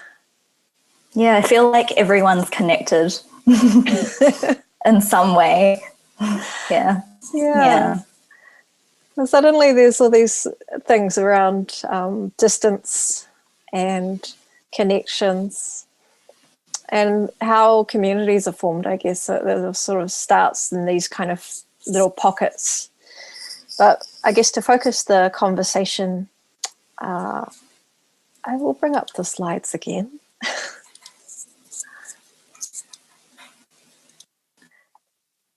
The conversation component of this presentation, the talk, is kind of fell naturally in two parts. The first part will be around this idea of call, and then followed by a second round of questions interrogating understandings of response. So I will just get into it. So the first question, and I think maybe Helen, as you were the last person I spoke to, maybe would you like to start us off about the first question around how much of your current life is digital and analog right now? What does living locally and long distance look like for you? I guess prepping for this question as well, I had a bit of trouble because most of my work is digital and based on digital activism to begin with. And I guess over the course of 2 lockdowns, I did run my research project, which aimed to, I guess, bring DIY into digital spaces as well. So yeah, a lot of my work or research is digital based to start with. And I guess in terms of Migrant Zine Collective as well, what changed was that we had less workshop offers for us to facilitate with communities. And that was a bit difficult, but we moved a lot of our call outs online. So yeah, I guess it wasn't that much different for me, I guess, in terms of every day. Okay, thanks. That sounds good. Yeah.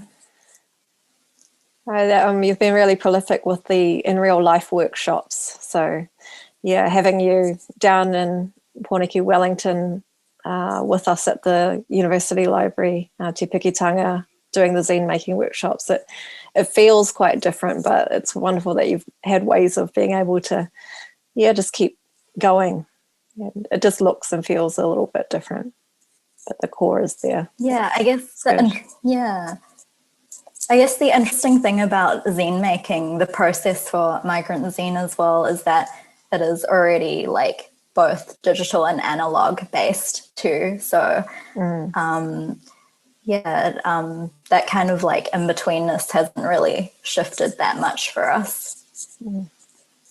Cool. Thanks, Helen. How about you, Ysabelle? What is your life looking like in terms of this digital analog split? And what does living locally and long distance look like for you? I feel like it's not so much a question of digital versus analog, but for me, I feel like I'm always living in multiple time zones and timelines. And there's a joke, right, that people in Hong Kong are living in the future. Not you guys, but a lot of people in the world, because we're so far ahead in terms of the time zone. And I've been interacting a lot with people in the US. So, for example, I did a writer's workshop 2 weeks ago, and that was in Pacific Standard Time. And so I was having to mentally transport myself into that time zone, but at the same time, there were all these things happening in Hong Kong that were like rooting my body back to the physical space here, like very annoying things actually, like construction upstairs and like sound and smells and all of that. So I feel like this past year there's been happening a lot more. One thing I have to say is that because so much has been shifted to the digital format, like online, I've been really grateful for that accessibility, because there's been so many more talks and workshops and just general like teachings that I wouldn't have had access to being in Hong Kong. So I'm really appreciative of that. It just means that like I feel like I'm sliding in between these different spaces and time zones all the time. But yeah, that's kind of been my experience. Yeah, it's been a really strange time, right? Like even just trying to get together for this conversation, it's been an interesting logistical, like double checking 3 time zones and making sure that it wasn't going to be too punishing for any one of us to end up doing some strange early morning, which I know is the reality for many of us and many of our friends and colleagues and family at this stage. It's a strange time. Strange, but it's also very, I don't know, it just is, right? So, Giulia, what do you reckon? What does living locally and long distance look like for you in Milan? And we've also had lots of conversations over the years about digital and analog being kind of pre-Y2K kids. Yes, for me, living long distance is not a new practice. I mean, as I told before, we use it to exchange letters and zines and records from all around the world. So it's not a new lifestyle. I mean, being in touch with people from any other country. But of course, during pandemic, it's a different situation. And my personal life shifted to digital a lot. So in a way, I felt more connected to friends and people from other countries. On the other hand, you have all this sound pollution of ambulances and all the anxiety of living such a heavy situation. So it was comforting, but also exhausting. Yeah, I think there's a collective recognition of what you're saying there, like that kind of exhaustion and having to kind of shift your mindset into this kind of screen-based world. Like for me, I think I was getting to a point pre-pandemic where I was quite happy not to be online a lot and not be on computers, but also being an academic lecturer, having to teach students online or last year, having to collaborate as an artist online. Yeah, so it's a really interesting space, I think, in terms of what that is. If you were quite active with the long distance communications, you know, I feel a bit like it's such a precious thing to be able to have that time to write a physical letter, and you know, something that I look forward to is having to make and save time for that. Thanks, Giulia. So next question, which I will ask you, Giulia.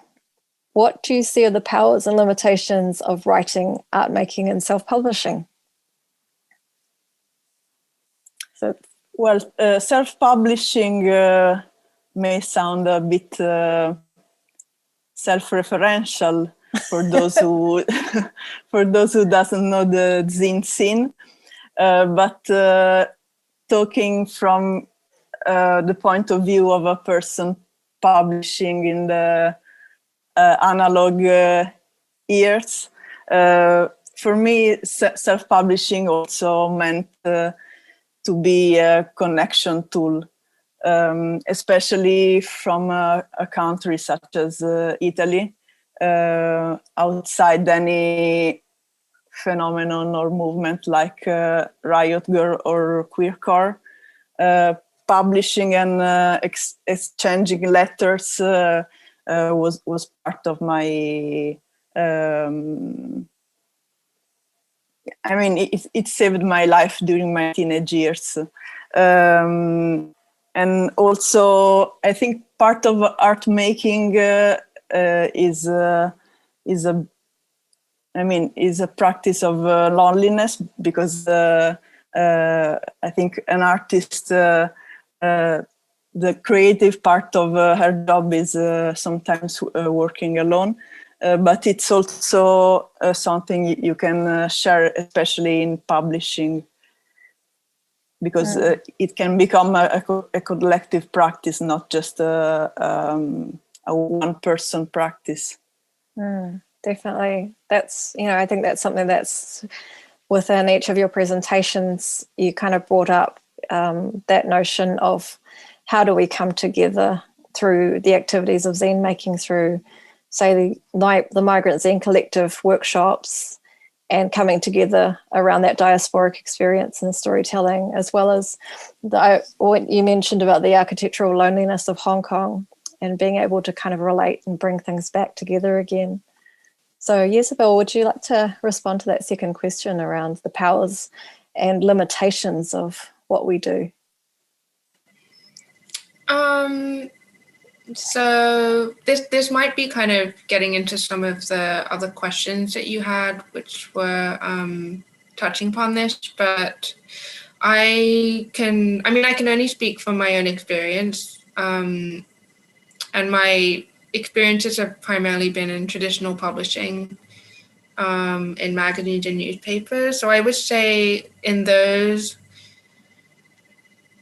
kind of environments, we're seeing in Hong Kong a lot of ambiguity, political ambiguity, I would say. And so it becomes so much that the readers don't really know where their sources are coming from, or like where this information is coming from. And there's a lot of doubt, like fake news. It's a thing in America, but here it's like really a problem. There's so much propaganda around even like what gets sent around on the major news outlets, right? And so I feel that for self-publishing and independent publications like zines, the power almost becomes this thing where, you know, we're looking at like the only kind of archive that might be available to people later on in life that's actually from the voices of people living here and experiencing it on a day-to-day basis. And so, but I feel like that's the power that maybe certain organizations understand, like Asia Art Archive, which we went to, had a great zine collection. Zine Coop is another great organization that collects zines being produced in Hong Kong. And then I think M+ is actually also building a zine collection. But other than that, not many people know about the power of the zine and the power of independent publishing. And yeah, I feel like there could be more done to kind of promote that. But at the same time, there is a lot of sensitivity around like exposure and expression as well here at the moment. So those are I think that would be the limitation, just like how much do you want to, like you want to express yourself, but you also don't want to be on this kind of radar in which you're not able to do this anymore, right? That's right. And it's, yeah, there seems to be quite a lot of factors at play, like you said. And it sort of brings me back to something that you mentioned when we last caught up together around independent publishing as a necessity to help process trauma and chronicalize events. So that idea of bearing witness to the times is something that seems very prevalent at the moment where you are. But also I think what was interesting for me with Pillow Hands, Heavy Feet, you mentioned about, you kind of questioned I guess these sort of things, the times that we're living in almost kind of shakes you in terms of going, well, what are we doing as artists? You know, how useful is art and self-publishing at this time? So I think it is something that I think time and time again we get asked, or we ask ourselves quite often, but I think it's more confronting in these times. What do you say? Right. And one thing that I really admire about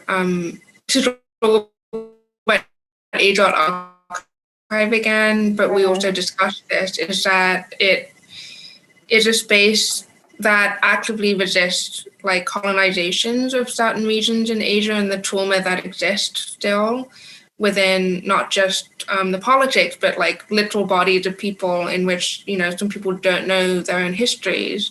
And that history is fragmented or fractured. And so Age Art Archive really tried to fill in those gaps and to chronicle and narrate certain events, I feel like is a resistance against what happened and what is still happening, you know, in Asia. Yeah, no, that's good. Thank you, Ysabelle. So Helen, with what's happening, just, I guess if you could, maybe share your thoughts about powers and limitations of your practice. Yeah, I guess I've always thought of my practice with Migrant Zine as more so co-publishing rather than calling it self-publishing. But I guess thinking about that as well, the act of what we call self-publishing can form, like Ysabelle said, great networks and communities, and just restore and, you know, resist these mainstream narratives and create kind of alternative knowledges, and just preserve these stories that are often lost. And, you know, that's especially important for those living in diaspora. And, you know, when you migrate, these things are kind of lost over generations. And I guess it's just kind of, for me, what the motivation is with self-publishing is to reject and create counter-hegemonic stories against the mainstream that, you know, portray us through stereotypes and representations, or just the grateful migrant or the successful migrant story. And I think that's really important to build, you know, the futures we imagine as well. And yeah, in terms of, I guess I did write down a point about the limitations as well. And I've often found that the spheres of writing, art making, and self-publishing can be have become quite elitist and inaccessible in ways, where people are very focused on, you know, the quality of the paper, or like how great the art is. And I guess the dangers is that as well, removing the activist roots of zines. And yeah, guess that's a point to bring up too. Thank you. No, that's a really great point. You know, sort of working in both those spaces or sort of multiple spaces, there are those kind of conflicting value systems at play, you know, in terms of things like art publishing and artist books, and the notion of zines as being somewhat anti-design. It's an interesting thing I find, being a design educator and working in the space of independent zines where you don't have to worry about style guides or grids. Like you just kind of like go for it because there's this kind of urgency in there. And I think that what you do with the Migrant Zine Collective, you also, you talk about the co-design or the co-creation aspect is kind of crucial in terms of co-publishing. I think that's really neat to sort of think about in terms of offering and enabling sharing skills as much that sort of resourcing as far as zine making practice for what you have necessarily in that space. I think that's pretty neat. Yeah, so I just think that's it actually kind of moves into the next question quite well about urgency, because zines and self-publishing have that sense that you can stay up all night and not sleep and make a zine. You know, there's no clients, there's no like, you don't have to go through consultations or proofing or like anything like that. It's very much, you know, what you have. So it has a sense of, you know, what is that? So the next question is, what is urgent right now? What can wait? So Helen, what is urgent for you and what can wait? I guess also in response to what you just said, I read for my research that these practices that zinesters go through with making things outside of their full-time jobs is also, you know, anti-capitalist in itself, because you're creating that little space for yourself in after hours. But anyways, to answer your question as well, what I think is urgent right now is, I guess, as an activist too, and reimagining modes of expression with activism and acts of co-creation, and to break down the institutional barriers that govern us. And through zines that can be done because, you know, we can explore accessible knowledge through different modalities. And that could be through memes or, I don't know, creating DIY things that could be brought online as well. And yeah, I guess that's what's urgent for me right now, or like what I'm trying to portray in my work. Yeah. Great, thank you. So Giulia, what is urgent and what can wait? Yeah, for me, it's very comforting to hear about Helen's work because in Italy, the zine making practice shifted over the years from a political expression to a more design and graphic research practice. This archive have a lot of zines from political years, so new generations can see how the zine making was approached in Italy in the previous decade. But when I host a residency, mostly with independent researchers, sometimes political collectives, for me it's very important to work together to make a zine with a political and a collective side again. So my urgency is to make zine practice political and intersectional again. That's great. And also as a person working with archives, another urgency is to put research ethics first for those who are starting to research zines, a sort of a code of ethics on zine researching, because many artists are getting more and more interested in independent and political publishing, but they make of their research is not that ethical sometimes. Yeah, no, thanks for that, Giulia. I think also, yeah, a lot of people who used to publish back in the day have gifted their collections to larger libraries, and some of those libraries and governing bodies have been scanning and archiving and digitizing zines for access. And that, yeah, that shifts things. I think that's something that I think was of interest for zine archivists and researchers to kind of consider in terms of, yeah, some of the material, some of the content, you know, especially in terms of zines, personal zines. Quite often, yeah, some of those old zines, and still today, I mean, we have a lot of young people and people who are in sort of precarious or marginalized spaces writing and documenting their lives, and there's that kind of sense of accountability and responsibility in terms of what that's about. So I guess I think we may talk a little bit more about that as we go.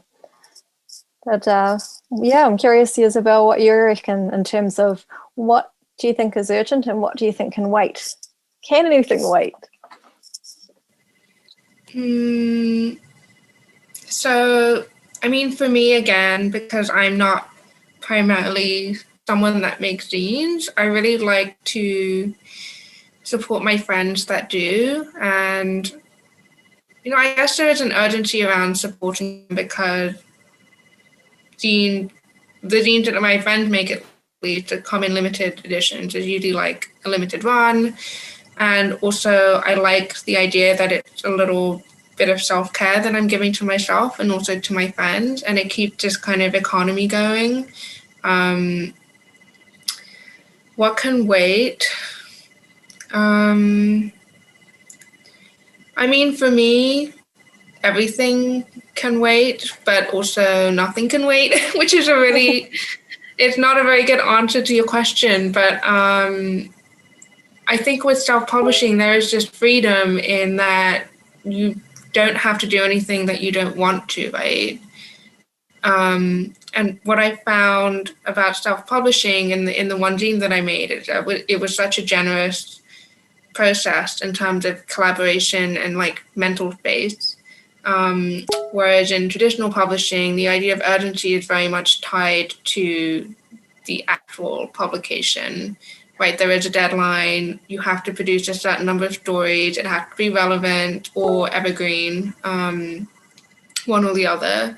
And there isn't really enough space for stories that exist between the two or exist between, like, I guess, urgent and non-urgent, I guess, which is what the news organizations always classify stories as, right? So yeah, maybe I'm thinking about it a bit too conceptually, but that's kind of my random answer. That's a really good random answer. Yeah. Thank you. And this last question in this first section was, what does resilience look like? So what does resilience look like where you are? And you can define, deconstruct, challenge this term or similar rhetoric if you like, because it seems to be everywhere. But you've got an understanding of what that might be. What does it look like where you are, Ysabelle? I think resilience is adaptability, I guess. And I don't mean adaptation to like great change, of course, but of course, you know, that plays into it too. I'm actually talking about adapting to smaller changes that you might see on a day-to-day basis and accepting those changes and then making decisions based on how you want to live or how you want to address your quality of life. And yeah, at the end of my presentation, I mentioned Jack Chow, which I actually have here. But the reason I really like it, because I think it is a form of resistance, but it's not something that people would typically think of as resistance, right? Because it's humorous and, you know, there's this little man trying to get around Hong Kong and hide, and he's like on a boat and in a taxi and doing all these fun things. But I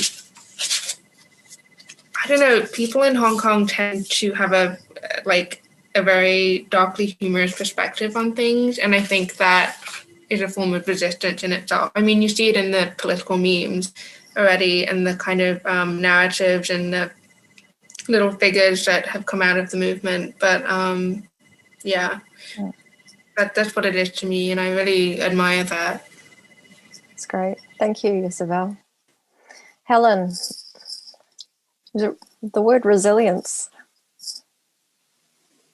I guess it means a lot of different things to me as well, you know, having worked in domestic and family violence prevention as well. And I guess within like living in a white settler colonial state as well, I tend to want to refrain from using that term because I guess it's often used to describe how, you know, people of color get through systemic violence or trauma without questioning why we're there in the first place. And I guess for me, if I had to rethink what resilience looks like, that would look like strengthening our communities and, you know, understanding that self-care is not individualistic, but, you know, it's us collectively getting through something together. And yeah, so I guess it's quite loaded for me, and I kind of reject it, but I don't at the same time. Yeah. Thank you. That's a great response. I think even putting that down as a question, it was sort of like, oh, we know how that could be read in a few different ways. And definitely here in Aotearoa with, what's been happening the past year, it's been a really intense kind of reckoning, I think, in terms of, who we are and who's around us. And thinking about a lot of the anti-racism work that we've been doing, on the ground, and what that looks like, how it manifests in our different environments. It's been, I think it's a really good response. Thanks. Thank you. Giulia. I feel a lot what Helen just said about resilience being a tricky, problematic sometimes word. I mean, I think about resilience as something you can work on an individual level. So I do prefer the whole resistance concept, the whole resistance idea, because resistance doesn't have to be tough, in my opinion. Resistance can be soft. You can be soft and brave as a person. You don't need to be super strong or aggressive to be resistant. And also, I link resistance to the history of Milan, of this city, because in Milan we had a lot of fightings for liberation against the totalitarian fascist and Nazist regime. And a lot of young women and even kids took part of the resistance in Milan, doing a lot of small and big actions. So for me, resistance means also something that you can be done collectively, but you don't need to be, I mean, violent or tough to resist. And also resilience is very used in Milan because this city is very work and production oriented. So we are invited to be resilient, but to me, we don't have to bend or accommodate what we don't like all the time. Sometimes we need to say no. That's great. Thank you, Giulia. Yeah, thank you for all your responses to that. It's a kind of hard, very loaded question as well. But yeah, just to give a bit of scope on nuance to what that could be. So the second part around response, I reckon we could probably maybe get through these quite quickly, I guess, because we've covered a lot of ground too. And definitely with this first question of the second part was around how did you first get started writing and publishing, and how have things changed since you started? So you've each given us a bit of a presentation about how you got into publishing and writing, and maybe a bit about your backgrounds, but how have things changed since you first started? Ysabelle, did you want to start with that? Yeah, I can speak very briefly. So, like I mentioned, my writing career has mainly been in traditional publishing, but after I quit my full-time job in 2019, I began to look into self-publishing or like independent publishing and collaborative publishing. And I did see that there were so many more communities in Hong Kong than there were before when I started out. And I started out as an editor for Time Out Hong Kong, which is incredibly commercial. Yeah, and I'm just glad that there are all these communities. I don't know if it's related to the fact that a lot of traditional media publications are also being are closing down in Hong Kong. Like Time Out doesn't really exist in its like former state. A lot of these like small magazines no longer exist. But I'm glad that it's being replaced, or that there are these other new communities for self-publishing as well. That sounds great. Thanks, Ysabelle. Helen, I guess since you started Migrant Zen Collective or even earlier, what have you noticed with the time that you've been spending on this project over the recent years? I guess just, what have I, sorry, can you reframe the question? I guess the question is, have you noticed some changes since you first started Migrant Zen Collective into maybe where you are right now? You've mentioned about the digital aspect due to lockdowns, but just in terms of maybe either growth in numbers or interest or understandings, perhaps?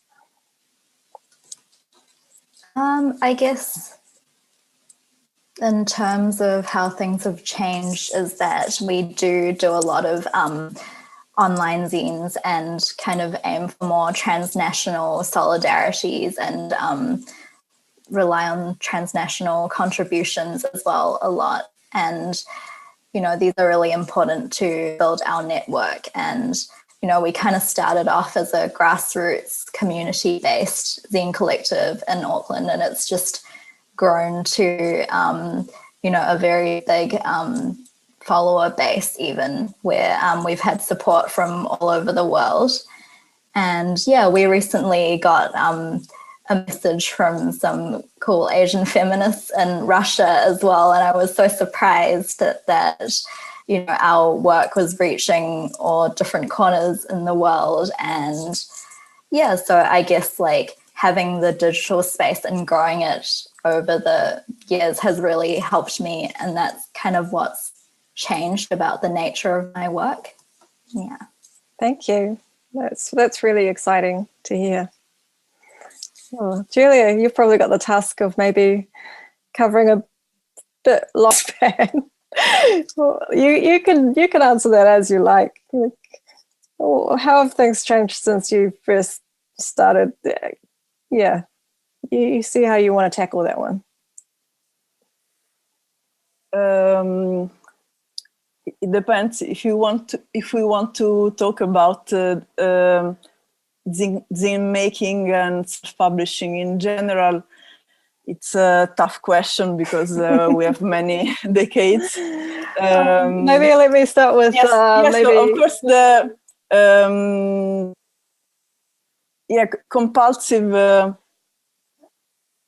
compulsive is very much focused on transition between analog and digital.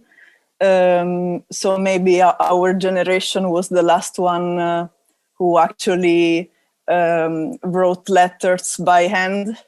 We still do, but well, here's how maybe I might tighten that question for you.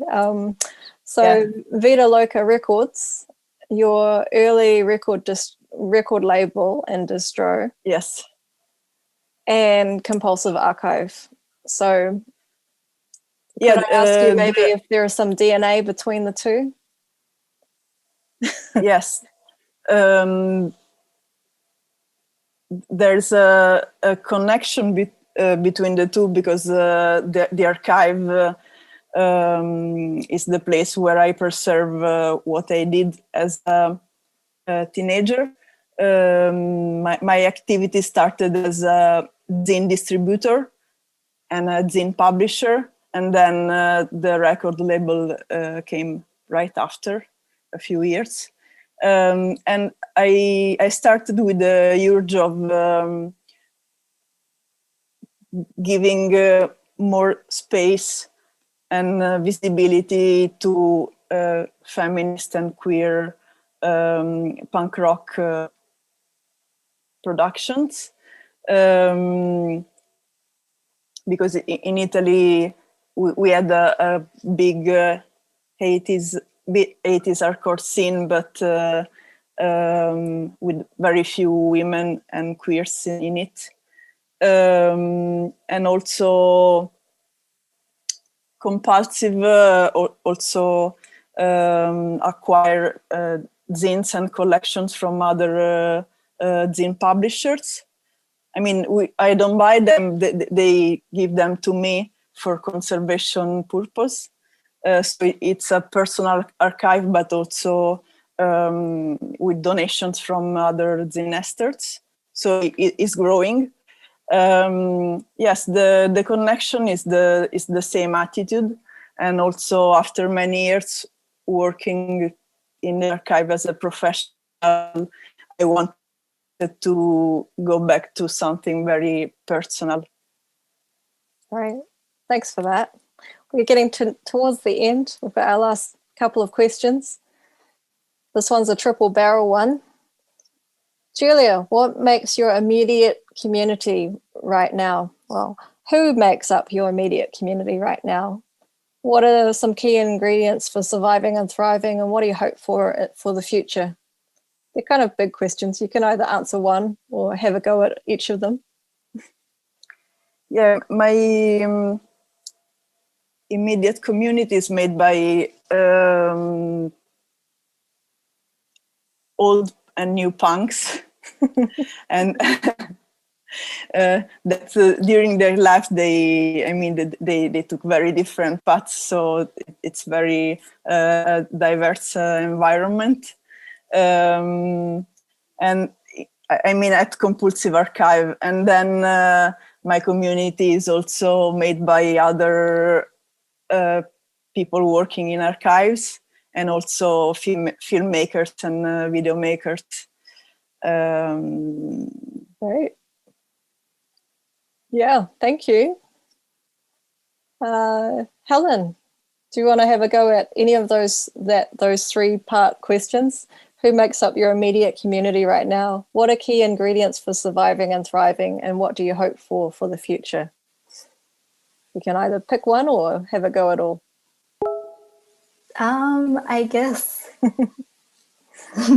who makes up my immediate community right now are the amazing feminists of color that help me run Migrant Zine Collective, and also the community spaces and organizations that have hosted us and had us for workshops and events, and they continue building relationship with us.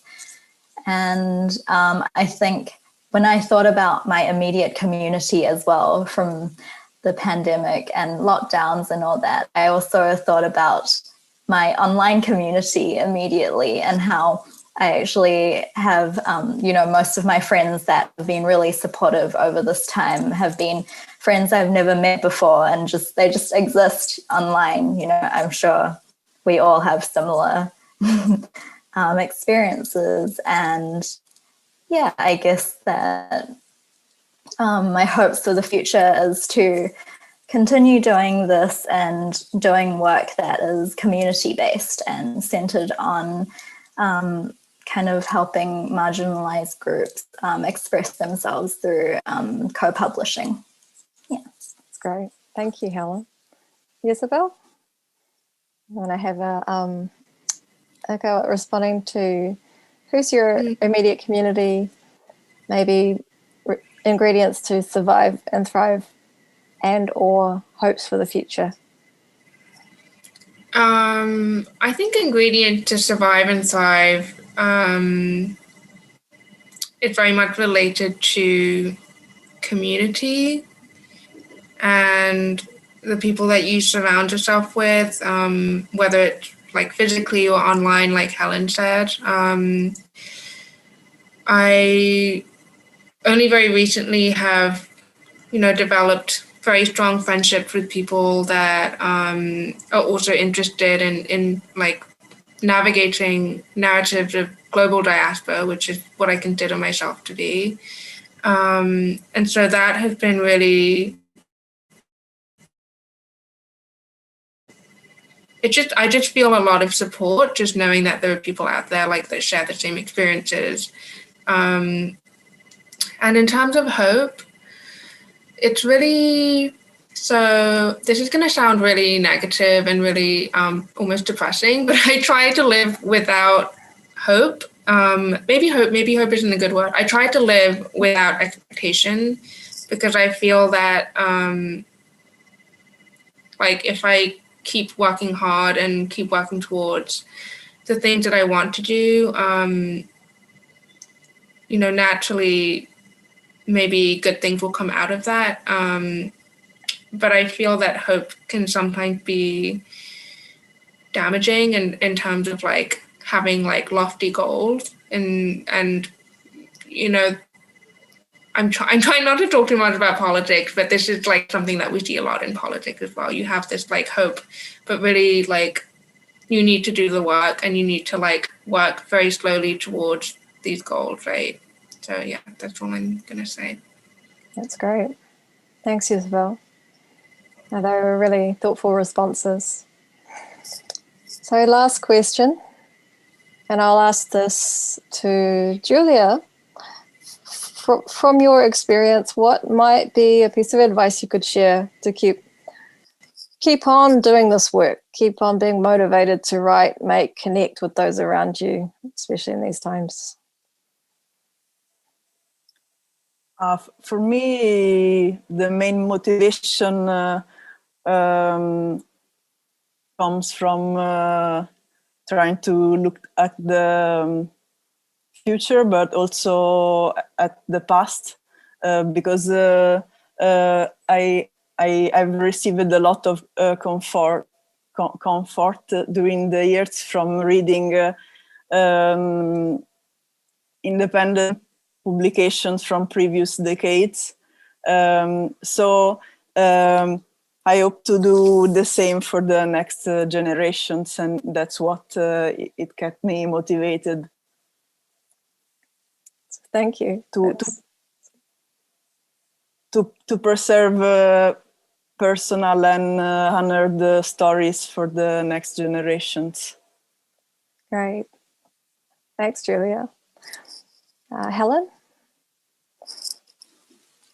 I guess in terms of advice to share, what keeps me going is that I guess just doing work that continues to build social change and is impactful with breaking intergenerational forms of violence and trauma, and yeah, just doing things close to my communities and feeling like I'm making an impact as well is really important to me and is what drives me. And yeah, I guess that's what I don't know if that's necessarily advice, but I guess also like if you have an idea, just do it. I guess that's the advice I would give, and to kind of just let go of all these like restrictive boundaries that institutions prescribe on us on what's perfect and what's That's ideal. Yeah, loosening. Yeah, the notion of ideal is very good. Yeah, it's very kind of freeing in terms of keeping agile and being able to get things done. So thanks, Helen. Ysabelle.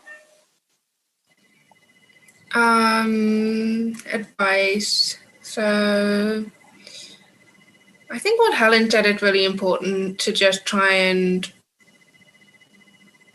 rid yourself of these like societal expectations and to forget all of that when you're doing the work that is for yourself and for the others around you.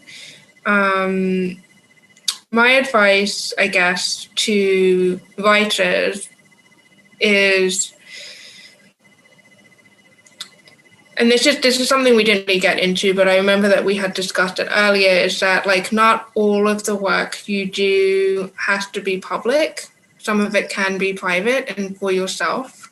I think there's always this overwhelming expectation that everything you write has to be perfect and it has to be shown and people will love it. And if they don't, then you're not a writer or you're not an artist, right? And that can be so damaging to not just your self-esteem, but to the whole idea of producing in the first place.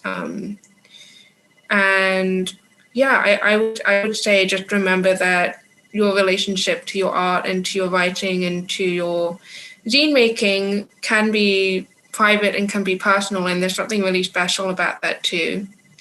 And the second bit of advice is just to check in with yourself every once in a while. I think like people don't talk about mental health enough when it comes to artistic practices.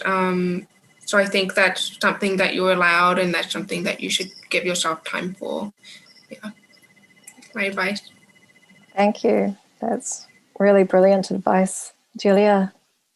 I would like to add something to Ysabelle's answer.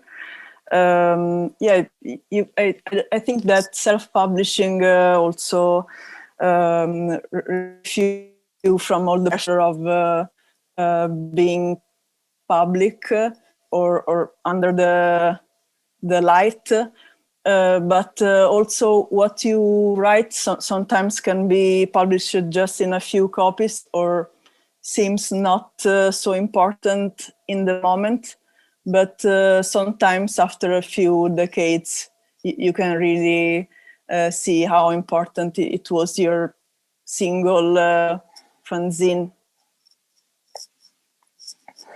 Thanks. Yeah, that sort of talks about the notion of, trying to capture things that are really urgent, but then, the role and responsibility of maybe it becoming an artifact that gets archived and then reviewed later on down the line, like how impactful something that maybe someone had put down a long time ago in that kind of instance kind of comes back and, means something different upon reading, which I think is really quite lovely. I think that's a really, really reassuring thing that you brought up, Ysabelle, around, not everything needs to be so public facing or maybe so, prolific in that sense of numbers or volume. And I think sometimes I feel like I'm drowning in lots of things, stacks of publications I've yet to read, or articles on my browsers, and certain things we're all very prolific with making things as artists, as zine makers, as producers of content. And I think, well, these wonderful things about, or what if, you know, that's a lovely kind of thing to encourage, that sort of sense of doing and making, like, yeah, and just kind of centering it for yourself is a really good reminder for that. So thanks for that. Yeah, I believe that is the last of the questions. I thought, is there anything else that anybody wanted to bring up that we didn't go through? I think we've kind of covered a lot of ground here. It's been a really fulsome, rich talk. I think with that, I would like to thank Ysabelle, Cheung, Giulia Vallicelli, and Helen Yeung, my esteemed guests and also dear friends. Thank you so much for your time and your generous presentations and responses. It's been a pleasure to get you guys all together and have this Korero conversation. So yeah, and I'd like to thank those who have listened in and tuned into this conversation, and thank you to the Printed Matter Virtual Art Book Fair for hosting this talk. And yeah, feel free to visit the Red Letter Distro 2021 as the website through the Printed Matter Virtual Art Book Fair. The URL website is just on the screen. So yeah, with that, I will bid you adieu. So thank you. I'll stop recording.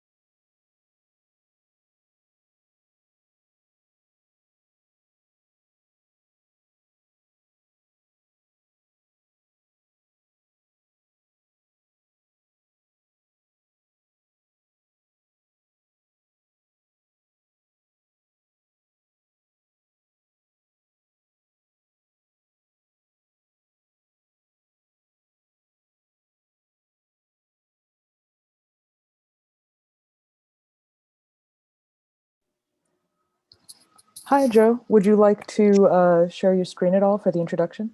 I don't need to, no. I was just going to say a few words. Okay. And then you're going to play the video right after, right? Correct. Okay, great. Yeah, no, I figured it would be nice to just have a live element of it. So yeah, tell me whenever we're ready and I can start. We're good to go now. Okay. Cool. So hi there, everyone. I'm Joe Potts, the founder and co-director of the Southland Institute for Critical, Durational, and Typographic Post-Studio Practices. Thanks so much for joining us for this classroom event today at Printed Matter's Virtual Art Book Fair. Due to most of our panelists of this talk having work conflicts, right now we pre-recorded their presentations and the discussion this past Sunday. So in a moment, we'll play the recording of that event, which includes a more thorough introduction to the Southland Institute and collective question. So I won't be redundant here about that. But I do want to invite anyone who would like to continue the conversation that starts here to please stop by our booth anytime this weekend. And then also to invite you to join us for another conversation that we're hosting this Saturday, February 27th at 3 p.m. Eastern Time, 12 p.m. Pacific Time. The time zone shift has thrown all of us off and it might be listed incorrectly elsewhere, but that time is correct. And so please do join us then for the February meeting of our monthly public discussion series called A Stone's Throw, which you can learn more about on the Southland Institute's website or come talk to us at the fair this weekend. This Saturday's discussion is called Fair's Fair, Documents of Agreement from Artists' Reserve Rights Transfer and Sale to Collective Bargaining in the Industries of Art and Academia. And we'll have the Zoom link for that on our book fair page, which is southlandinstitute.page pmvabf.org. And so, yeah, I think that the video has a sort of more thorough introduction to the event itself. So just thanks again for coming. Thanks so much for having us to Printed Matter, and here's Subject to Change, the syllabus as publication with collective question.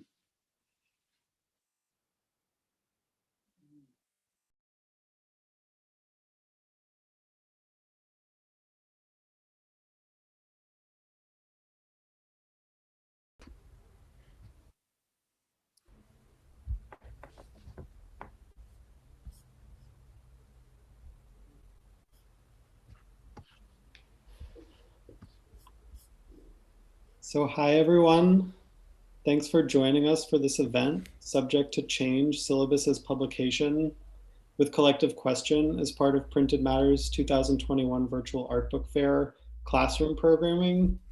This presentation was pre-recorded on Sunday, February 20th. My name is Joe Potts and this is Adam Feldmuth.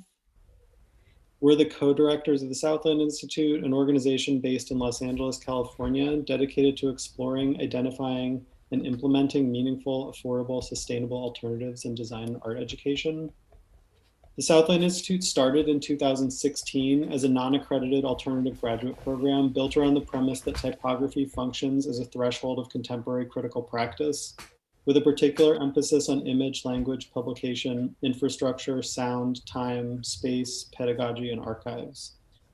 In the years since, what we do is expanded beyond graduate education into a larger exploration of increasing access and points of entry to post-secondary and tertiary education through a variety of free and low-cost programming with a view towards creating useful, ethical, equitable structures for learning and various frameworks for implementing and supporting what we've come to refer to as non-terminal education. The classroom space at the Art Book Fair seemed a fitting venue to explore certain intersections of education and publication, and a nice opportunity to revisit a conversation with Collective Question that had originally been scheduled for last spring and canceled on account of COVID-19. Over the past few years, I had crossed paths with Stephen, Chris, and Julie separately in various capacities. Stephen and I had been introduced by a mutual friend on account of our many shared interests in pedagogy, design, and spatial practices. I met Chris several years ago at a weekend workshop symposium for design educators called Free that was organized by Yasmin Khan and Jessica Wexler's ongoing workshop project, and we've stayed in touch since. And then Adam and I met Julie in 2019 at the Acid Free Art Book Fair here in Los Angeles, where we had adjacent booths. So it was out of some of these individual conversations and enthusiastic curiosity around their working group Collective Question that the invitation arose and an interest in the research they had done into Tolstoy College, an anarchist educational community that was part of the University of Buffalo SUNY between 1969 and 1985, and which we'll hear more about from them. Today's event will consist of Julie, Chris, and Stephen talking a bit about their practices and entry points into the Tolstoy College research, followed by them sharing a bit about the working group, including a syllabus for a self-directed program they designed last summer called CQTC 100, Anarchism is Not a Dirty Word. The presentations will be followed by a discussion as time permits. The CQTC 100 syllabus is linked via this event listing on the Southland Institute's virtual booth at the fair this week. And Adam and I will be available throughout the weekend as well via chat and Zoom as installed at the virtual art book fair with Southland Institute. So a brief introduction of Collective Question, and then I'll hand things over to them. Collective Question is a working group whose independent practices in art, design, pedagogy, and political action coalesced around collective research about the life and activities of Tolstoy College. Stephen Chorivsky is an artist and educator based in Salt Lake City, Utah. In collaboration with individuals and institutions, his research deals with environmental pedagogical models and participatory design practices for the built environment. His work employs a diverse range of media, including installation, publication, performance, and audiovisual artifacts. Stephen teaches architecture at the University of Utah with previous posts at Cornell, Cal Poly Pomona, and the University of Buffalo SUNY, where he was the Peter Rainer Banham Fellow. Previously, he held research positions at the Jan van Eyck Academy and the Center for Contemporary Art, Kita Kyushu. Chris Lee is a graphic designer and educator based in Buffalo and Brooklyn, New York. He graduated from OCAD University in Toronto and the Sandberg Institute in Amsterdam, and has worked for the Walrus magazine, Metahaven, and Bruce Mau Design. He was also the designer and an editorial board member of the journal Scapegoat, Architecture, Landscape, Political Economy. Chris's research explores graphic design's entanglement with power, standards, and legitimacy. Chris is an assistant professor at the Pratt Institute. Julie Neely is an independent curator, writer, and editor currently based in Los Angeles. Through research, design, writing, and exhibition making, her projects deal with minor histories in the United States. These projects typically look to the built environment as a starting point for inquiry, utilizing scraps of local archives and natural resources to tell a longer story of unknown persons, regional places, nameless figures, and collectives. Currently, she runs Diagram Press, a risograph design studio and publishing imprint dedicated to the production of artist books and independent publications. Previously, she held positions as assistant curator of the John Michael Kohler Art Center, curatorial fellow at the Hene Onsted Kunst Center, Oslo, Norway, and communications associate at the Museum of Contemporary Art, Los Angeles. She received an MA from the Center for Curatorial Studies, Bard College in 2017. So thank you all so much for joining us here today, and we're really looking forward to hearing more about your work. So I will stop sharing my screen and hand things over to Collective Question. Thank you so much for kind of laying the groundwork there. I'm Julie, as Joe so nicely gave such an introduction to. And I just thought I would sort of set the stage here a little bit for how I have started approaching this research and how this research has grown in the last almost 5 years of working on it. In a lot of my work, you know, I look to usually producing art books, publications, that really kind of look to specific archives and landscapes. Most recently, I worked with Philly, and it's nice how these kind of connections happen on a book, filmmaker Sky Hopinka, and currently working on a few other projects with workers, one in which is Crystal Z. Campbell, on just ways in which archives inform a lot of moving image and media practices. So approaching this specific research, it kind of became my own object of interest when I was a graduate student at the Center for Curatorial Studies at Bard College, really entering there in 2015, so gosh, almost 6 years ago, thinking more about how ways of institutional practices can kind of diverge and become these kind of communal or sort of sub institutions or ad hoc institutions. And I was working specifically with a sort of thinker and theorist and writer of sorts named Jen Wilson, who was teaching more, kind of the actual reading discussions of Tolstoy himself, and started speaking with her about these different kind of threads of these sort of sub-institutions.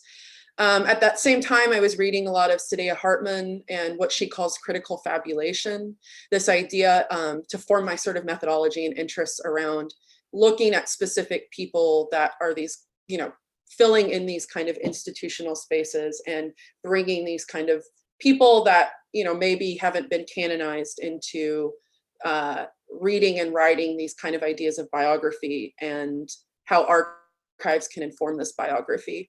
So that led me to Tolstoy College. And I was interested in this because it was a way of looking at kind of how anarchism can function and can be something that's lived and embodied, as it can be also taught and actually executed on a very local level.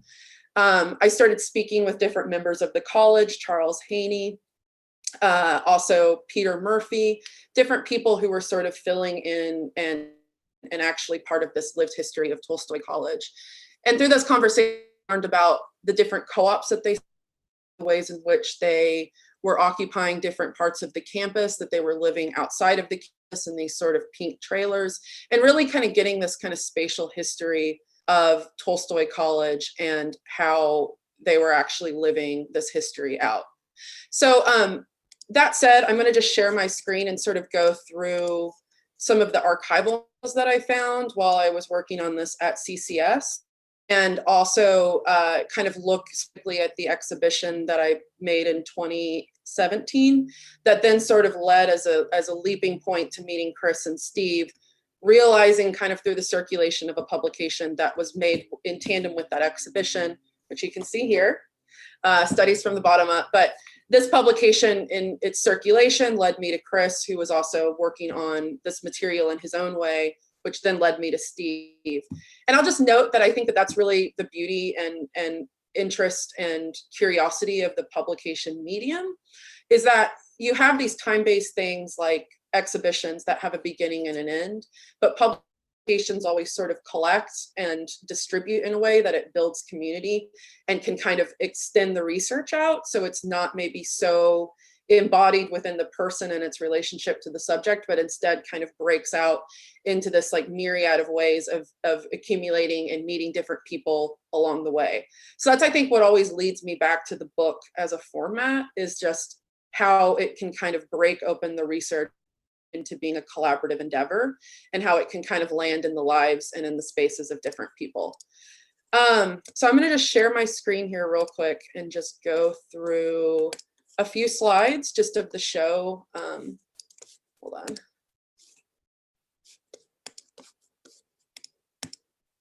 All right, can everyone see this okay? Just give me a nod if so. All right, great. So this was sort of the first material that I found in the archives.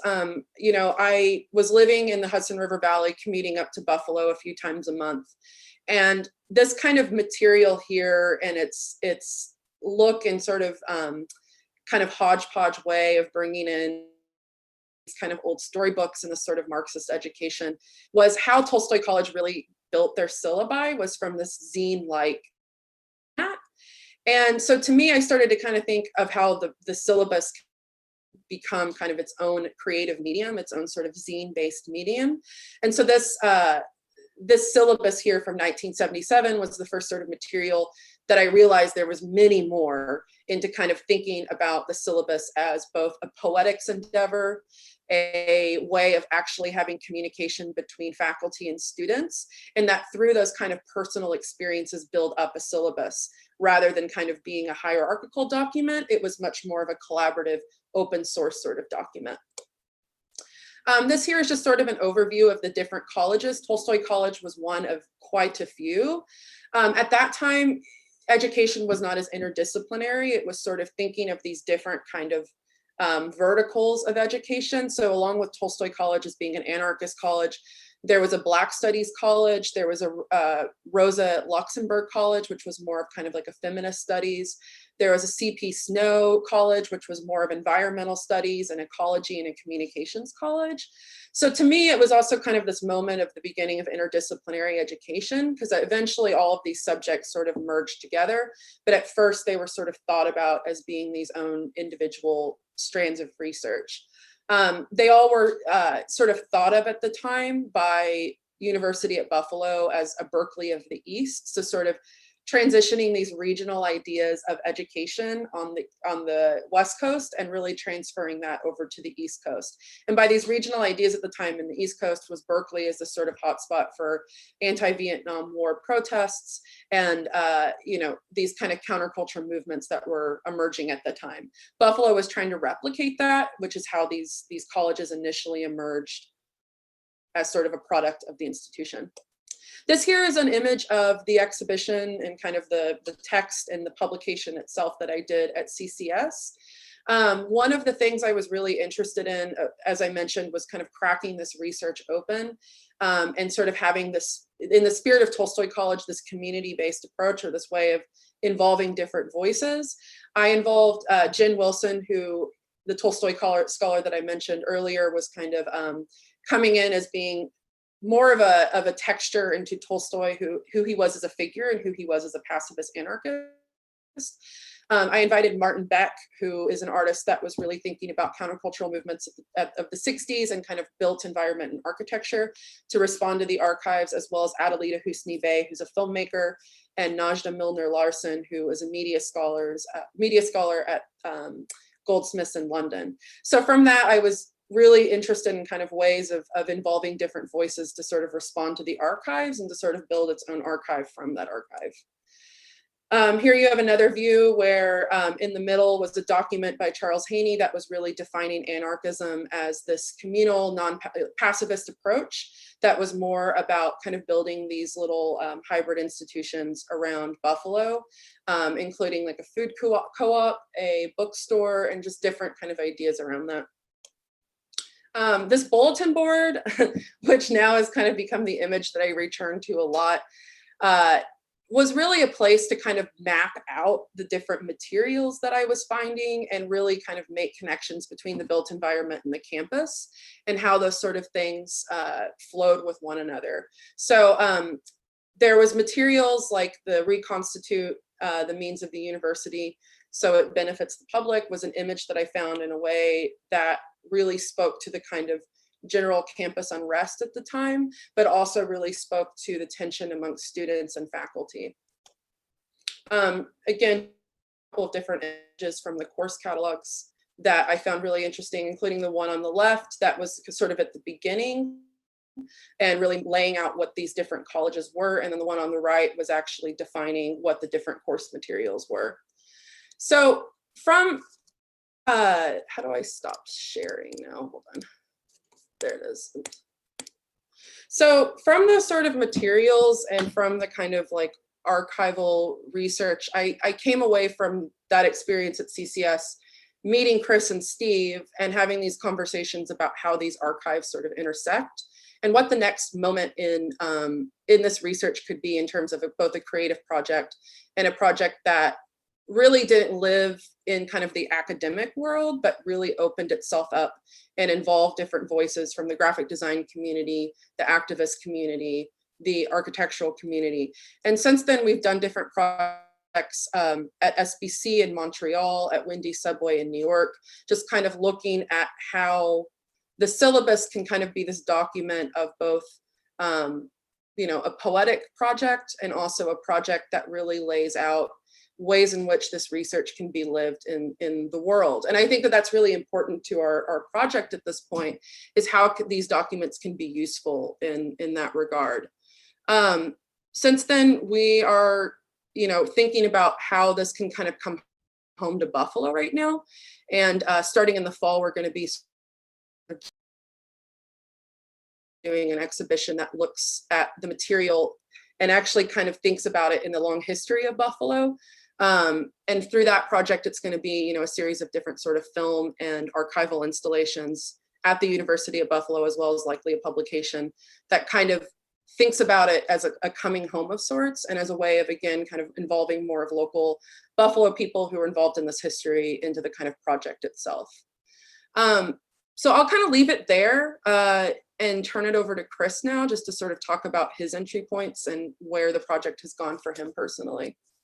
Thank you. Hi, I'm going to share my screen.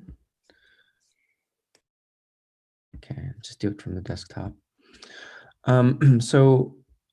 Yeah, all of what Julie said, I'm just going to add sort of my entry point to here. So I taught at UB, University of Buffalo SUNY, from 2015 to 19, I think, for about 4 years. I was teaching in the art department as a graphic designer within that department.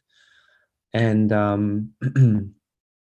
like my first year there, I got assigned with teaching the history of graphic design, which I'd never taught before. And it was like big heavy lift right up front, and you know, I wasn't prepared to grade papers or anything like that, or you know, didn't know what to assign for reading. So I kind of like excuse me, I think I need some water. I you know, sort of did my due diligence and surveyed, did a quick survey of the sort of history textbooks that were out there, and came across this one. Well, first of all, it was the one that maybe some of you know, the Philip Meggs, you know, history of design book, and I opted not to use that one because I just found it incredibly boring as a student. You know, later on with a few more analytical tools, came to see it as a, you know, fairly you know, I mean, just to be concise, like I found it to be like kind of a problematic way of writing history. And then I came across this other book by Johanna Drucker and Emily McVarish called, I think it's called The Graphic Design and Critical Reader. Anyway, I found that to be a little bit of a more useful textbook because it provided students with a bit more of a kind of critical lens and and a more useful kind of analytical tool, which was to prompt students to always ask, right, what the agenda was with a particular design artifact that was being studied. Anyway, that's just a little bit of background. The more relevant part of that experience was that I started to realize that because I was teaching this history course as well as studio courses, I started to realize that the way that the students thought of themselves as designers, or in graphic designers, had a lot to do with what they were encountering in this history, right? So the history, in spite of being a more, I think, more critical and useful history book, it still tended to center things like, or sort of like narrate a kind of trajectory of the, progress of design towards like the design of things like books and posters and publicity, websites, et cetera. And so, right, these are the things that I think that students sort of identify, if they're to regard themselves as initiates to this discipline, that they identify these are the sort of like activities that they ought to engage in. But one way that I think about design is that it entails, right, a lot more than things that are designed for publicity, right? And it also includes things like, passports and money and birth certificates and driver's licenses, et cetera. And so, the thing that I'm interested in is in having students engage is, this sort of dimension of design that's not potentially lucrative, not potentially sort of career oriented, right? But,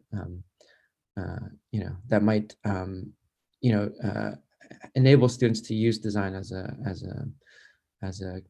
tool, a critical tool, right? And a tool and a means by which they can become engaged in sort of bigger questions, maybe not bigger questions, but necessarily, but maybe more urgent questions about how design sort of mediates, sociality, different kinds of sociality.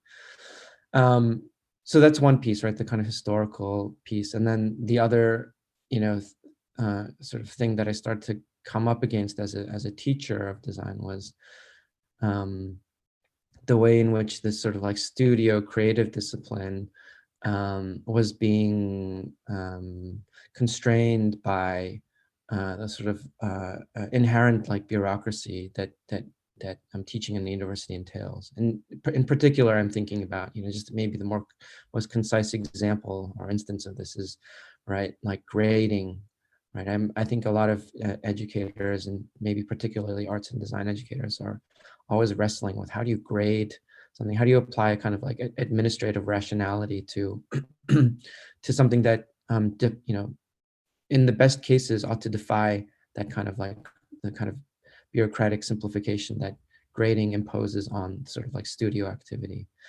And so what I was thinking about and what I sought was a kind of alternative way of doing education, right? How else can I teach within the university? How else do I, fulfill my job obligations while, doing what I think of as my sort of work or my vocation, which is to be in learning and study, for lack of a more elegant term.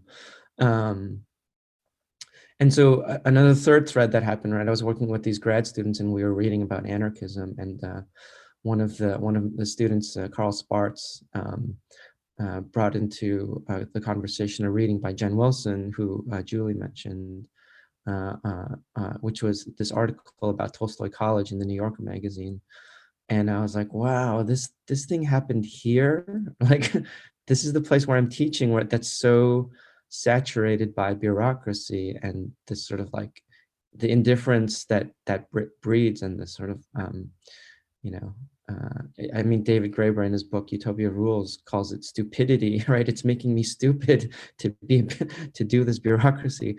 And this Tolstoy thing happened here not 40 years ago. How can I make this happen here again? So I started looking into it more. and came across the archives. And I think we all worked a little bit with Bill Offhausen, who was in the special collections at UB, to get access to these archives. And Steve and I were at UB at the same time, and we'd go to the archives and try to check out a box of materials. And Bill would say, actually, someone else has checked it out. And we're like, who the hell else is looking at this stuff? We hadn't met Julie at that point. You know, we're like, who else is looking at this stuff right now? So super weird. But anyway, I started to look at that material, and also think about the syllabus, right? Like how would I teach this? How would I teach design here in a way that's more consistent with, you know, my sort of idealized version of Tolstoy College? And so one of the ways that this manifested was that I created a reading list of books that are both real and fictional. So books that exist and books that don't exist. So I'm just going to run you through some screenshots of previews of some of these book covers. So this is a fake book called Punctuation by a guy named Charles A. Rood. And it's an account of the typesetter strike in St. Petersburg that triggered the 1905 revolution. And it's also a type specimen book. So that, I don't know, some people may or may not know this, but it's alleged that one of the events that triggered the Russian Revolution was a typesetter strike in Moscow, where the type workers at this publishing house called Sitin and Company, I think, if I remember correctly, went on strike because they wanted to be paid for setting punctuation, right? At that time, the typesetters were paid by letter. But of course, punctuation is a large part of, right, the labor, and yet they weren't being paid for it. So it was over this sort of minor, banal feature of typography that, you know, allegedly the Russian Revolution started. Here's a book cover for War and Peace by Tolstoy. I wrote an article that goes with this, and I found like a text version of War and Peace, like a TXT version of the text, and did a sort of like a tally of all the punctuation in this text version of it, and you know, just sort of did an accounting of it. But what I should say about this collection of books is that it tries to sort of narrate a relationship between sort of like radical left politics, graphic design, typography, education, and the sort of like consistency, you know, and other sort of like commentators have made this connection between the university and the prison. I sort of like touch on that, I guess, by pointing to the proximity of Attica, you know, to Buffalo. So Attica, which is the town in which the Attica prison uprisings happened, you know, one of the bloodiest prison riots in American history, just an hour outside of Buffalo. And it happened to be that Michel Foucault was teaching at UB at the time, at a couple of years just preceding the Attica riots, and I think it sort of informed the events informed his thinking and writing around Discipline and Punish, his book. And I think when he returned, so he had 2 stints at Buffalo, and on his second stint, which was after the riots, he had gone to the prison to interview the prisoners, but I think he never actually went there or had any encounter with the prison before the publication of Discipline and Punish. So this is his book. Another Russian author of Crime and Punishment. I haven't read any of these books. I just know the synopses of these. But it features a character named, oh gosh, I can't remember the name of the character in the book, but it's modeled after a real criminal named Pierre-François Lacenaire, who spoke of his prison experience as the criminal university. A fake architecture book that sort of like makes draws these equations between prison architecture and university architecture. So the UB's North Campus is sort of famously, maybe this is a description that's attributed to a lot of sort of, post-war university, you know, land-grant university campuses. But the way in which the North Campus of UB was designed was allegedly so that it precluded spaces of gathering, right, to sort of like foreclose on the possibility of student protest and massing of bodies. So I'm just going to flash through the rest of these because there's like a lot of story I could tell with these, but it's the short version is that this is a reading list, right, that I think could be a starting place for graphic design students to engage with the sort of political dimension, if there is one, right, of their practice. Maybe I'll just leave it on this one because this is like, I don't know, novel for me. No pun intended. 1984, right, is close to the year that the experimental colleges were shut down, or basically shut down at UB. It's also the title of George Orwell's book, 1984, and the main character in 1984, Winston, if you recall, works at what's it called now? The Ministry of Information or something like this, right? Basically, what he's doing is he's editing photographs. And the thing that I realized was that Winston, right, the main character in this book, is actually a graphic designer, right, working in a propaganda department, revising history, changing documents. And I think this is sort of like, for me, a poignant sort of entry point for the way for thinking about the way in which, right, design, the document, education, re-education are all things that seem quite banal in our world, but I think are pretty consequential. So yeah, maybe I'll leave it there and then pass it to Steve, and then maybe we can come back to other bits.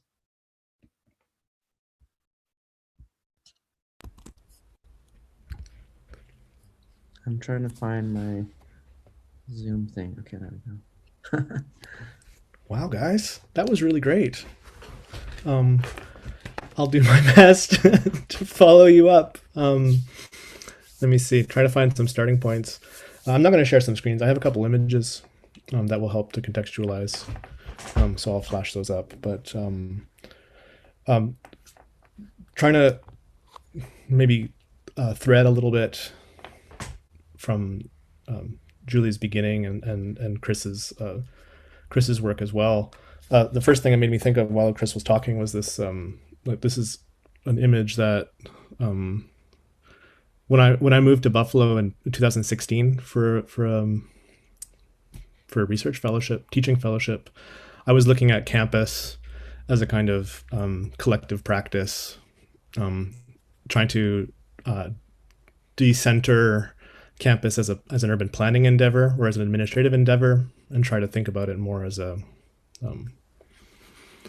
performance of sorts between faculty, students, and staff, and obviously lots of other factors as well. But Chris and I met in earnest during that time, even though we had met previously, and worked on a project in which we had proposed a kind of revolving bookshelf that could be installed on campus to house Chris's books, that could work as a revolving door in some way through spaces to inhabit an empty space somewhere. We didn't quite know where. But this also goes back to the graphic design history of the University of Buffalo, which the design of this structure that was going to be put up somewhere has the same, is based on the graphic of the university logo. So we're interested in how to kind of like take and also a history a graphic history that's maybe been subsumed a little bit by other types of typefaces, other types of style guidelines, things like that. But trying to incorporate an archive into the space, trying to also find a home for these fake books of Chris's. So that started, I think, 2016-17. I was in Buffalo full time, teaching in the architecture department, talking to Chris regularly about these issues, and happening upon Tolstoy at around the same time, Tolstoy College, going up to the archives, starting to see things that Giulia had seen previously, that Chris had seen previously. So sort of retracing their steps in some respects. The thing that was happening concurrently to that research on campus is that I was obviously charged to teach students something in the classroom. And I was really interested in how one could maybe in one way collapse one's field work into one's immediate surroundings. Often field work takes the tack of something far afield that is brought back. And what I was hoping to work on with students was not only to build increased cognizance of one's immediate surroundings, but I think the realization during that time was that students were the experts of those spaces much more than the teachers. And so there was a sort of interesting embodied knowledge that students held. And I was working with exercises and courses in general on how to activate those embodied knowledges in a spatial setting, in a pedagogical setting, breaking down where the expertise was. So this resulted in basically 2 different courses that have since sort of built on the research. One was a studio and one was a seminar. In the seminar's case, the final, essentially it was about campus. So all this stuff revolved around not even UB as an entity, not even the 3 campuses that UB holds, but the South Campus where I was situated, where the School of Architecture was situated, and the buildings. This aligned really interestingly later on with the history of Tolstoy College, because all of those spaces that we were having classes, all those spaces that we were going for lunch, those were all the spaces that Tolstoy College also was kind of working to inhabit in their specific way in the 60s and 70s and into the 80s. The last thing about Tolstoy that really started to become inspirational sounds like a silly word, but how to take Tolstoy College as an entity that exists in which there weren't a lot of visuals beyond publication. Like there was a lot of syllabi, there was a lot of what do you want to say, like ads for posters, things like that, but not a whole lot of photographs, not a lot in the way that one might document today. You know, when you start an intentional community, when you produce pedagogical work, you better have a video camera nearby, you better have photographs, you better circulate those to make sure that everybody knew that it existed. And I think the wealth of documents was a bit different there. So I was I think all of us were inspired by that in different ways.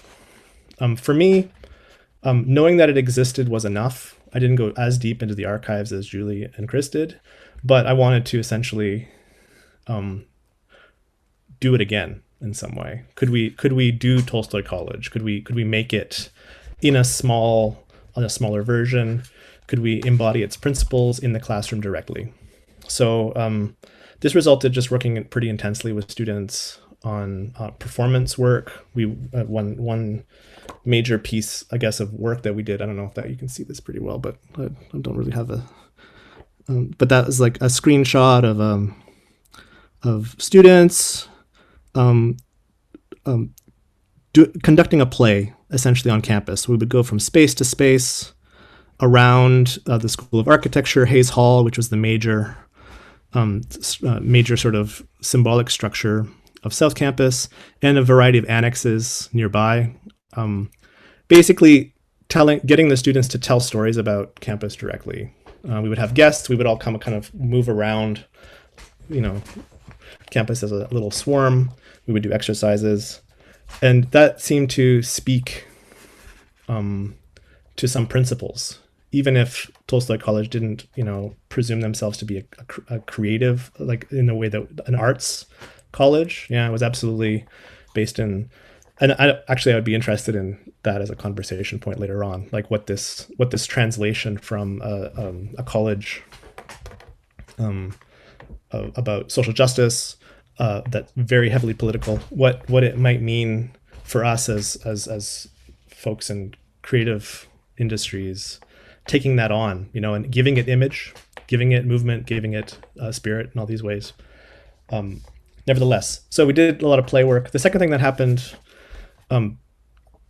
was I kind of proposed a prompt to a very small graduate studio that I had the pleasure of running, that we in some way institutionalize ourselves as an experimental college within the School of Architecture, within the studio. So somehow to take on the role that something like Tolstoy would have taken on, to say, how do you become, I guess as they say, in but not of the university? How do you how do you reappropriate space, empty spaces on campus? So at one point, and we did, if I'm completely honest, and if any of those people from the studio comes on this to watch this, they'll both agree and disagree with this, but we didn't really do very much. We had a lot of conversations, and maybe that actually isn't the spirit of an anarchist organization, is that you talk excessively, which maybe struck a bunch of architects as problematic, where an architecture education is maybe less about talk and making sure that you have images to back it up. We didn't produce very many images. One image that we did produce, I would say collectively at one point, is when we chose to dissolve the studio as such and turn ourselves into a little experimental college. One of our students, Leslie, produced this diagram as a kind of syllabus or contract as to how we would operate moving forward. That's to say, a table with figures around it in some sort of conversation where we would make the studio of ourselves and in some sort of mutual aid of each other's projects. The other thing that was quite interesting about maybe that experience is that one of the first things we were given a space in the middle at the top of Hayes Hall in an attic, which at one point we decided we didn't want to be in anymore. And I don't remember exactly the terms around that, but we left and camped out in an annex building in an unused room to do our activities. So we kind of gave up this sort of official spot and relocated into a space that was otherwise empty. That displacement actually accomplished later on was really interesting. One of our students, Leslie, decided then to recolonize our studio space in the main building and turn it into a greenhouse where she grew plants, distributed plants to the community, leaving it as a studio space, leaving it as that type of space, and reconstituting it as a different type of network community hub. So I was really interested in the way that seemed to but lend some connective tissue to historical practices on campus, on how these experimental colleges were living alongside peacefully, I think, as the bureaucratic machine chugged along for a time. But we're looking for something else. We're looking for something else in their education. We're looking for something else in their spaces. And I think that's all I wanted to say. Yeah, that's sort of the starting point. After that, Giulia and I and Chris and I didn't meet, formally until we started Collective Question as a sort of, as a question, I guess, how to really start to talk back to Tolstoy from our own points of view, but then start to make things. And that's been a slow and I think pretty productive process that has, is on no deadlines. It's just chugging along. So does that okay, more or less, as a starting point, and then we can look into some of the collective work that we've done. Yeah, I think that's great. I guess I was wondering, did any of you want to kind of share and look at the syllabus, the CQTC syllabus? I think it would be really nice to see that document. I have it open. I can share my screen and then maybe we can all speak to it. Yeah, that's perfect. Yeah. I just have to find it from. Okay, here it is. Share a screen thing. Okay, can you all see this purple thing? Is it purple? Yeah. Okay. So maybe I'll just say this was, Giulia already mentioned, but just to reiterate what Giulia was saying, that this was done as a sort of preliminary piece of work towards the exhibition that we're going to mount at University of Buffalo Art Galleries this fall. Originally, the intention was to hold one or two summer sessions leading up to that exhibition in Buffalo, but the pandemic hit, so that sort of threw all of that off. And so this syllabus was made as I don't know, as a medium or a site for facilitating a kind of conversation, or the kind of conversation that we wanted to try to have in person, but online. And yeah, we proposed doing a syllabus to create a syllabus for a short 4-day summer program. Yeah, so that's the sort of like practical background of it, I guess. Yeah, and I'll also just jump in there and say that, like, I think this is an interesting example of how we work a lot as a collective. A lot of the time, I mean, we live across time zones, first of all, so that in itself can be a bit challenging. And a lot of how we sort of start to organize ourselves are over Google Docs, as many administrators probably do. But one of the things that I think really leads a lot to our creative process is, for me, it's a lot of loose writing, and it's a lot of writing into the Google Doc responses to archives, or thoughts and suggestions about how projects are coming together. Chris and Steve, I think, are a lot more visual in their thinking. And because of their design and architecture practice, a lot of what they'll sort of do is take design cues from pieces of syllabi and start to kind of create design elements or objects from either words. And so in a way, there's almost a kind of concrete poetry component to how we sometimes move through archival material. Chris and Steve are also clearly educators. I am not. I don't work at a university, but I think that, like, one of the things that has been interesting to me as like an object is the syllabus, in a way in which they can be an aspirational plan that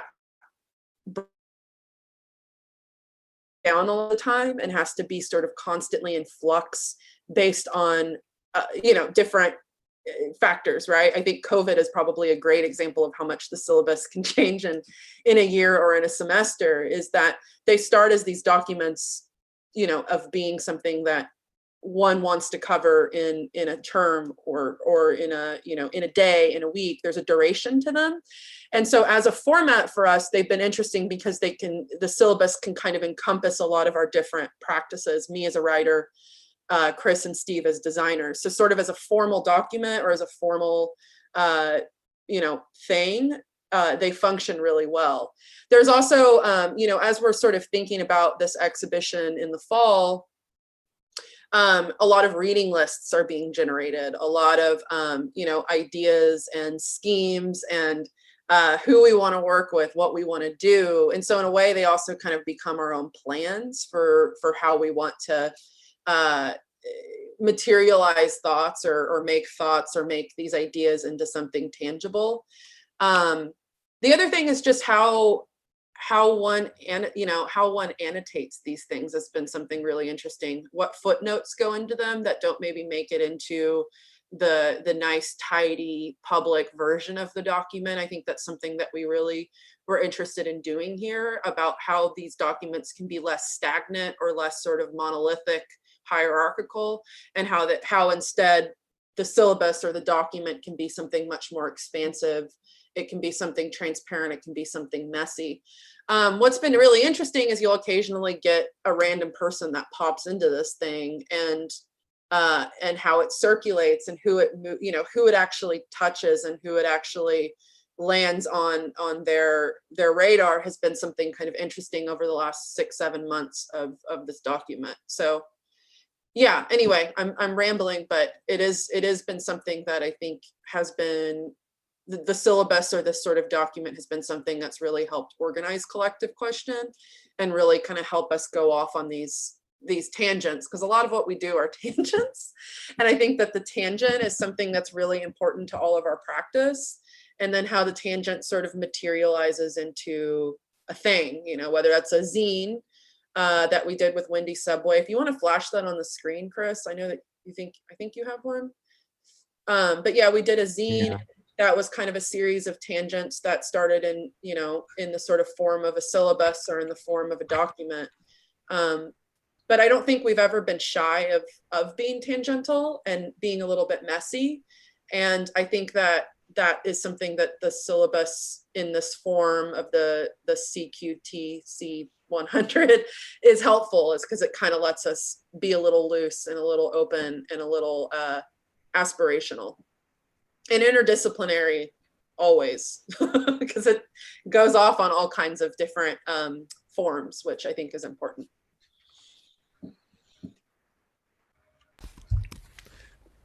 Yeah, maybe just to keep going on that just for a second while we have a couple things here up here on the screen. If you stop there for a second, Chris, and there's like a little tiny piece of furniture, beside the learning outcomes, and maybe just to connect a couple other things here.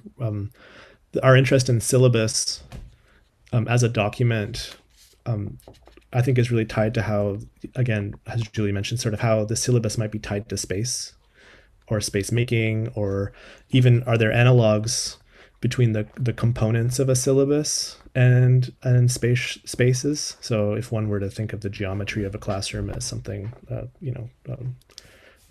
as something changeable, in the spirit of maybe anarchist education from Tolstoy College. So this is one of a dozen maybe pieces of furniture that we designed the year previous at a gallery called SBC in Montreal with the curator Danielle Saint-Amour. And so the conceit maybe in this case was that each of these furniture pieces was in fact a portion of a syllabus. If the syllabus could be spatialized, if the syllabus can be activated, if it can be moved around in different parts, if it can be edited, then how might a set of pieces of furniture be a kind of analog to that, to stand in for that. And so you'll see some of those in the document as well. So I think that was really important to kind of get it out of a document, because I guess that's what happens in a classroom too. You kind of get out of the syllabus and you get into content, or you get into, and like Julie says, it derails quite often, or the aspirational aspects of it you can never really reach. So you're hoping for all this in here. So how to get that into space and how to make a space feel like that. Maybe the second thing I'd say, just while we have it up and thinking about maybe the last couple of years and activist movements, the real, I think, plethora of syllabus and educational style documents, and maybe this is how we can talk maybe in a larger context as well about this. This is, I think, a very humble addition to a culture right now of sharing this type of information, of the culture of producing reading lists, of expanding education and alternative educations over these sorts of media. So in some way it feels rather timely and just a kind of modest contribution to a much larger and much more expansive conversation about maybe the state of the university and how it has reason for being dismantled in various ways. So maybe just to jump off from that point, I think another way in which the document, the syllabus seems interesting is the extent to which it functions as a document. And here, like the document, I'm thinking about it through the way that the media historian Lisa Gittleman thinks about the document as a sort of having a dual function, right? A kind of knowledge producing function and an evidentiary function. So like the point that I would focus on here is that it's sort of evidentiary function, right? The syllabus as a document functions as a sort of like evidence of teaching, all right, and evidence of something having happened. And there's a sort of obscurity that I think Steve mentioned a little earlier, that, you know, that all we really have of Tolstoy are these documents, right? All this other stuff, like all this other stuff we kind of have to imagine. And I think, you know, for me, that's what's sort of interesting about the idea of performance. That's, again, Steve mentioned, right? That one has to, if one is to reconstitute this project, one has to sort of engage in some kind of performance, I think, or performativity. And I don't think of that in a kind of negative way or as a sort of shallow sort of thing. That anyway, I'm rambling a bit, but to get back to the document and its sort of evidentiary function, I think what's interesting about the syllabus in the context of Tolstoy is that, you know, it could also be regarded as a sort of decoy, right, for the kind of upper administration of the university, right? That this document is produced as a way to signal to the kind of bureaucratic gaze of the university administration that there's a legitimate teaching happening, while maybe again, we have to imagine, but, you know, maybe underneath that or behind that or in the margins of that, that's where the sort of studying happens, right? You know, the sort of the stuff that's like exceeds accountability, the stuff that is embodied, and, you know, and its truthfulness in the kind of or you know, status as fact in the kind of conventional academic context is disputable, but nonetheless real, right, for the people who are like living you know, in the margins and the peripheries. I think so you know, empty space or sort of like peripheral space or marginal space, to come back to the sort of like spatial theme, is also important to us. And I think the document as a sort of piece of the syllabus as a piece of evidence can maybe, you know, hold open space for, you know, doing things within the institution in spite of being against it. Right? It can be a kind of mask or a shield. So I think that's another way in which the syllabus as a sort of publication, you know, it's like the public face of something, in spite of the, you know, the obverse being something else, is potentially interesting. There's a piece of language at the beginning of this syllabus that I feel like maybe ties in kind of an interesting way to what you all are talking about. But I feel like it was one of the pieces that I was like less sure of maybe what it meant by it. And I was wondering, you know, it's actually the last line of that bit at the top, you know, where it says it projects and aspires, but is also fraudulent and knows it. And this notion of this kind of like self-knowing fraudulence of the document. I'm curious if you guys could say more about that. I think, I mean, I ran a course once with a colleague at UB, Max Goldfarb, and we called the course Subject to Change. Yeah, just because that's the sort of like piece of the syllabus that's often sort of in the small print, but, you know, what happens if you put that up front? It's a sort of like admission that there's, you know, I mean, in my mind at least, or maybe both of us, there's a sort of admission that that this isn't some kind of like piece of knowledge that's fully formed, that's being transmitted and downloaded to students, but that there's, you know, this is a contingent. I don't know. That's what it is to me. I don't know if that's totally answers the question though. When I guess maybe there's something for me that feels like there's maybe a difference between a kind of like contingency or that upfront acknowledgement. I mean, just that notion of the like subject to change, like everything is listed here to sort of the best of our ability to kind of scaffold something out. But what ends up happening within that space is dependent on so many variables. But then I feel like this notion of like fraudulence feels a little, that feels that there's something a little more like pointed about it, I guess. So, I don't know, I'm sort of curious the choice of that word. I mean, I can hear and kind of talk about like the historic, I don't know, maybe not historic, but how going through a lot of the archives with Tolstoy College specifically, there was a lot of memos that circulated about how the syllabus could sort of be this document of transgression. And by transgression, I just mean it's kind of a trickery to the institution, saying like, here's this document, these are the things that we're going to do in this class, but kind of using it as a mask to what the other activities could be. And so fraudulent, I can speak to, I don't ever remember that being any of their language, but it was still this idea of the syllabus can function as trickery almost, or as something that is using, presenting something to the institution, but doing something behind its back.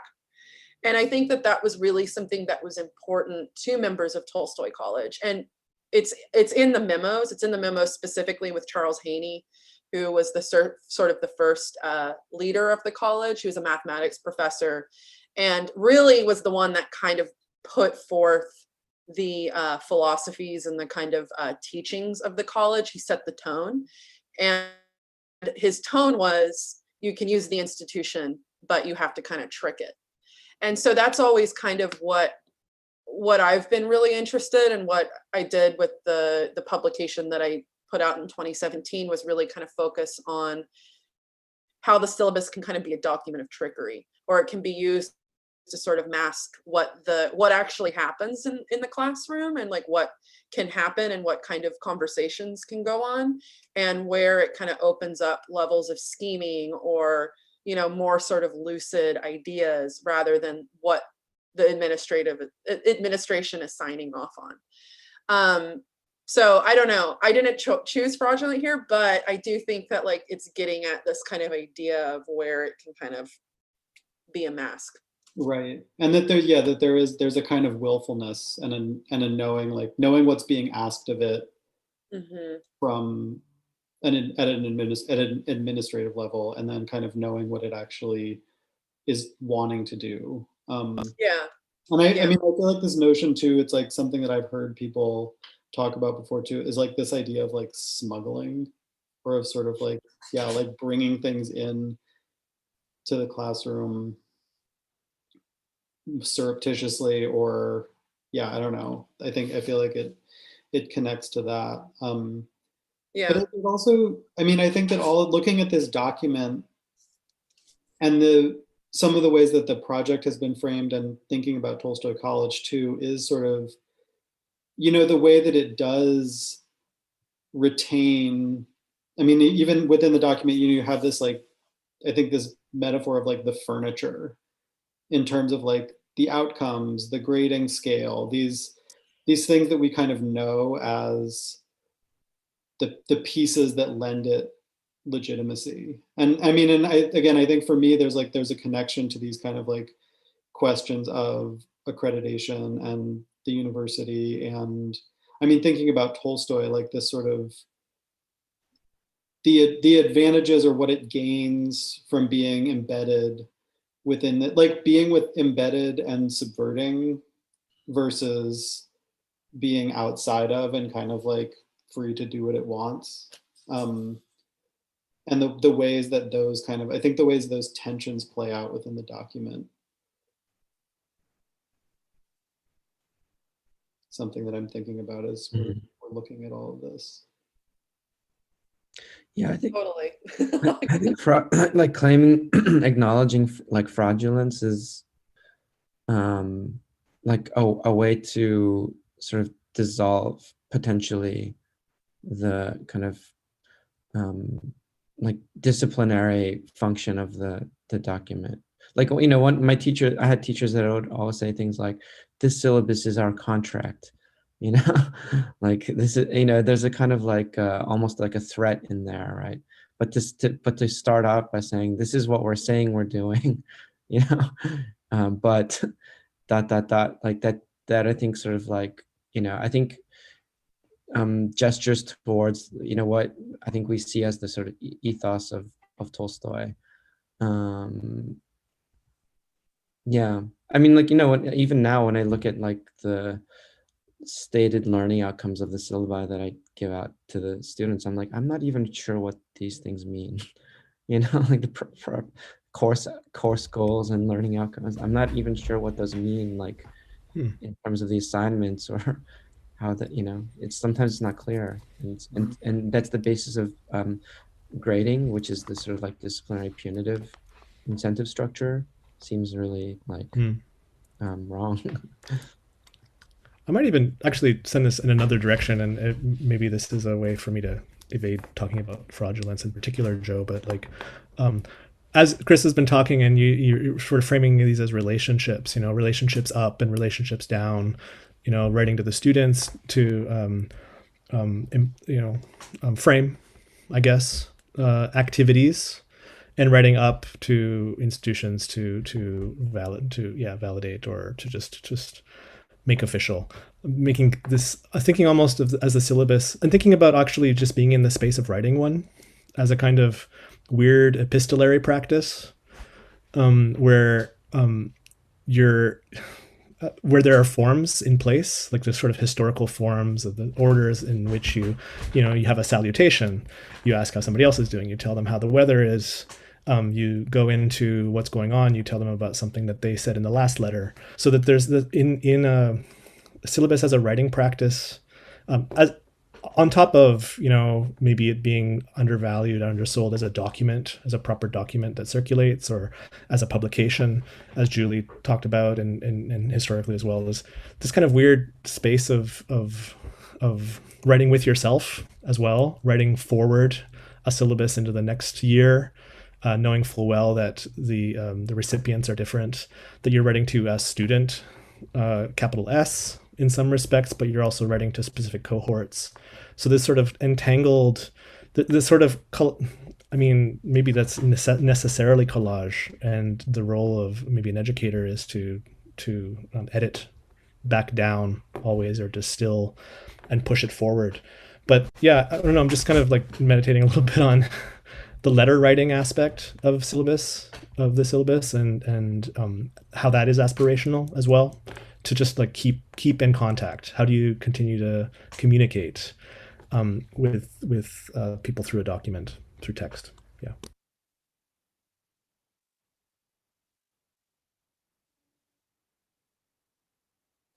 I've been thinking of this turn of phrase that Chris used when he was sharing, saturated by bureaucracy. That's sort of what you encountered when you first learned of Tolstoy at Buffalo, and how disparate those two sort of worlds or two learning spaces seem to be, propositionally, actually, etc.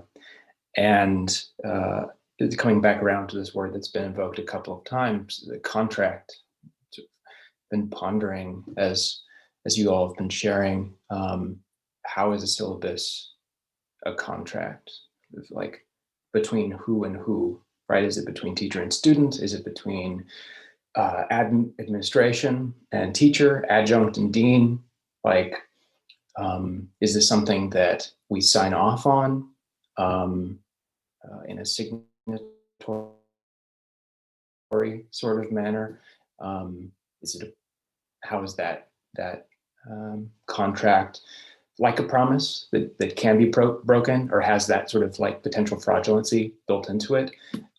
Like once everyone's signed up and on board, and you have your sort of enrolled cohort, right? Like then it's like, all right, let's throw this out the window or some such. I mean, I remember in undergrad, I took a graduate level seminar course with a young scholar who had just been hired that was super ambitious. And the syllabus was just go and buy the whole library from Hannah Arendt. That's what we're gonna be reading this term. And the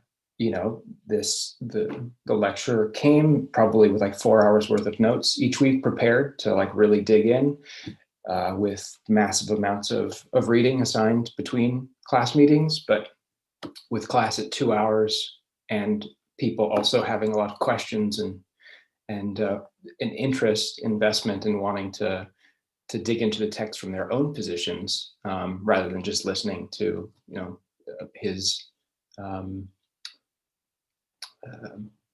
extrapolations.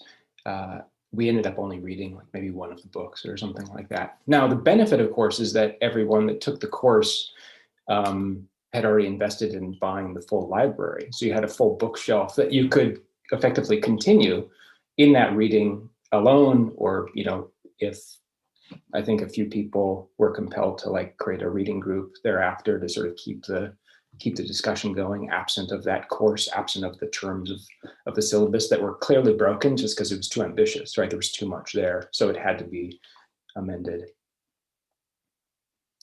But I'll pause there.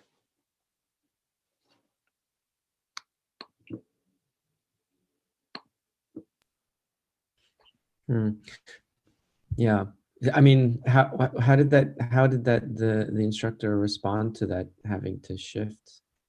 Again, I mean, this is maybe speaking to the point that we've been touching on in relationship between sort of the practical, pragmatic, like how does it work in class, versus like the kind of false pretenses that maybe you have to like sell upwards to like the bureaucracy of education to get things passed and like looking legitimate, which is also this sort of like differential between like idealistically kind of aspiring to introduce all of this material, a kind of, it's like, you know, also how is a syllabus like a bibliography, like front-ended? So rather than the back of a publication, it's like, it's like, this is how we're going to begin, like, and then there's sequencing that someone or a few people that are leading, that are prompting, sort of set up, and it's like, okay, and then we'll just use the sequential order of like, we have so many class meetings, like this is how we'll distribute this lot.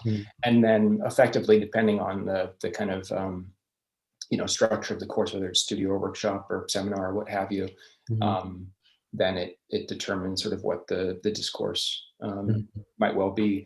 But again, that sort of, sometimes in that preparatory manner, like Stephen was just saying, like where it's maybe a year out, you're laying this groundwork because it needs to be passed, it needs to be signed off on, etc. And then when it, like, you hit the ground with it, and then you look at, okay, and these are the students, this is our collective that we're gonna have for this next week's learning together. What can we do, and how practical does this seem? Because maybe it was a summer of Black Lives Matter protests in the streets, and you know, does that, maybe we need to look at the Black Panther Party for self-defense and realize that it started with a study group of college students that realized that their provisional education was not adequate, so they had to supplement it. Yeah, I don't know if this is like a direct response, but like one thing that I think of is the way that, yeah, the syllabus is written up, both upwards, kind of to use Steve's kind of characterization, and also written downwards. So it's written upwards, right? I mean, I'm thinking about, right, like people who are teaching and are on some kind of a career path in academia, right? And the syllabi are pieces of evidence that'll be reviewed in sort of appointment cases and tenure review cases, etc. And, you know, if you assign a whole library, you know, that looks awesome for you. Like, wow, this ambitious or maybe not, I don't know, like maybe more experienced faculty, like, this seems crazy. But anyway, there's that. And then, right, there's the way in which that the syllabus, sorry, there's a baby screaming in the background now, probably getting a diaper changed. It's really hard to speak, but there's a way in which, like, the syllabus being written down is sort of like, you know, like, sorry, this is going to like a really crass image, but like, you know, like dogs sniffing each other's butts. It's like, what's the pecking order here? What's the hierarchy, right? If you're giving the syllabus and it has all this, then you've established your position as a kind of, right? There's also that happening too, I think. But and so, you know, I think, I mean, just to go back to the fraudulent thing, you know, I feel like that this kind of language, or the way that this syllabus has even been constructed, this CQTC one as a Google Doc that's editable by anybody, sort of gestures at you know, sort of displacing the authority of the document, right? And displacing its sort of like value as evidence, right? Like this is an open Google Doc cannot serve as like evidence of teaching, right? Because it's just not a stable thing that can be regarded as evidence. Similarly, like looking downwards, like it can't be an authoritative document, you know. So I don't know, it's just, maybe I'm just sort of like being recursively going back to an earlier point, but it's just sort of a thought that comes from your example in relation to things. I think sadly that's where we need to kind of call it. So I think we'll pause there. And yeah, I don't know. I mean, I could keep talking about this for a long time, and hopefully we will. But I want to thank you again, Julie, Stephen, and Chris, for being here and for doing this. It's always great talking to all of you, and we look forward to continuing this conversation. We also invite everyone to come visit the Southland Institute's virtual booth at the Art Book Fair this week, which will be at southlandinstitute.pmvabf.com, where you can explore and download documents from past Southland Institute courses and programs, see our upcoming spring offerings. And then we also invite you to join us on Saturday from 12 p.m. to 3 p.m. Pacific Standard Time, or 3 p.m. to 6 p.m. Eastern Standard Time for our monthly free public discussion series, A Stone's Throw. And this month's meeting is called Fair's Fair, Documents of Agreement from Artists' Reserved Rights, Transfer and Sale to Collective Bargaining in the Industries of Art and Academia. And all pertinent information for all of this can be found at our virtual booth, as well as on the Southland Institute website. And we'll link to the collective question, the TC 100 syllabus also, so you can spend some more time with that and kind of reading through some of the things that we've been looking at and talking about here today. And also wanted to say thanks to David Sr. and everyone at Printed Matter for putting all this together. So thanks for joining us here, everybody. Have a great day and enjoy the rest of the fair. And thank you, Chris, Stephen, Julie, Adam. Thank you, guys.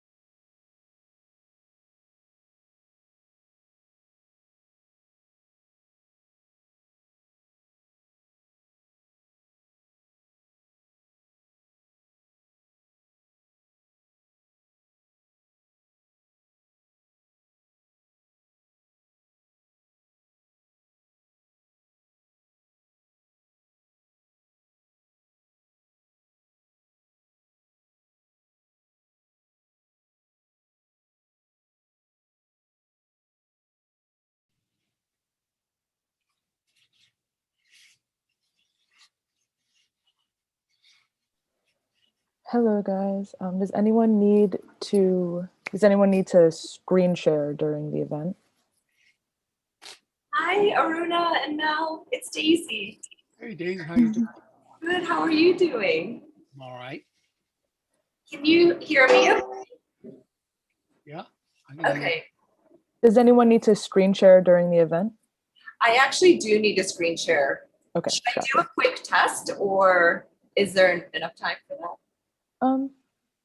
Yeah, I think we could do a quick test. Here, let me make you co-host. Okay.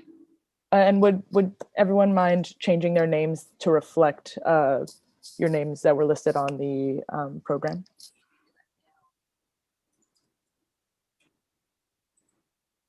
How was my name changed? Oh, you're all good. Hi, everyone. How are you guys? Hey, how you doing? Hello. Hi, everyone. Thanks for having me, and thanks especially for Can you guys hear this? Yep, we can hear it. Filipino/American. Great. Living on Okay. So that'll be the short thing that I will share. And you can hear me? I'm doing this on my iPad, so I'm not my computer as usual. So okay, good. It's all set up. Great. How is install going, Aruna? It's this is the first exhibition I've ever co-curated. Wow. So it's all new for me. Like the install part, like it really is all new for me, and it's super intense. It's really busy, but it's going beautifully. The people at the Brooklyn Museum are such pros, and we've planned it down to the last detail. So so far so good, and it looks beautiful. So great. Now we're just waiting to get all the final picky details done, which is the part that always scares me the most. But yeah, and then press previews are on Wednesday. So wow. Yeah. Oh my goodness! Thank you for doing this. I can't believe you're even doing this. If the press previews is on Wednesday. I know. Well, I was so thrilled to be. When you guys sort of emailed asking me to participate, I was like, yeah, it all seemed very abstract. But then when I started seeing everyone else who was taking part, and then I was looking through the PDF of the book yesterday, it's like, oh, it was so exciting. So it was really exciting to feel that I could be part of it, the launch and everything. So thank you for asking me. Thank you all for participating. If we'd like to get started, we can. I just want to let you know that we are currently live. Oh, great. Okay. Oh my goodness. Live. Okay, thank you. Thank you for telling us. Yeah, of course. Is everyone here, all our panelists? I see hi, Curly. Hello. Hi. So maybe we can get started since we're all here. I'll do a quick welcome. Hi, everyone. I'm Daisy Nam. I'm one of the co-editors of Best Letters from Asian Americans in the Arts. I'm here with my other half of the editing team, Christopher Cahoe. And I just wanted to first thank everyone for being here, and thank you everyone at Printed Matter, Sonal Breslov, and the classroom organizer David Sr. And even though we can't be together physically, I'm so glad that this art book community can come together digitally. So this is exciting for me. I'm all the way in West Texas, so it's fun for me. And of course, thank you everyone at N+1 and Paper Monument, who this wouldn't have happened without their help. Rachel Ossip, Dushko Petrovich, Roger White, and Shanti, all so fantastic. And of course, the designer of the book, Abby Chen. And so we're here with our amazing panelists. We have Mel Chin, we have Aruna D'Souza, we have Hyperlink, who's also participating in the book fair. And we do have Patrick Jadoko, who's coming later. So he's going to join us afterwards. But we thought we would start by just sharing a little bit about the book. And then we'll have everyone read, the panelists will read an excerpt, and then we'll have Q&A, a discussion and Q&A. So if you're out there in the public and you want to ask a question, there's a chat box. But Chris, do you want to get started and just share a little bit about the book?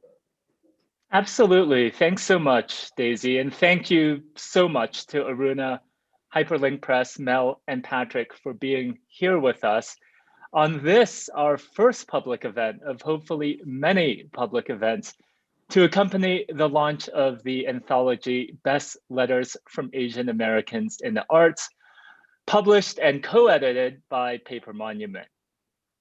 So this anthology was very long in the making. As some of you know, over a year ago, on a cold January in 2020, Daisy and I sat down for coffee, and it just so happened that we were both planning independently projects involving personal letters. And we were both, along with many of the contributors in this volume, such as Patrick, part of a reading group that addressed the model minority myth.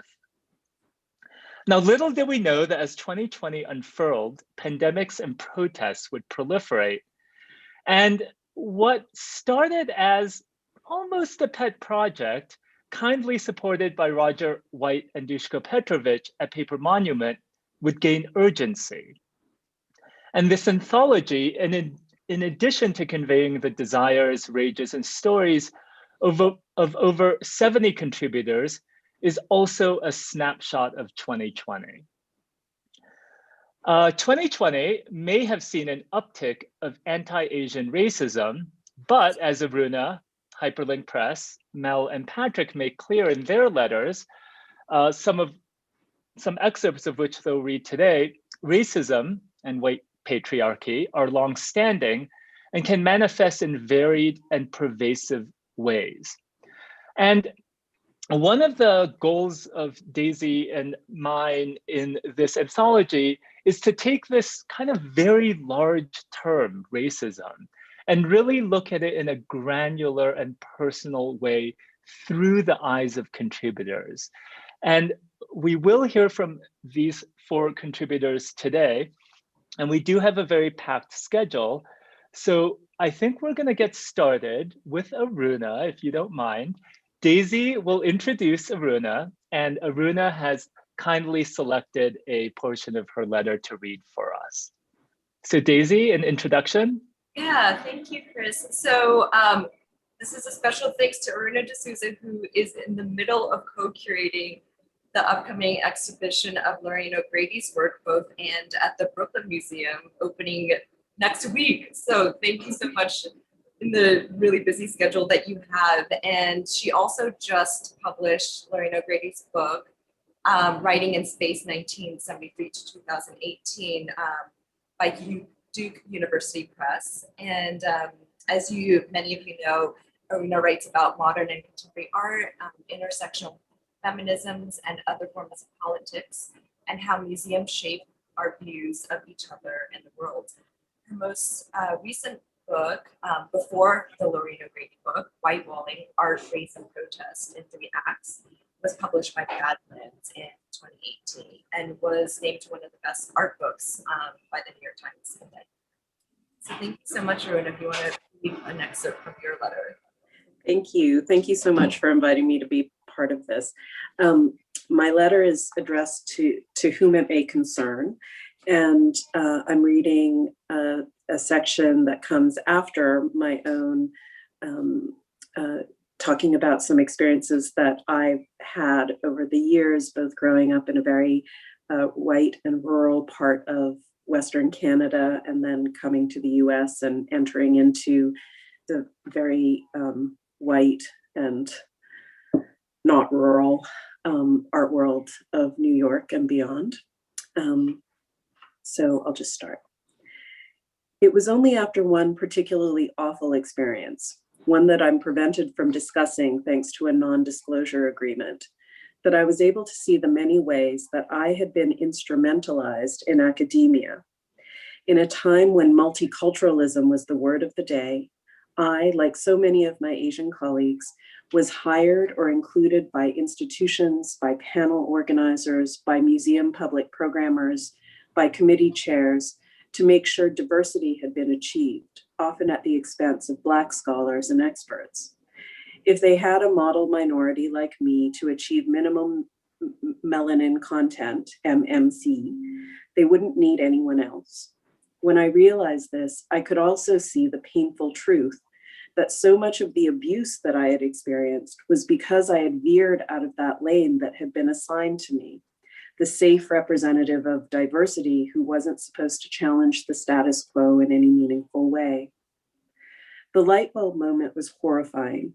I could see I was culpable, not only for the exclusion of Black people from institutional spaces, but for the continued marginalization of my own voice and freedom and even safety within those institutions.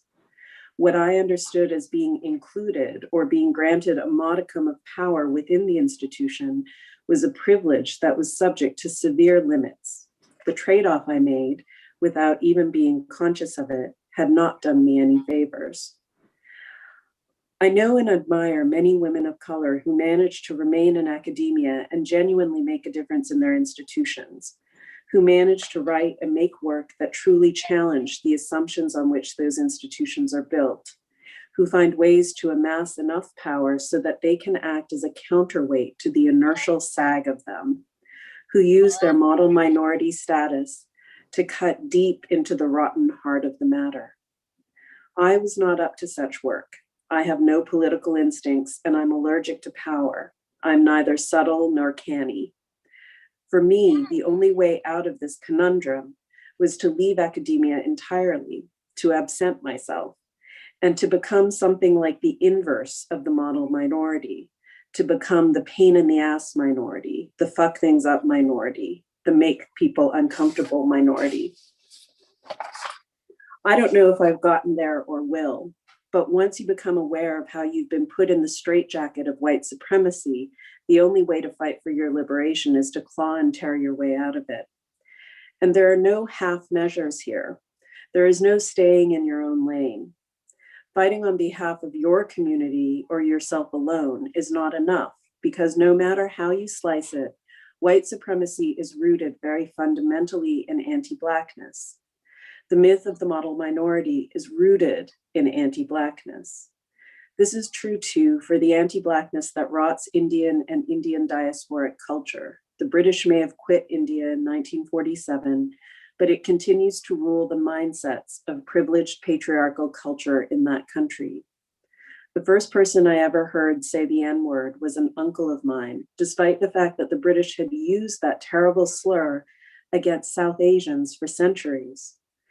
For a people that managed to free themselves from the rule of the most powerful empire in the world, despite forced impoverishment, the threat and actuality of violence, Indians have, as a rule, been really bad at decolonizing their thinking. Part of my work, as I see it, is to be outspoken about the ways in which my position as a non-Black woman of color makes my experience distinct from that of a Black woman, and to elaborate the ways that ultimately my own freedom will be delimited as long as anti-Black racism is allowed to persist. There is no liberation from white supremacy unless we work for our communities and for everyone else's. I'll stop there. So powerful. Each time I hear that, I read it, it's so moving. Thank you so much. Thank you. And I think now Chris will introduce Hyperlink. Yes, indeed. Thank you so much, Aruna. Thanks. And our next reading will come from Hyperlink Press. Hyperlink Press is inspired by a South Korean online LGBTQ+ community from the 2000s.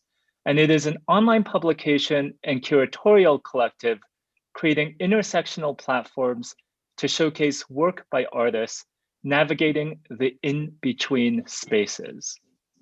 Hyperlink Press's mission is to empower the underrepresented history, experience, and identity in the tech field and the art gallery system. Founded by Tae-hee Wang, you can all wave when your name comes up, John Yoon Lee, and Minsu Thigpen. In 2018, Hyperlink Press would like to share the utopic excitement for an equal world that we felt back in our shared childhoods in the 2000s, breaking free from traditional forms of community building. So welcome to Hyperlink Press, and we are going to read, we are going to hear you read your contribution now. Thanks, Chris. Dear future young artists who want to make queer diaspora art, this is our love letter to you. Once upon a time, there was LB City, a love story of a marginalized community that came together to support each other, which inspired our love letter to you. This passing of love has nothing to do with blood or kin. It has everything to do with the community we nurture together to continue passing on these love stories. We write this as a collective of similar-hearted young Korean diaspora artists, formerly called Hyperlink Press. We're inspired by South Korean online LGBTQ communities in the 2000s, such as LB City. We archive, envision, and distribute these love stories to reimagine belonging. LB City was an online lesbian forum founded by Lee Hae-sol and other 25 lesbian organizers as an attempt to create a virtual lesbian utopia. LB City community members appropriated the term lesbian as an alternative existence to Korean patriarchy and heteronormativity. Even before LB City and lesbian became popularized in Korea, there were still queer women communities and names despite the erasure, such as 이쪽, this side, 일반 is opponent 일반, normal, implying there is beyond normal. 바지씨, Mr. Pants, and 치마씨, Miss Skirts. LB City founder Lee Hae-sol took inspiration from the bus taxi driver union, Yeung, from the 70s and 80s, which was a coalition that created family-like support for working queer women. The Korean word for queer woman existed prior to the adoption of the word lesbian. LB City members sought to redefine the label in their own terms through embodied, everyday experiences as queer women living in South Korea. Considering LB City's inclusiveness in spirit and a lot of queer neologisms were fairly new, LB City founders' intent showed a potential for nurturing dialogue that centered queer folks, trans women, and gender non-conforming people, offering LB City's citizenship to those excluded from the immediate definition of lesbianism. The heart of LB City was the collective practice to build another kind of world that embraced and prioritized the voices and needs of queer women and minoritized people. This virtual city planning project continues to be a critical inspiration for Hyperlink's mission as we aim to continue its spirit. Hyperlink Press sources its aesthetic inspiration from the software interfaces of the early 2000s in South Korea that followed its own distinctive path of development and growth with such programs and platforms as 아래야 한글, 소리바다, 소리첼, 다음 카페, 알집, and Saiwo. For millennials, the 2000s were our first encounters with early internet aesthetics and experience. It stood as a time of excitement for a decentralized and equitable world, departing from traditional forms of community building. We are drawn to this era with anyone could have been anything and accepted for the stories they shared. The internet represented a radical shift in how dialogue existed and propagated, providing a framework for understanding our collective marginalized histories beyond state-mandated narratives, which often centered patriarchal, heteronormative, anti-communist, and imperialist paradigms. Due to our diasporic childhoods, we sought absorption of Korean culture through the internet. The internet provided a fluid space without geographical borders, which afforded us the possibility to encounter different narratives outside of the state-mandated definitions of what Korean culture was.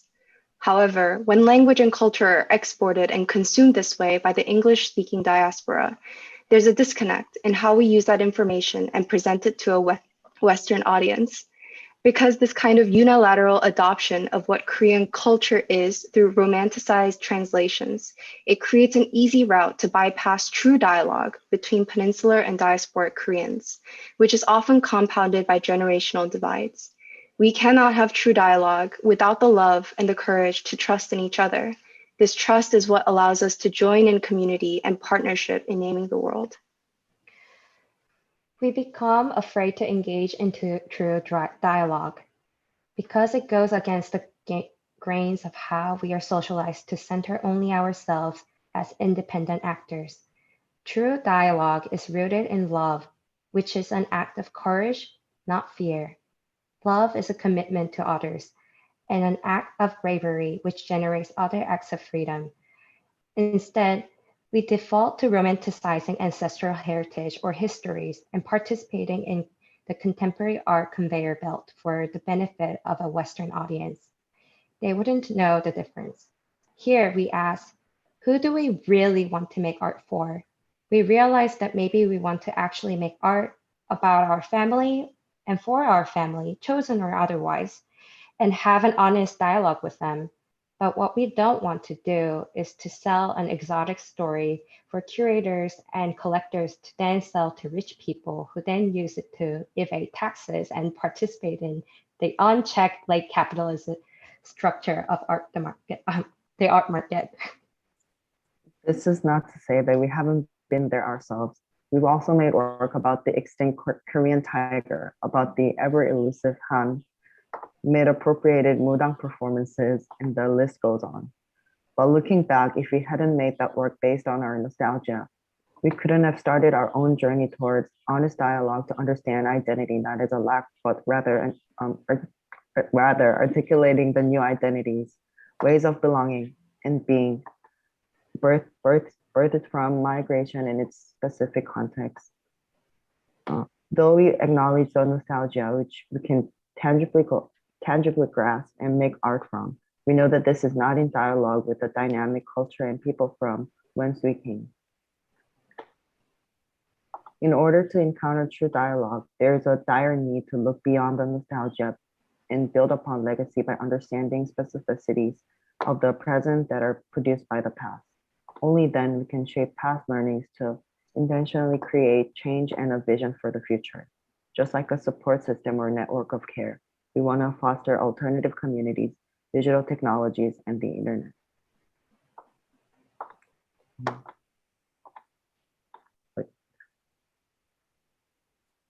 Sorry, just like a support system or a network of care, we want to foster alternative communities for artists with a focus on intersectionality, queerness, transnational communities, digital technology, and the internet. We will always advocate for underrepresented artists, histories, stories, and experiences, irrespective of their place in contemporary art or geographic location. From LB City to you, this love letter is a way to pass down this form of dialogue through the generations across transnational communities. May you find the courage to inspire dialogue on the foundation of love. Hyperlink Press. Thank you. Thank you guys so much for that love letter, which is lovely. And on that note of love letter and honest dialogue, especially with family members, we will hear next from Mel Chen. And I'll first introduce Mel with a brief biography, and then Mel will read an excerpt from his letter to his family. So Mel Chen conveys complex ideas and themes through a mutative strategy, working alone or employing different disciplines and people, depending on the concept, to derive the materials of its realization from actions to films to objects as necessary, and maybe of letters. His revival field from 1991 pioneered the field of green remediation, the use of plants to remove toxic materials from the soil. From 1995 to 1998, he formed the collective Gala Committee, which produced In the Name of the Place, a public art project conducted on American primetime television. He has produced original films such as 9/11/9/11 from 2007 to decenter preoccupations that engender nationalism, and L'Arctique et Paris 2015 to deliver the poignant warnings of a Greenlandic subsistence hunter to an international audience. In 2018, Mel used New York Times Square as the site of Wake on the Ground and Unmoored, an augmented reality project in the air, creating an experiential portal into a past maritime industry and a future of rising waters. All Over the Place, a 40-year survey, was named by Hyperallergic as the best exhibition in New York of 2018. He is the recipient of a MacArthur Fellowship in 2019. So thank you for being with us, Mel, and thank you so much for reading an excerpt of your letter. Thank you so much, gang of Asian brotherhood and sisterhood and theyhood. I'm glad to be here with you. You know, this letter, it was interesting to write this letter because it's augmented. The letter, I hope, I haven't seen the publication, is augmented with my Instagram post. And what went down was that I found my nephews and nieces following me. And I felt kind of guilty because my brothers and my sister did not know they were following me. So I felt an obligation to, you know, be square with them and let them know what was going down. And so it became this letter of love, and I had their permission. I said, I'm gonna write this letter personally to you. Do you mind it's published in this big ass Asian anthology of letters? And they said, it's all good. It's all good. So I'm glad to give you just a part of it. And it's here it is, okay? This is an excerpt, okay? When I took sick that year and a half when I was 13, you all pitched in. Damn, you were just kids leaving school to work in the store, while mom and dad took me to a stream of hospitals, clinics, specialists, and you helped tend to me in my catatonic state when they decided to do away with medical advisement to keep me at home. Those 1960s shock treatments erased all memories of that time for me.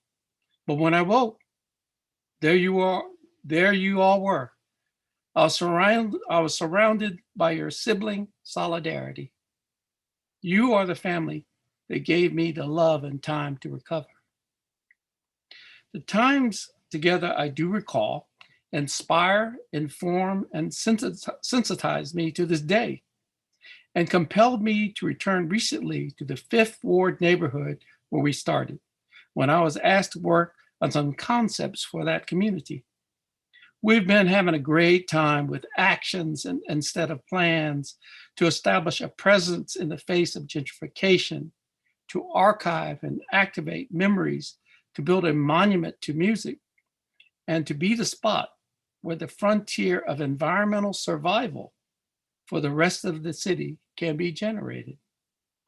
It has offered me a sense of purpose that makes sense for a meaningful future for us all.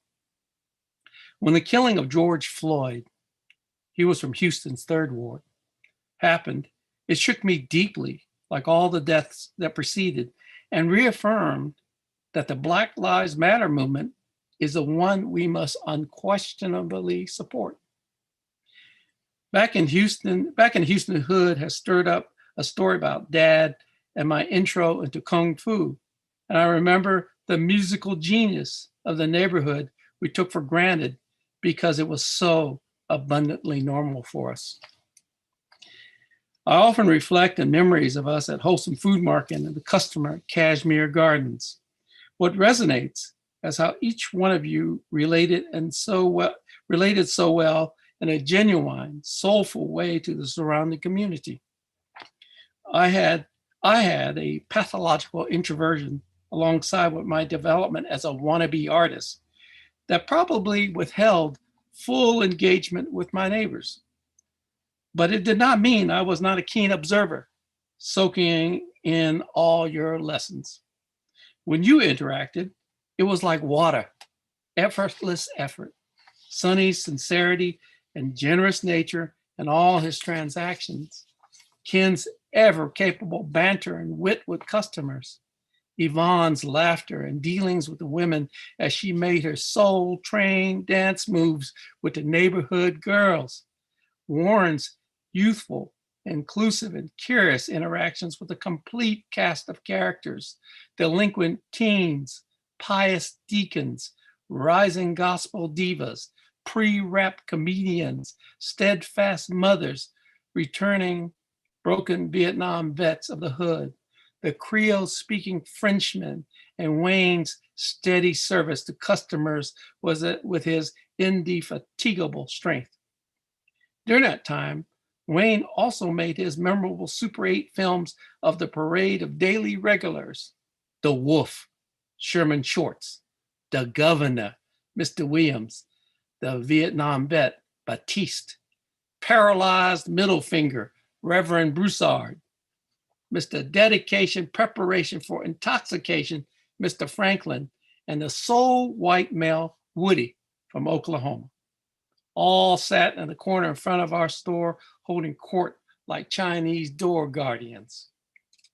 I'm writing on this eve of the national election in a country terribly split and still wrangling with insecurity, insensitivity, and injustices that could easily raise its racist weapons and do its harm. It is comforting to be in a family knowing our views politically cover a spectrum, yet we are not divided. Recently, a convo with Sonny revealed we might be at odds about how to resolve problems in our fragile communities. But when it comes to empathy for unfortunate others, we agree. As COVID-19 drags on, we may be at distance for a little while longer.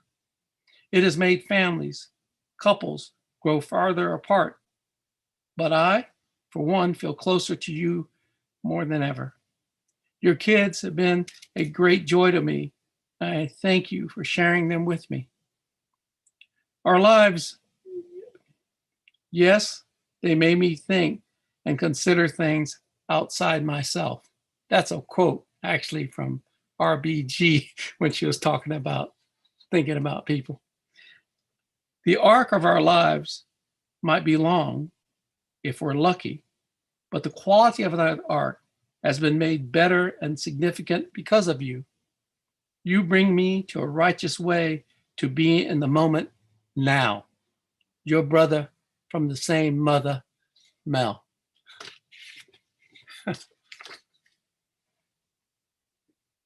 Thank you. Hearing you read that with your voice and your tone is just so funny, and I hope that when people read your letter, they'll hear your voice as well.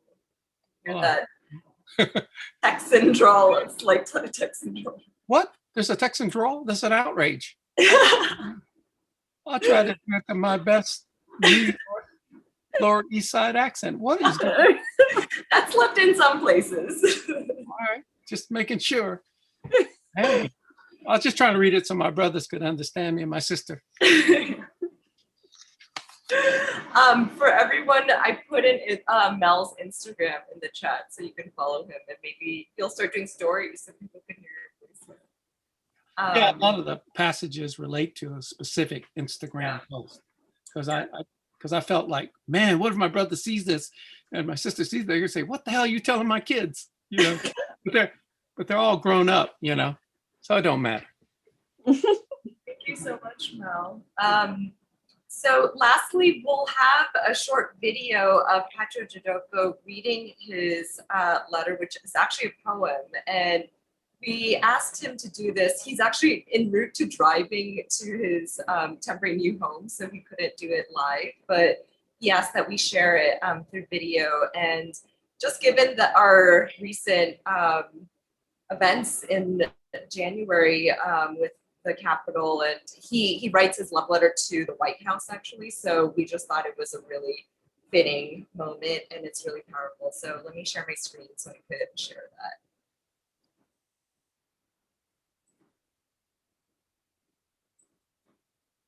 Hi, everyone. Thanks for having me, and thanks especially for bearing with this video.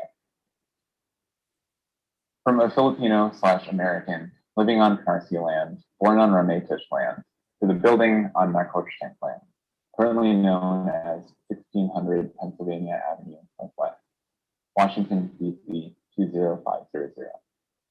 I wish I could burn this letter and bury the ash in your walls. White House. I wonder what you think of the people inside you, the people who have kept on killing other people for the last 200 or so years from the offices.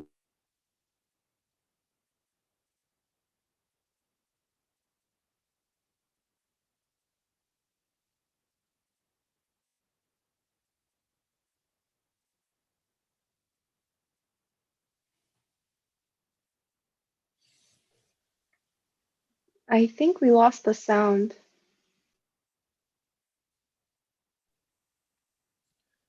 I think so too. We may have lost the sound. The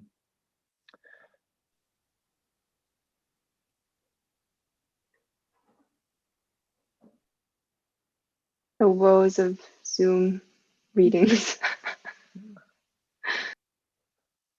We can try one more time, and if it doesn't work, Daisy and I could also, it's not going to be the same, but take turns reading the stanzas back and forth. So Daisy, I think you're muted. You try once more.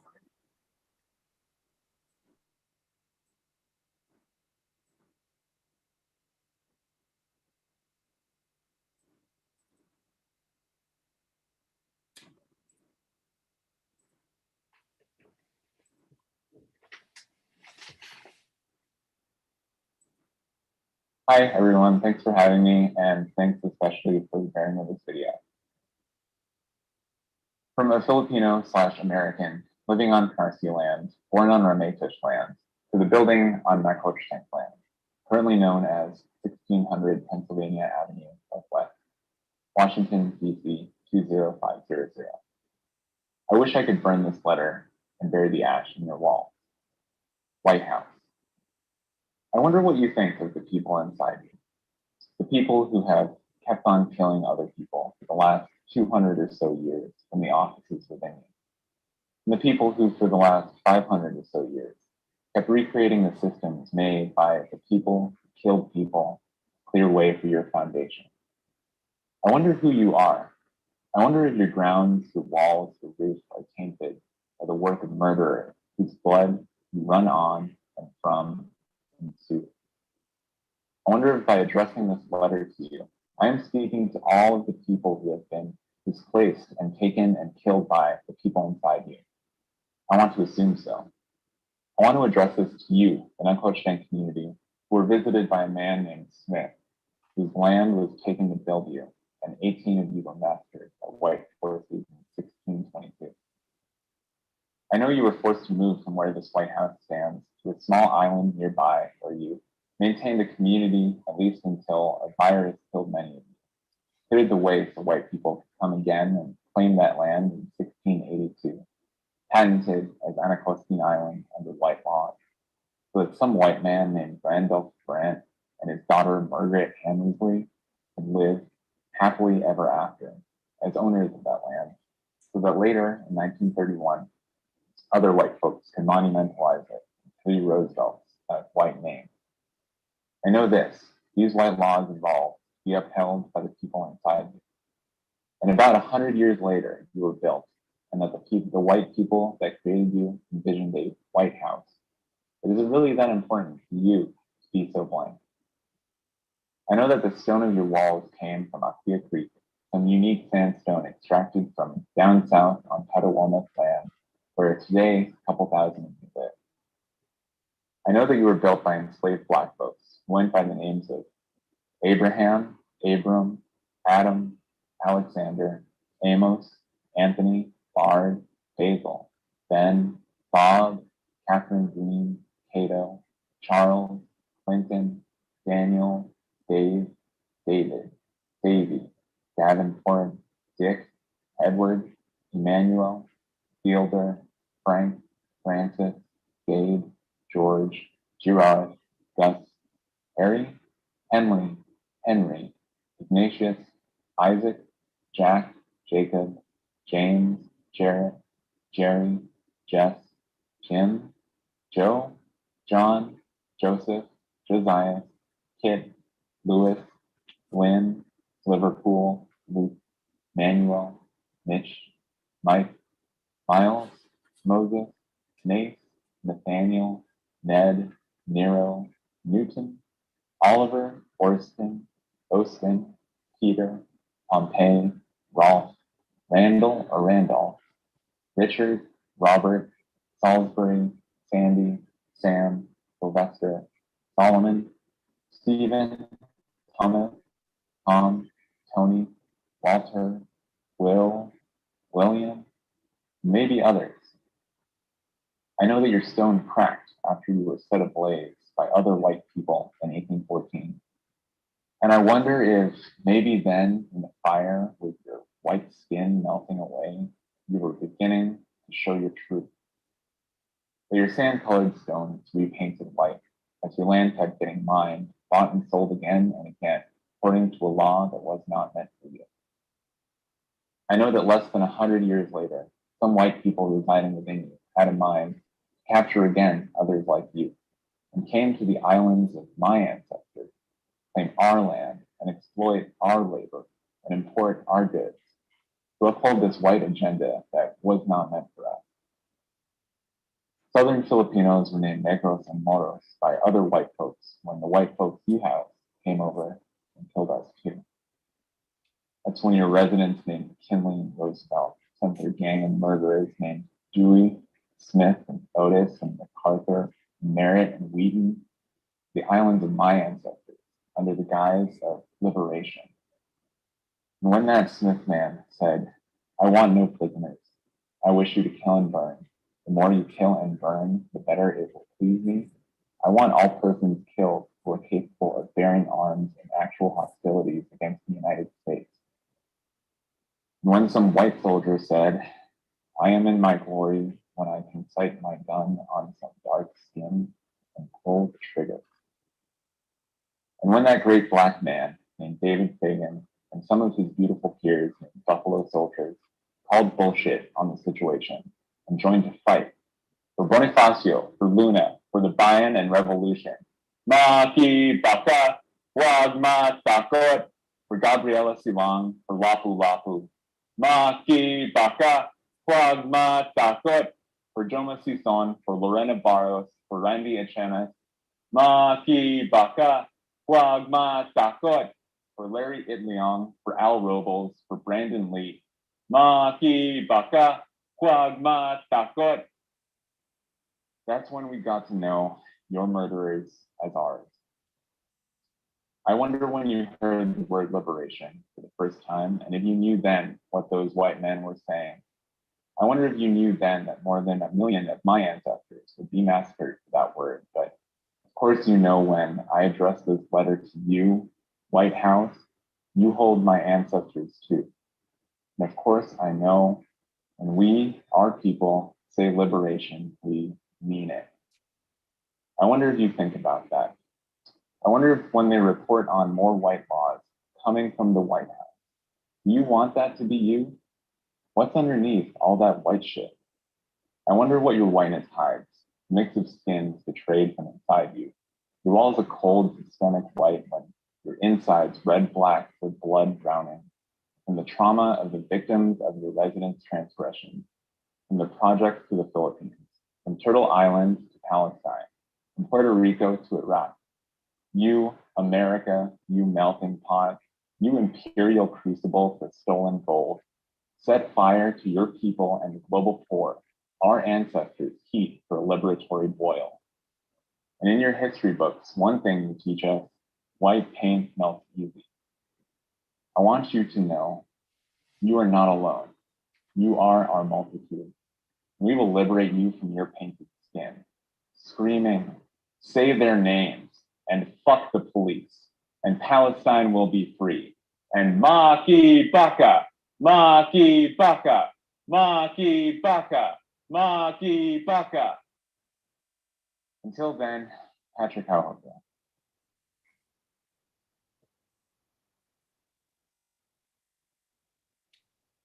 Wow, that was so powerful too. Wow, I don't know how, if the video had failed, Daisy or Christopher would have been able to do that. It would have been like that, and it would have been not as powerful as what we just heard. But maybe we could start a discussion. I mean, that hopefully Patrick can join us too. I know he's in the car right now, but there's so much range of emotions in these letters, and I wonder if you also found that surprising when you were writing the letters. You know, it goes from really political writing to very personal writing, and lots of emotions are involved. But if there's anything that you found special about the act of letter writing that you wanted to share. Should I start with? Is that directed to everyone? It's directed to everyone, but if you want to start, me too, because yours is a love letter / manifesto. Yeah, actually, so I was going to say that we were in the process of rewriting our mission statement. And this request for kind of like contributing a letter through talking to Rachel Ossip, who called me up one day, and I thought she butt dialed me because we're friends and we talk sometimes. And she was like, no, I actually wanted to talk about business with you. And I was like, what business? And she said this project was going on, and she thought of us and Hyperlink Press and thought we could make a good contribution. And what happened was we were thinking about what we could contribute to Chris's and Daisy's project, as well as rewriting our mission statement. And when we were writing our mission statement and iterating on it, we were doing kind of the standard format of like Hyperlink Press is blah, blah, blah. And it just didn't feel right. It felt kind of stiff and contrived. And at that point, I was like, what if we just, you know, we're really inspired by LB City, which is kind of like this love story. And what if we were, you know, writing a love letter inspired by this love story towards these other people like us who kind of, you know, we've, as we said in our letter, we've fallen into the pitfalls of, you know, being contrived or basing our work only on nostalgia. But I think that's important to recognize before saying like, okay, let's go on this journey, right, to get to this true dialogue. And at the same time, I was also reading Paulo Freire's Pedagogy of the Oppressed. So the tidbit where we're saying, you know, we want to join together on the foundations of love to name the world, and that requires courage. That's kind of pretty much a straight quote from that. And it spoke so much to the act of community that we wanted to center our mission on. And, you know, even Hyperlink Press, the three of us, we're kind of a support system for each other. So it made sense to write a love letter as our manifesto. I mean, Taehi and Jung, you can also speak to it if you want. No, I would just like remembering writing this letter with Minsu. It kind of just like, okay, this is like a writing hour, but it just like kind of becoming also just like catch up and like, it's like kind of venting hour too. And then I think I think we just had like some like, we're just like kind of reporting back. Oh, we had a studio visit with these people, but also like we're sharing like our frustration in terms of, okay, like, we are making work about queer Korean history, for instance, but then oftentimes when what I see in Asian artists making work about Asia, it's never like many times it's not really intending for the actual audience who lives there. It has to go through this conveyor belt that goes through the Western art market. And like we kind of like felt kind of like feelings about it too. So like I think it's a combination of like this like legacy of love, not necessarily tied by biological sense, and also this like frustration we see, like we want to have this conversation, but how do we also like do this, like for instance, like peninsula between Peninsula Korea and diaspora Korea. So like, yeah, it was a fun writing session. Yeah, just to add to a little bit to that, because I think we were translating the letter also in Korean, and what sort of occurred to me was like, I think we were thinking about also there's in Korean there's also honorific, a very distinctive difference between like honorific and just like casual informal language, and sort of made us think, made me especially like think about my diaspora identity and like that kind of like connection, how like I also think often, like I often think about like my connection to like both Korean, like my Korean identity, and it sort of like made me think a lot about like how Korean people think about their identity like as Westernized as they get over time, and like what does it mean to, because like I mostly think I am able to like I can think about this kinds of things because of like thanks to my academic background, and that made me also think about like, you know, writing the letter and translating on what it means to like you know, what decolonization means, and like what yeah, how to like have dialogue, and like I think just made me think about how important I really have to, and like how grateful I am to like sort of like continue this with the support system I have in the you know, Hyperlink Press as like a small little community. You know, the letter gave an opportunity for me. There was never really any PDA, public display of affection amongst my family. And there was never even private display of affection. That's not what you do, you know. It's very traditional, but my parents were, they're cool as hell, you know. They didn't fall into all the traps of you got to be an engineer, you got to be a doctor. They said they're different. They just said, look, we're born broke ass and peasants, but you know, they had a little communism, and they had a little bit of, they had their own way of thinking about things, you know, and they stood apart because they just said to each your own capacity. But you know, this letter writing gave an opportunity to say I love my family because of what they did. And when you read the Instagram post, they're all kind of radical stuff I talk about, you know. I really think about the criticality that we have to have politically. And I felt like it was an opportunity to be the inverse by writing this letter, that I could explain myself, you know, in another way, and express for the first time, really, how much they mean to me, you know, how much they gave. Because, you know, after I recovered from that year and a half of catatonia, my parents, if I brought it up, I say, what the hell happened to me? They said, shut your damn mouth, because you're going to bring bad luck. You're going to make it come back. You better shut up. So my whole life, I never got it from my parents, what went down. So my siblings said, man, you were so weird. You did this, you did that. You were covered with blood that time. And you drank a whole cup of soy sauce. You had no self-preservation. You couldn't count to 10. You were a mess, you know? And so they told me what I was. My parents never told me. So the way to talk about love, I guess, I felt it's about action. You convey it in many ways. If your culture will not allow you to express it for, you know, like give me a hug, you forget that shit, you know. Don't you do it through, I will save your life and give my life and my time for you. How about that? And never ask you for anything in return.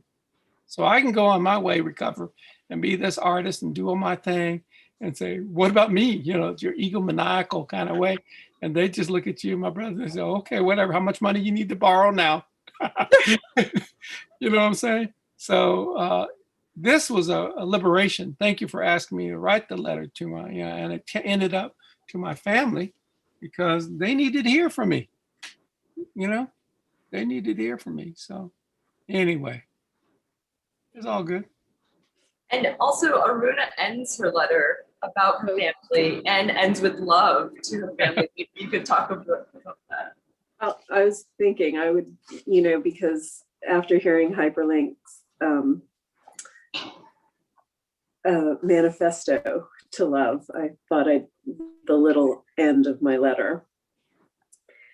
So when my dad turned 60, he took our whole family, including 2 white sons-in-law, to Las Vegas for the weekend. His friend had gotten us a special table for the Wayne Newton concert at Caesar's Palace and tipped off Mr. Newton that my dad was in the audience celebrating a milestone. Wayne Newton, who is Native American, made a big deal of my dad being in the audience. The guy is a true showman. I enjoyed that concert unironically. That was, that guy is amazing. And Wayne Newton sang a song in my dad's honor. My dad stood up and said, in his most dramatic voice, "Mr. Newton, from one Indian to another, I thank you." The audience and the performer roared with laughter. It was a moment of joy in which one brown-skinned person claimed and imagined solidarity and even love with another. So, a lot of, it's funny because I hear Mel's drawl, but just a little bit of his drawl. And I think my family, I was born in Canada. My parents had just immigrated from India. And I grew up in Southern Alberta, which is like the Texas of Canada, in a very out of the way rural place. And there was not really, you read all the South Asian American literature, right? And it's all the stories of going to the Indian weddings and having, your parathas with your lunch and, connecting with your community in a very specific ways, having your aunties and uncles around and the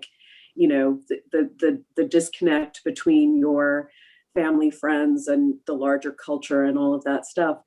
That wasn't my experience because there wasn't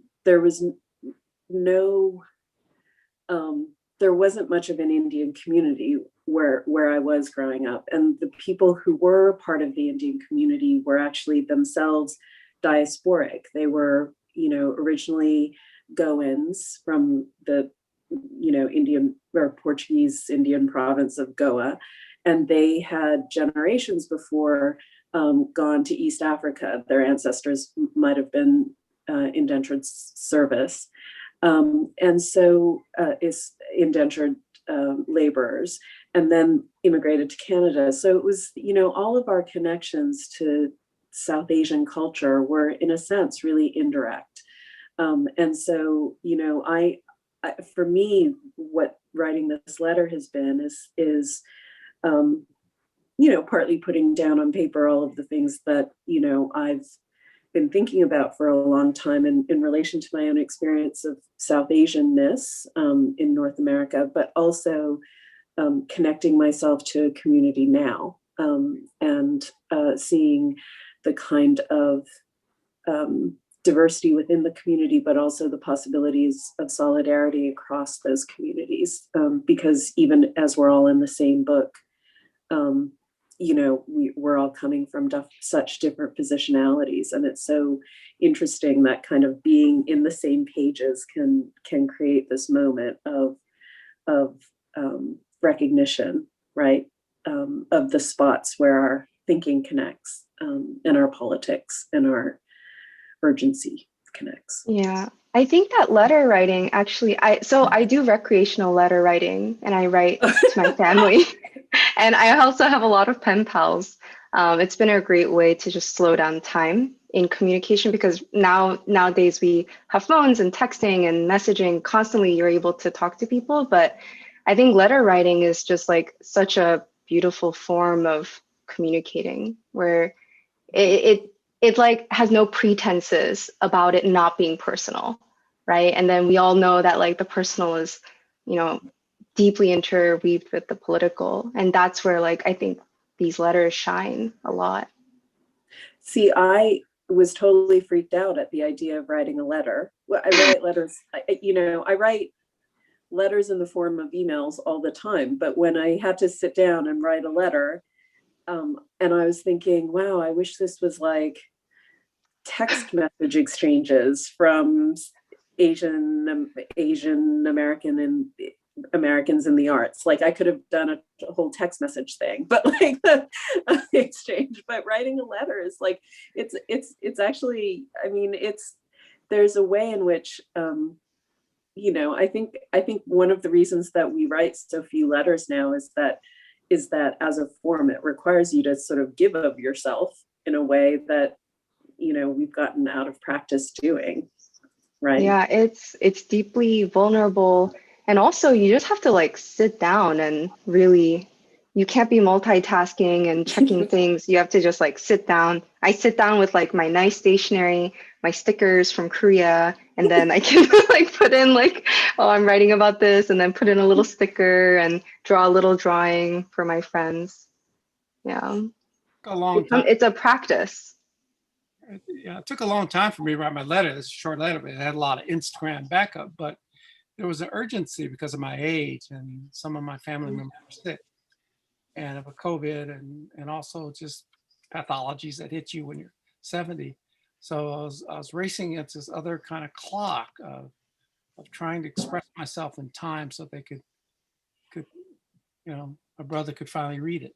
You see? Yeah. It was weird. So it was the pressure was to make it like real, you see?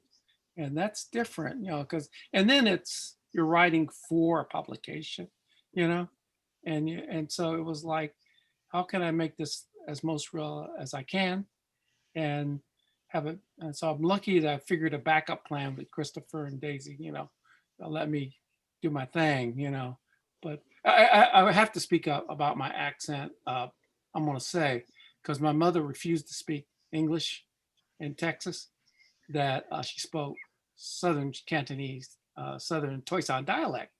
And when I'm walking in the streets of Chinatown, I lived there for 20 years. I remember once I was looking at this vendor selling these beads for $3. And I asked him in Toisan, is it Jin Maka, which means is it fake or is it real? And this guy who was older than me was 80. Heard me, he just stopped.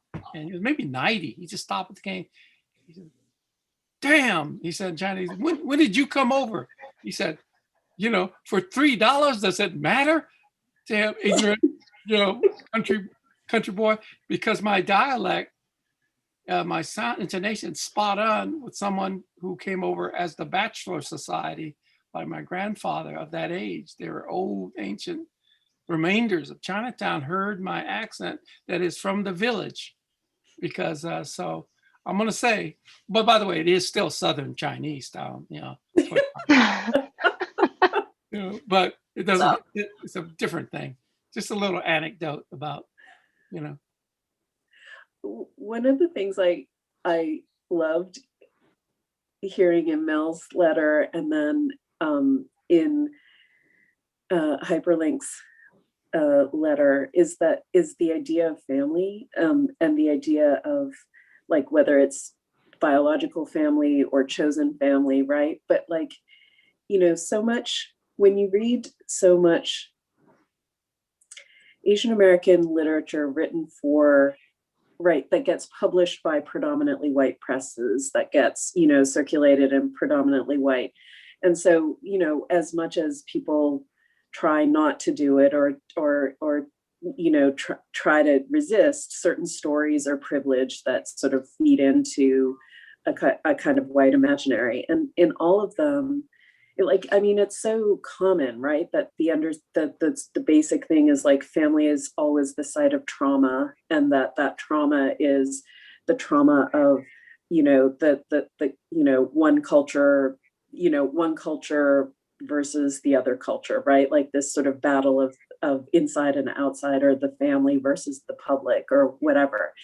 And one of the things I loved Mel, in your letter, is that there was no, I mean, there was trauma in the sense that you were in a catatonic state for a year, but I think like one of the things that really came through is that your family was the site of sustenance, right, of survival, right, and that hyperlink, you're all thinking about chosen family as a network of survival as well.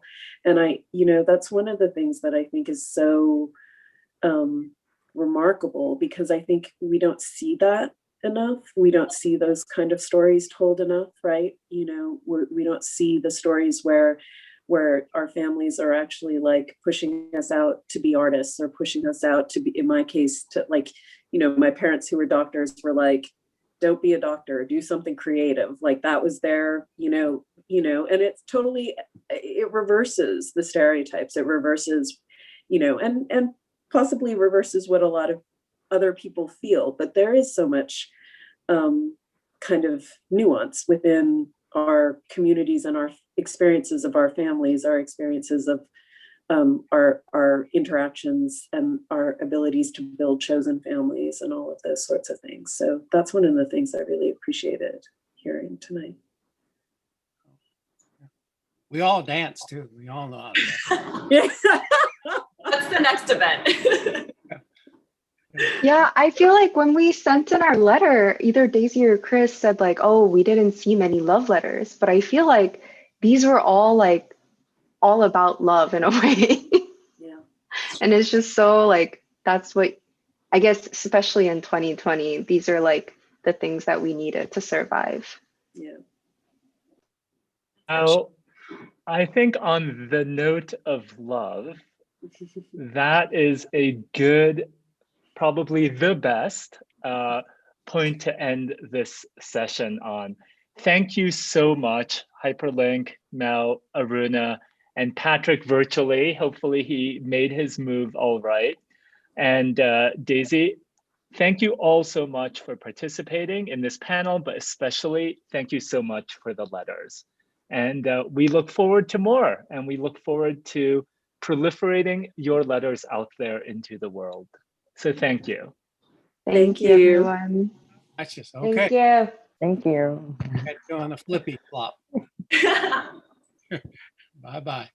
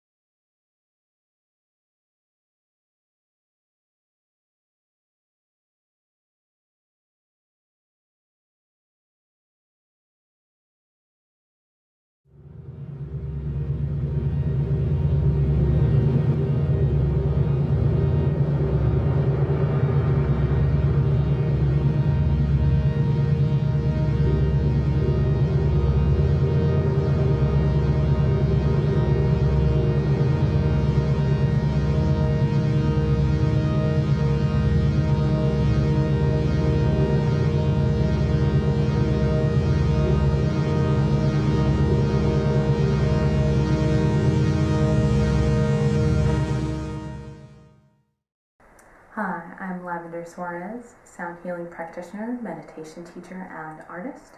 I'm delighted to share my debut book, Transcendent Waves, How Listening Shapes Our Creative Lives, out now on Anthology Editions. Transcendent Waves is all about how listening can unlock moments of creative spark, mindfulness, and self-awareness. The book features scientific evidence as well as anecdotes from my many years teaching about meditation in artistic contexts, such as workshops at MoMA PS1, the Whitney, and the Rubin. The book features a foreword by lifelong artist and Warhol star Bibi Henson. I'm going to read a bit from the preface of the book to give you a sense of what it's all about. You are a conduit at the center of the infinite world of sound. By taking the time to listen intentionally, you become a more thoughtful participant in your life. This book is about utilizing listening as a method for developing your creative practice in whatever form it may take. This extends beyond activities usually associated with listening, such as music-based endeavors, into all realms of the creative arts. Whether you have been an active artist for decades or are just beginning to explore or revive your creative voice, this book can help you. Learning to listen to the world around you, as well as to your inner voice, will offer insights into and enliven your creative practice. In this way, you can create a richer experience of life. There are clues everywhere to guide you on your creative path, if you just listen for them. So the book is broken up into 3 main sections. They're all color-coded, as you saw in the flip-through video. The first section is about the anatomy of how we hear, as well as some neuroscience and physiology of listening. The second chapter is all about the creative process and listening. And then the third chapter is about listening to the world, as well as how our listening is changed by the technology that we use daily. Now I'm going to read an excerpt from the creation/expression chapter.